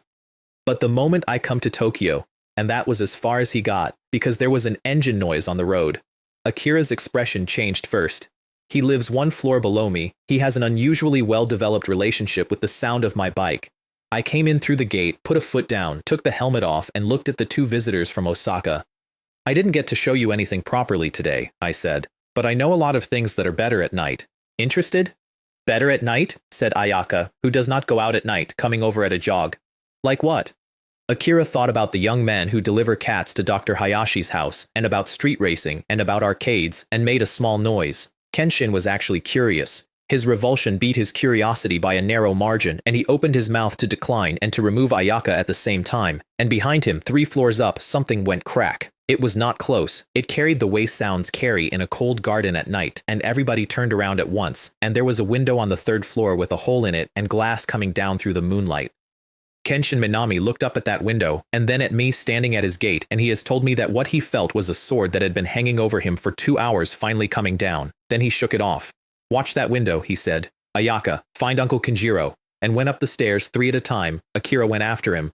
"Hana can watch a window on her own." I put the helmet down and followed, and I want to record that I had made that journey on the assumption that I would arrive after everything and be told about it. We were exactly on time. The room was a suite. Outer room, inner room. The outer one was dark. There was a drag mark across its floor in blood, running from the middle of the room to the doorway of the inner room, which was lit. That is the whole trick, and it is a good one. You come through a door in the dark, you see the blood, you see the lit doorway at the end of it, and you go where the blood goes. Haruki Saito was behind the curtain in the outer room. He had smashed the window himself to bring people up and was waiting for the rush. The butler was in the inner room. The key to the suite was in the butler's jacket, and the butler was not going to be moving it. There was a bang on the door and Kenshin Minami's voice. "Who's in there? What's happened?" Then somebody else tried the handle, and an unfamiliar voice said, "Locked from the inside." Ayaka arrived down the corridor with 2 of the staff, out of breath. "I can't find Uncle Kenjiro. Nobody's seen him since." Behind the curtain, Haruki Saito relaxed. The room was sealed. The only key was on the corpse. They came in. Ayaka screamed at the blood on the floor, right on cue, and then the unfamiliar voice said, "Wait, the shape of this room is wrong." He went absolutely rigid. "Where?" said Kenshin, who had been walking briskly toward the lit doorway, and who stopped. The footsteps stopped in the outer room. "Do not stop. Keep going. Go into the other room." "You're right," said Kenshin Minami, and his voice had changed. And then the footsteps started again, and they did not go where the blood went. They came straight across the floor toward the curtain. "Get away. Do not come over here. Do not." I pulled the curtain back. "He has told the police that the light was not bright and that it felt like being struck by lightning anyway." Kenshin Minami came around beside me, looked at him, and said in genuine astonishment, "It's you! What's all this blood?" I walked past both of them into the inner room, looked at what was in there, went to the window, checked the latches, leaned out and said a few words down to Hana on the lawn, and came back. "Every window is locked from the inside and the only key is on Butler Kenjiro. This is a sealed room." There is a particular silence that happens when a group of people all finish the same arithmetic at the same moment. A sealed room with 2 men in it, one dead, and one who has been standing behind a curtain in the dark. Haruki Saito looked at me, at the person who had appeared out of nowhere and taken his entire evening apart with 2 sentences, and something came up the back of his neck. You talk too much. He shoved me aside and made for the door. He got 1 step. I had his arm. Kenshin Minami had the other one about a fifth of a second later, and between us we put the young master of the house back against the wall without much effort. He struggled for a while. Then he stopped because the corridor outside was filling up with staff, and every one of them was looking at him. His knees went. It's Kenjiro's fault, he shouted at the floor. He made me. He threatened me to break off the engagement. Why would I have killed him otherwise? Somebody called the police, and I recognized half the officers who came because I had been standing next to them in a different flat 90 minutes earlier. They had been split across 2 scenes and were not enjoying it. I stood in a corner with a cup of tea a maid had given me and let the boys work. Akira and Kenshin spent the next hour excavating the motive, which they could do because they are both extremely good at it. They could not have solved the sealed room in the time available, but they could absolutely find out why a butler had blackmailed a groom. I let them have it. I want to be honest about why. It was not generosity. My reputation had reached the level I needed. I was not a household name, and I did not want to be. But anybody in this city who has the thought I should hire a detective can now find me inside a minute. That is the entire requirement. Beyond that point, visibility is a liability. A cautious criminal who reads that a particular detective solves everything in 9 minutes does not hire that detective. He hires somebody worse, and I never hear about the case at all, so I have been quietly throttling myself for months. The only thing that troubles me about it is that it makes life harder for a certain hardworking man with silver hair who wants me embedded in high society as soon as possible. I did some arithmetic in that corner and set myself a goal: fulfill Absinthe's wish within 2 years. Not 1 year. 1 year is too fast. 1 year looks like a project. A boy who goes from nowhere to the top table in 12 months gets noticed by the sort of people who notice things, and then somebody in the FBI opens a file. 2 years is natural. 2 years is a gifted young man doing well. Having settled that, and being now morally comfortable, I went back to my tea. Then something did catch my attention. Haruki Saito, kneeling and weeping and explaining his motive like every other prisoner, kept coming back to one thing, which is that he genuinely did not understand why the butler had done it. Akira and Kenshin laid it out for him. Miss Aoki came to see Mr. Kondo. The butler realized the wedding was a mistake and he wanted to stop it before the previous generation repeated itself, and Haruki Saito laughed at them. Then why didn't he go to my father? He arranged the marriage in the first place. He could have unarranged it. Why come to me? Why threaten me with the company? You aren't mind readers. Maybe he was just testing how far I could be pushed, and the wedding was incidental. Maybe I'd have been paying him for the rest of my life. Both detectives stopped, because it is a genuinely difficult question, and because the butler's behavior is, objectively, strange. I came over with my tea. What did you actually do at the company? He looked up. You'd rather kill a man or be blackmailed for life than have your father find out. You're the eldest son. Unless it's very serious indeed, he isn't going to disinherit you over a bit of creative accounting. His face changed, and then he put his head down and did not say another word to anybody for the rest of the night. Killing intent came up off him for about 2 seconds and went straight back in because some part of him understood that a man on the floor of his own house surrounded by police is not going to kill anybody, and the body knows that even when the mind is still shouting. The mermaid, who is the fastest thing I own and who had already launched, arrived a fraction too late and got nothing. She looked at Haruki Saito for a moment. Then she came around and hit him across the back of the head with her tail, which he did not feel, and drifted back to me, radiating disgust. I filed the whole thing under interesting and did not pursue it. A man about to go to prison has very few opportunities to generate anything I want. I would pass it to Kashiwagi, or possibly ask Absinthe, who would know whether the organization had a hand in it, and who would be irritated at being asked, and who produces excellent material when irritated. Although, on reflection, not Absinthe. Absinthe has been quite clear that killing anybody important requires permission in advance. Strictly speaking, though, Haruki Saito had not been murdered. And even more strictly, his involvement in a murder had not been arranged by me. I had simply been passing, not a problem. The wedding was cancelled, obviously, on account of the groom, which meant that Akiko Minami had no reason to stay in Tokyo and intended to go home that afternoon, which meant that Kenshin Minami had exactly 1 morning to get Akira onto a boat. He had by then told nobody about the Ogasawara commission, not Ayaka, not Akira. He had learned. He came out of his hotel room at 9 with a suitcase in one hand and a 6-year-old in the other, checked the corridor in both directions like a man leaving a bank, and the door opposite opened. He nearly dropped the child. Then he saw it was his mother and sagged with relief, because if it had been either of the girls, he would have received a burst of fatal questions, beginning with "Where are you going?" and ending, inevitably, with "And bring Jung Xia." Akiko Minami looked at her son's posture and hit him lightly on the back with her folded fan. "Stand up straight." He straightened. She looked at the suitcase in one hand and the child in the other, and paused. "What is this?" "The commission." "Ogasawara, the one I mentioned." He checked his watch. "I'm going now. Don't tell Ayaka. Don't tell Hana. We can talk about it after lunch." She did not understand why her son was fleeing 2 girls, and she nodded because she does not interfere with his decisions. That family is a strict father and a permissive mother, and everybody involved knows it. Kenshin Minami left with his luggage and his hostage entirely at ease because his mother keeps her word, and by the time the other 3 worked it out, the boat would have sailed. 3, not 2. He had worked that out on his own. He knew that if either Hana or Ayaka learned his plans, both of them would immediately turn around and tell me. Akira, dragged along the corridor at a fast walk, looked back once and said, "Are you sure your mother's all right about this?" "Of course. She said she wouldn't tell, so she won't tell Ayaka and the others." Akira nodded and had a bad feeling and did not know why. Also, if he was honest, he would rather have gone on a boat with Hana. And thinking about it, bringing me along would not have been a problem. It was only a commission. It was not a murder case.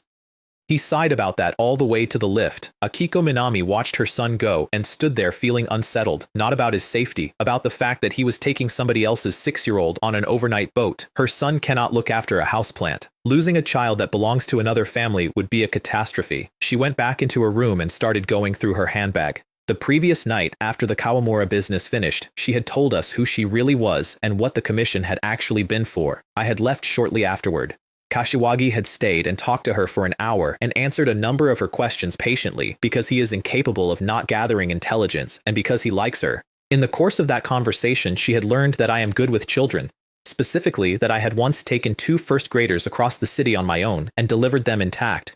She found what she was looking for at the bottom of the bag, a business card. I had given it to her in the corridor between the office and the Kawamura flat. Office address, landline, mobile. She looked at it and nodded to herself. A hard-working, meticulous, serious young man. Very few high school detectives carry business cards. They all think it is commercial and beneath the dignity of the profession. Her opinion of me went up another notch on the strength of a piece of card, and after that trip she came down firmly on her husband's side in the ongoing family disagreement about me, and has stayed there. My phone went at 11:40 at a port several kilometers away while I was standing in a queue. I pulled my scarf up, tipped my hat brim down, and read it. An unknown number, but the sender had introduced herself politely at the top, which almost nobody does anymore. Then a long, detailed, well-organized message. Kenshin received an anonymous commission for Ogasawara. No details, only 10 old 10,000 yen notes, and instructions to show them to the crew at Tsutsumi Port at noon. I am not worried about Kenshin, but he has taken a young child with him. I wonder whether the case interests you. If you have time, I should like to commission you separately to look after the boy. Kenshin gets so absorbed in a case that he stops noticing his surroundings, and I am concerned the child will get lost. I read that 3 times, standing in a queue, with a scarf over my face. Then I wrote back accepting the commission and complimenting her son's abilities at some length, and adding that if a similar situation ever arose again, she should not hesitate to contact me. I have been extremely careful to maintain that relationship. She is the single most valuable contact I have ever acquired by being polite in a corridor. The queue at the port was full of people holding the wrong answer. Rubik's cubes, yo-yos. One extremely large man had brought a samurai sword and appeared to be intending to demonstrate the spirit of the warrior on the quayside, and was removed by 2 members of the security staff while still explaining. I got to the front, showed the note, and a crewman smiled and waved me toward the gangway. Correct, please come aboard. The lobby inside looked like a hotel reception. The ship was very large and there were not many of us, perhaps a dozen passengers and rather more staff. I stood at the desk and looked at the register I was being pushed. 1 page per guest, so nobody would see anybody else's name. So, I wrote my real name in a cursive so aggressive that even I would have struggled with it. Under occupation, I wrote student, legibly, as a small gift to the clerk. She looked at the handwriting with an expression of bafflement and respect, told me there were very few guests and I could have any room I liked, and I pointed at random and took number 2. Then I walked down the corridor with my bag and every ghost I own bouncing off the walls, because that ship was full. Killing intent on nearly everybody, not 1 or 2, nearly everybody. I have never boarded anything like it. Here is what was on that boat, in the order it matters. 20 years earlier, a man called Kazuki Saito, known in the papers as the Shadow Planner, had taken 400 million yen out of a bank with 3 accomplices. He was meticulous, he was careful, and he had one rule, which was money and not lives. During the robbery, one of the others shot a female clerk. When Kazuki Saito found out, he wanted to turn himself in, and the other 3 put several rounds into him and dropped him into the sea. The money could not be touched. So the 3 of them agreed to separate for 20 years until the statute of limitations expired and then meet and divide it. The safe holding it requires 3 things to open: a signature, a seal, and a key. So they took one each, so that no one could go alone. And because they were all going to have their faces surgically altered and would not recognize each other after 20 years, those 3 objects were also the password for the reunion. 20 years is a long time to think. Takeshi Ishikawa, who had the signature, had spent it deciding to be the only one at the meeting. He would take the seal and the key off the other 2, and then arrange the whole thing so that the blame landed on Kazuki Saito, who no one had seen die, and who the world assumed had run. To pin a murder on a dead man, you need somebody to deduce it, so he wrote an anonymous letter to a high school detective in Osaka. And to attract the other 2 precisely, and nobody else, he placed the newspaper competition under the name Ren Yoshida, which is short, memorable, and was one of Kazuki Saito's old working aliases, a thing which he was confident nobody outside the 3 of them would know. He was wrong about that. Ren Yoshida is Kazuki Saito, rotated 90 degrees and respelled, which meant the notice in the paper was legible to anybody who had ever wanted to find that man badly enough to sit and turn his name around, and there were several such people. His daughter, who does not believe he is dead, the fiancé of the murdered bank clerk, and her father, who had been one of the investigating officers, and me. So the passenger list divided cleanly into robbers and the bereaved, with one man among the robbers intending to kill the other 2, and the other 2 intending to reduce the number of shares by 1 wherever the opportunity presented itself, because 60 or 70 million yen is 60 or 70 million yen. And the fiancé, a middle-aged retired office worker named Ren Kato, had brought a large box of timed explosives and had decided that if the robbers were aboard, he would take the ship down with everybody on it, and that if they were not, he would drop the box in the sea on the way home. Neither faction was going to be difficult to harvest. I found my room, locked the door, put my body on the bed, and went out through the wall. Because I had left a puppet in a quiet corner near the port before boarding. There were too many people with agendas on that ship, and while Kenshin Minami and Akira Kaito are extremely reliable at generating murders, they are equally reliable at walking into them, and I wanted a second account logged in. If everything stayed manageable, I would disperse it and reassemble it later and let it walk off at the far end. And if it did not stay manageable, the fact that the puppet had legitimately boarded in front of a crewman with a ticket meant it could appear and be seen and be a person. Puppets that only ever materialize out of empty corridors expand a detective's imagination in ways that reduce their usefulness. So a woman in a long black dress and a wide-brimmed black hat and very large sunglasses walked up the gangway with an old 10,000 yen note and was led aboard and checked into her own cabin and locked the door and ceased to exist. Shiori Tachibana again, because the alternatives were unworkable. Miss Tengu and the mermaid cannot appear anywhere that is not a costume convention. The parent's ghost can only board as a pair, which means either 2 tickets or feeding one of them enough killing intent to compress it, which produces either a thin man with an inexplicable stomach or a woman who appears to be about to give birth. And Abao is 6. Even if the crew allowed a heavily pregnant woman aboard, they would check on her hourly. And a 6-year-old traveling alone would be taken to the purser within 4 minutes and handed to the police at the far end. When am I going to find a normal adult man, preferably with the tattoo somewhere under clothing? I went back to my body, picked up a novel, and waited for the engines. Kenshin Minami boarded 20 minutes later, waved his notes at the desk clerk, and asked why they worked. The clerk's face did something complicated because she had just concluded that this young man had not solved the riddle at all and had merely heard a rumor that old banknotes got you a free cruise. Then she remembered that she does not pay for the tickets and said pleasantly, "The gentleman who prepaid the fares requested it." Kenshin Minami stopped. Somebody had chartered an entire ship to have him solve a case. That is an extraordinary level of sincerity. What kind of case requires that? Several very large scenarios opened in his mind, all of them involving old families and a great deal of money, and he suppressed his excitement and asked calmly where the gentleman was so that he could pay his respects. Akira looked up at the desk as well. The clerk shook her head, slightly embarrassed. "I've never met him. He arranged everything by telephone and paid by bank transfer. There's been no direct contact." which made the client a mystery, which meant, obviously, that the client was aboard, watching, waiting to see how long the detective took to find him. Kenshin Minami was so pleased he had to look out of a window. Then he found his cabin and went for a walk and discovered 11 other passengers and understood that nobody had chartered anything and that a stranger had bought him one seat. He took this hard, not because of the money, because it removed an entire castle of deduction he had built in 3 minutes. He also, in the corridor, patted Akira on the head. He had aimed for the shoulder and adjusted for height, and said with enormous cheer, "No Jiangxia this time." "Let's make it a contest, Makoto." Akira silently removed the hand. He has since told me that having spent a year near me, hearing a 17-year-old say that gave him the distinct impression that Kenshin Minami is quite young. Then he looked around the lounge anyway, because the client might still be aboard. At dinner, it went off.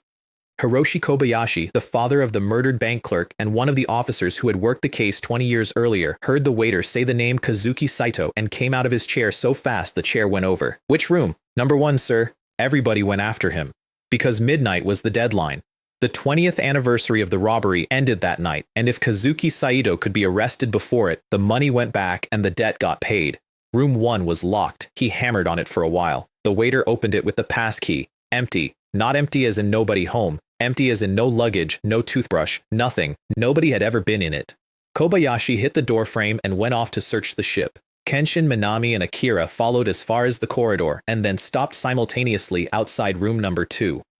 They looked at each other, because a man had been shouting and hammering on a door in a narrow corridor for 2 solid minutes, and the person in the next cabin had not so much as opened the door to complain. Also, that person had skipped dinner. Suspicious, extremely suspicious. Perhaps, thought Kenshin Minami, this is the client. He knocked.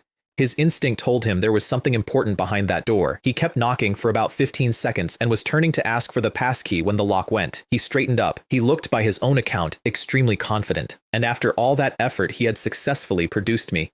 I opened the door with one hand still on the collar of my shirt and my hair pushed sideways in the manner of a man who has been asleep. Our eyes met.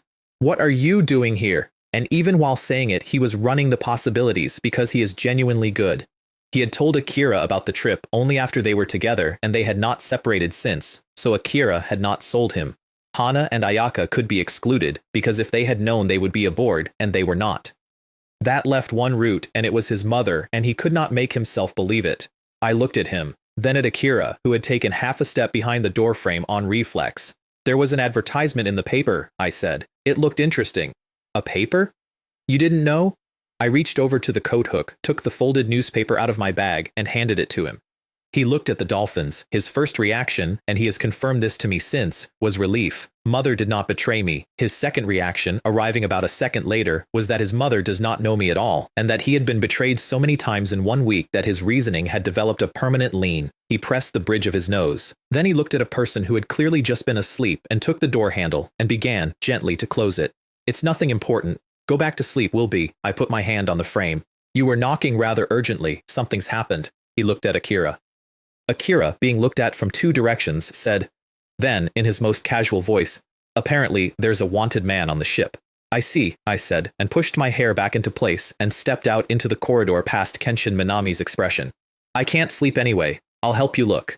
He watched me walk down the corridor and merged seamlessly into his investigation. He has since made a personal rule about knocking on unfamiliar doors in public buildings. You never know what will come out. He briefed me anyway, because I was there, and because he is fundamentally unable to withhold information from a colleague. Everybody on this ship is suspicious. 20 years is a long time. However famous a thief was, ordinary people do not remember his name after 2 decades, and every single guest in that dining room knew it, and every one of them reacted. I nodded and let him keep going. And besides him, there's a passenger who didn't come to dinner. There's no room service on board. Hiding in your cabin at dinner time is not normal behavior. Akira, walking beside us, privately considered that I was also fairly suspicious, and then remembered that I fall asleep on any horizontal surface at any hour and decided oversleeping was plausible. I made a thoughtful noise. I knew perfectly well that all 3 of the passengers supposedly resting in their cabins did not exist. One was Takeshi Ishikawa's second identity, checked in as Kazuki Saito and never occupied. One was in Cypher cabin with a dispersed puppet in it, and one was me. We knocked on the door of Cypher's cabin and nobody answered, and we went back to the dining room. 2 robbers, 1 bereaved fiancé, and the dead man's daughter. There was a fresh shikigami on the leg of the fat man with the mustache, which told me that the third robber had already been lured somewhere and dealt with, and that the serial part of the evening had started, so there was no longer any reason to be discreet. I glanced at Ren Kato, who was wearing his intent like an overcoat, and was choosing a chair near him when the daughter came over with a pack of cards and said, "Anyone for a game?" Haruna Ito. Long fingers, unfocused eyes, not really looking at anything. There was no killing intent on her at all, which made her the only clean person in the room. She had come aboard because a name from her childhood had appeared in a newspaper, and because she does not believe her father is dead, and because she had decided that if he was alive, he would show himself after midnight when the clock ran out. "You seem nervous," I said, taking the cards. Both detectives' heads came around. She laughed quietly, produced a second deck from somewhere, and started cutting it one-handed. "A little. The sea is a frightening place, especially at night. It hides painful memories and uncertain futures, and, sometimes, bodies." Kenshin Minami and Akira looked at her the way a cat looks at a curtain that is moved. I looked at her and thought, this poor woman has been rehearsing that line in her cabin for 6 hours. We played cards for about 90 minutes. I admit, not concentrating. There was killing intent drifting around that room like smoke, and my ghost kept bringing me pieces of it. It did not affect the game.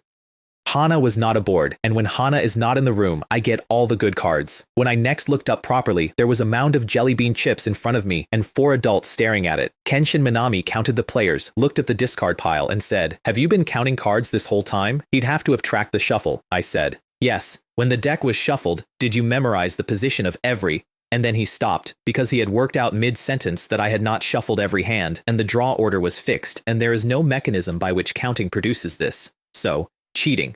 Except nobody cheats at a friendly game for jelly beans.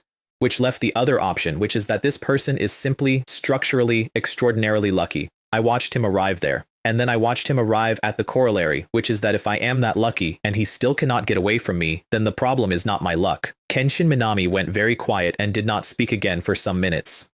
At midnight, everybody suddenly discovered urgent business elsewhere because they had all been losing continuously for 90 minutes, and nobody enjoys that. I let Ren Kato get halfway down the corridor and then excused myself. I had already been in his cabin. Before dinner, I had left my body on the bed and drifted through his wall as a ghost and looked at what was in that duffel bag. The device had a great many anti-tamper features and was also very well shock-proofed, and both of those things told me things. The tamper protection was because he was afraid somebody would quietly disarm it and ruin the plan. The shock-proofing was because if the robbers were not aboard, he intended to throw the box into the sea and did not want it to go off on the way down, which meant that 99% of that man's entire intent to kill was invested in one object. So the harvest was extremely simple. Take the object away from him, in front of him, and drop it in the ocean. 4 minutes start to finish. The killing intent would come off him in a sheet. And then, if his hatred was strong enough, he would reassemble himself around a new plan involving his own hands and grow a second crop, and I could come back for that in an hour. I want you to notice that I was already planning the second harvest before I had taken the first. I walked into the corridor and Shikigami poured out from under my feet along the floor and went in under his door and started stacking. Shiori Tachibana's soul went in after them. The plan was to open his door as he reached it and walk out past him carrying the bag. And then, 3 seconds too early, there was a bang on the deck above. Firecrackers. A cigarette burnt down to a fuse, which is a timer that any 10-year-old can build, and which, to a man standing in a corridor thinking about a bank robbery 20 years ago, sounds like a gunshot. Ren Kato turned around with a speed that surprised both of us and went for the stairs. Behind him, his cabin door clicked open about 4 centimeters. The puppet looked out at an empty corridor for a moment and then quietly closed it again. He came past me on his way up. I was leaning against the wall looking, I hope, thoughtful. After he was gone, the expressionless man against the wall twitched slightly and then straightened up and followed with an aggrieved expression. On the deck, there was a flag burning on the lookout mast and a banknote pinned to the planking with a knife through it and 2 lines written on it in a hard, sharp hand. Poseidon has given me life. My shadow has risen again. Takeshi Ishikawa arrived shortly afterward, took a long look at the note he had personally written and personally pinned, and let out a howl. It's him! Kazuki Saito is alive! Help me! Somebody help me! It was, as a performance, so bad that people started edging away from him rather than toward him. Before anyone could ask a question, the second timer went, and the stern box that holds the emergency ladder went up in a ball of orange with somebody inside it. I looked at a fire on a deck at midnight and thought, that will do. That is my excuse for the rest of the night. A burning body is a car crash and an explosion at once, and by now both of the detectives on that ship have a working theory that my deductive ability shuts down in the presence of fire because of something in my past. They are, incidentally, both extremely tactful about it, which I find worse than being asked. Akira whispered something to Kenshin and looked around, and both of them located me, and both of them showed a flicker of relief because for a moment they had been afraid the charred man was me, that the person who solves cases too fast had been the first one silenced. I had not thought of that. Now that they had said it, I felt I had missed out on a killing intent. Takeshi Ishikawa, standing to one side quietly enjoying himself, suddenly went cold and turned around and found the Tokyo detective looking at him with an expression he could not read. The watch on the burnt hand said, Ryota Sasaki. The face had melted surgical filler in it. They started assembling alibis. Haruna Ito, chin on her hand, remembered somebody. Apart from the two who never came out of their cabins, there was a Mr. Kameda. He said he was seasick at the start of dinner and went to lie down, and I haven't seen him since. You have, I thought. You are looking at him. Ooh. Then it occurred to me that if Hana were on this ship, she would already have started constructing a connection between the explosion and my medical history and would have come over to suggest kindly that I might want to go and rest. You never appreciate what you have. Next time I will bring a thoughtful girl. I was in the middle of that when both detectives turned around and said in unison, which one do you think it is? I said, Dane. They had been arguing for 4 minutes and had reached a fork and had come to consult the reference book. I had not been listening, neither had my ghosts, who find human alibis extremely boring. I was preparing to guess neither of them when Akira's face changed because he had belatedly remembered the fire and had concluded that today the reference book was offline. He was, he has told me, both pleased and worried about that. Pleased because it meant a case of his own.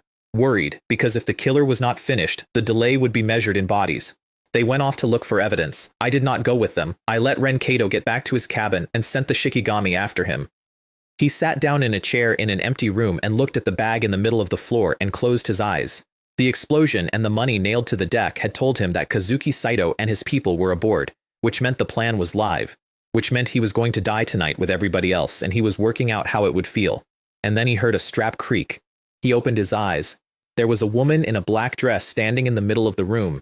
She nodded to him, very slightly, picked up the bag, walked to the door, unlocked it, and went out. He was up and after her before he had finished processing any of it.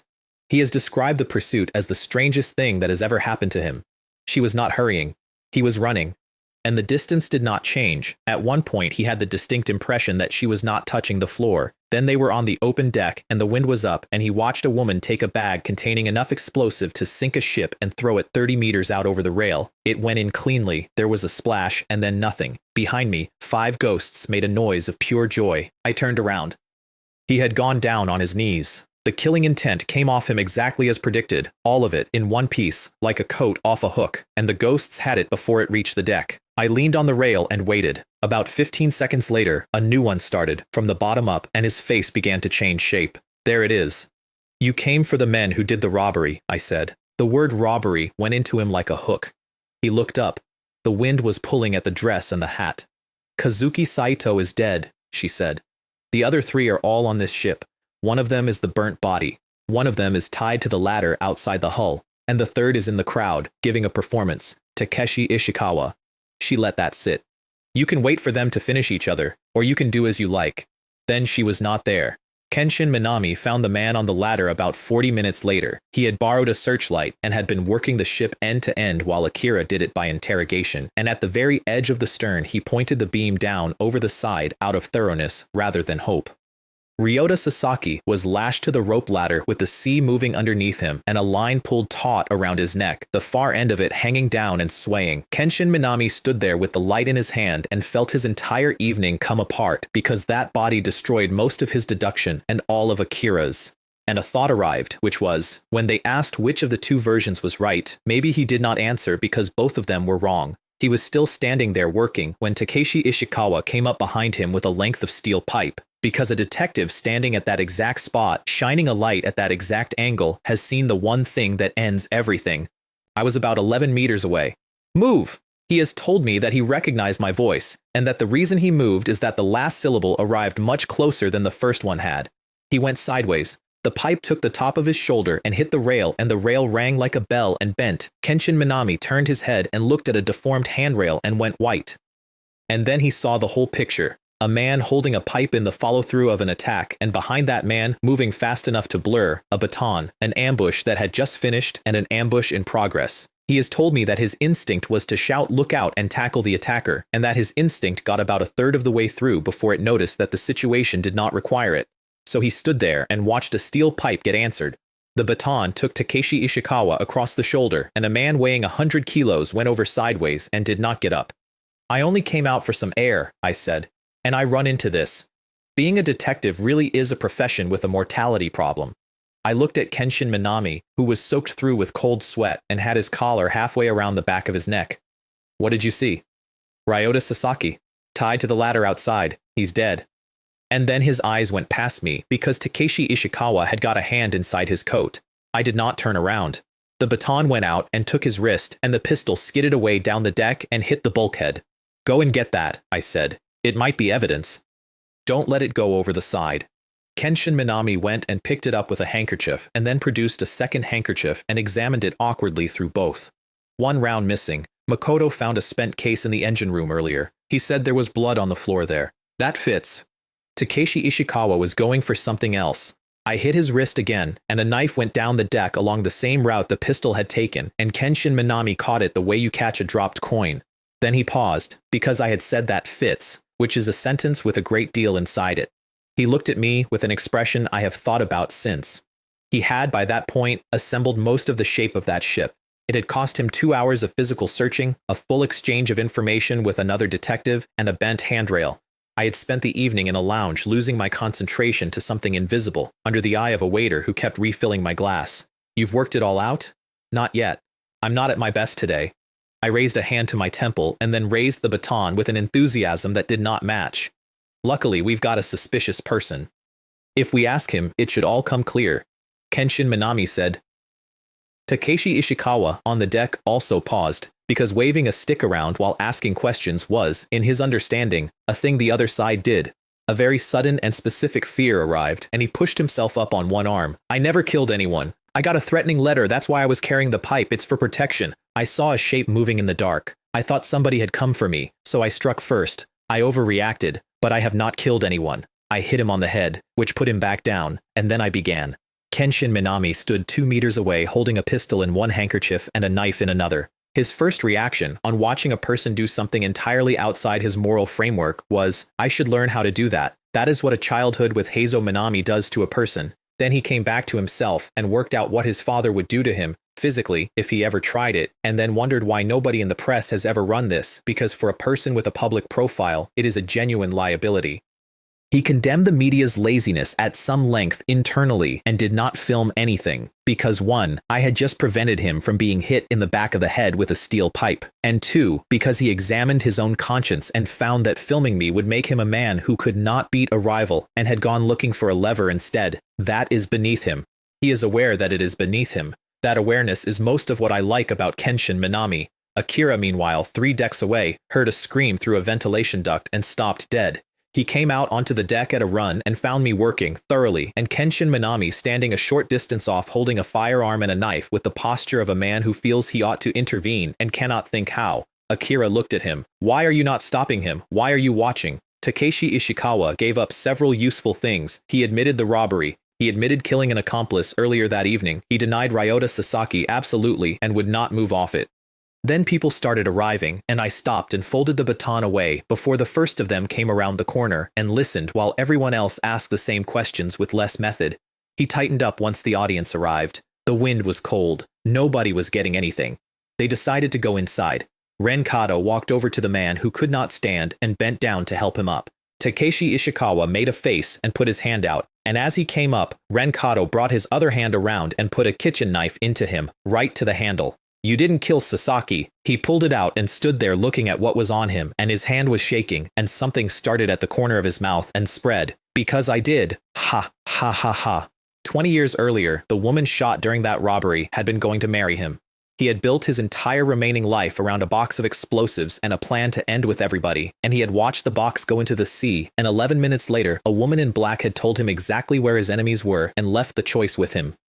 He has told the police that when he saw Takeshi Ishikawa's face stop working, he felt his life come back. That is what he said. I have the transcript. I read the transcript twice. I gave my statement at a police station in the morning and came out of it several shikigami and one very rich killing intent heavier, and walked back along a quiet street to the office and took the morning papers out of the mailbox on the way in. I was looking for the Kazuki Saito coverage. I found 3 pages in, a small item on the entertainment desk. Evelyn Blackwood is taking an indefinite break from acting. I stopped. Evelyn Blackwood, which is Vermouth, which is the organization's most senior operative outside the boardroom, the one they call the Thousand-Faced Witch, which is an accurate name and an incredibly childish one, and I have often wondered who chose it. An actress at that level does not announce a break in a 2-line filler item unless she needs a reason to be somewhere else. Vermouth was coming to Japan. This was, on balance, excellent news. Vermouth wants Blair dead more than anybody in the organization does. She casually kills bystanders. She has a documented record of losing partners. That profile produces killing intent the way a chimney produces smoke, and if I was very lucky, it would be a stable, mass-produced supply like absinthes. Then I did the other half of the arithmetic. I am Ren Makoto's classmate. I live 1 house from his front gate. I am close friends with Hana Aoi and go out with both of them regularly. There is a newspaper file on me with the headline "Possessed by the Ghost of Ren Makoto," and I am, additionally, in the Black Organization. I sat down. Vermouth's entire private life is built around 2 people. She met Ren Makoto and Hana Aoi in America the previous year when they saved her from an FBI team while she was wearing a murderer's face. She is not sentimental about very much. She is completely insane about those 2. To that woman, a man in her organization who lives next door to her cool guy and eats lunch with her angel is not a colleague. He is an unexploded shell in her garden. I felt briefly a little unwell. Then I reassured myself. Absinthe has kept the name Amaretto restricted on purpose. Vermouth works alone by preference and does not gossip with the rank and file. There was no obvious channel by which she would learn that Jiang Xia is Amaretto. Then I unreassured myself because Absinthe has the worst luck of any man I have ever met, and I have been standing next to him for over a year. So I made a preparation. I went home, searched the name Evelyn Blackwood, pulled up the largest photograph I could find, and enlarged it on the screen. Then I beckoned to the parent's ghost. They were floating next to Abao, who was revising a script for something she has been writing and will not let me read. They started toward me at their usual pace, which is roughly that of a cloud. The mermaid watched them cross about a third of the room, made a sound of pure exasperation, came out of the tank, picked both of them up, carried them over, dropped them next to my leg, and went back to the water without a word. I lifted them onto the desk, then I tapped the screen. If you ever see this person, I said, get hold of my legs immediately. Same if you ever see anybody wearing a face that is not their own. They looked at me with total incomprehension, which is their default expression, and then, after a while, nodded. Detecting a disguise is hard for a ghost. They have to get close to the face and look properly, but a killing intent is a smell, and if hers was anything like the profile suggested, they would be able to find her in a crowd from 30 meters, and after the first meeting, I would have a reference sample. The reason for the legs is the aura. I had by then worked out roughly what the parents' ghosts do, and I had a fairly clear idea of who it worked on and who it did not. Vermouth, from everything I knew, was going to be one of the ones it worked on. I had 3 plans for her. Plan 1 was leverage. Hana and Ren are the softest part of that woman, and I have far better access to both of them than she does. I rejected it inside a minute. Finding a person's weak point is a dangerous hobby, because in this world even entirely ordinary citizens respond to being cornered by immediately designing an elaborate murder, and Vermouth is not an ordinary citizen. And there is a second problem with it, which is that I have no intention of harming either of them, and would in fact probably save them, and a bluff that the other party can watch you fail to carry out is worse than no bluff at all. Plan 2 was to make her not an enemy.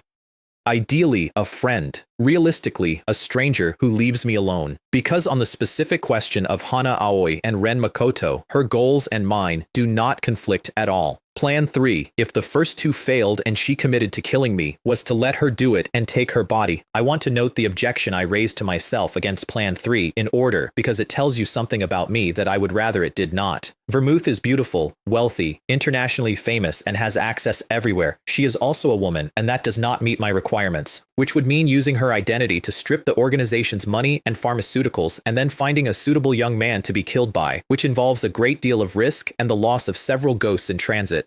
The fact that I had 3 plans meant the problem was not serious. I put it away and went back to the appointment book. 18 months earlier, a man in black had handed me a stolen wallet on a street corner and told me, as encouragement, that human experiments were short of material. I had gone home that night and counted the ghosts in my possession, and the number had been nothing at all. I now had 6, a code name, a scrapbook with my own face in it, and a girl who cooked me an extra portion every evening and refused to be paid for it. And somewhere in this city, or on an aeroplane still coming to it, there was a woman who had spent the last fortnight reading every word ever written about me. She had already decided what I was. She had it completely wrong, and she was going to act on it anyway, and that turned out to be the entire problem.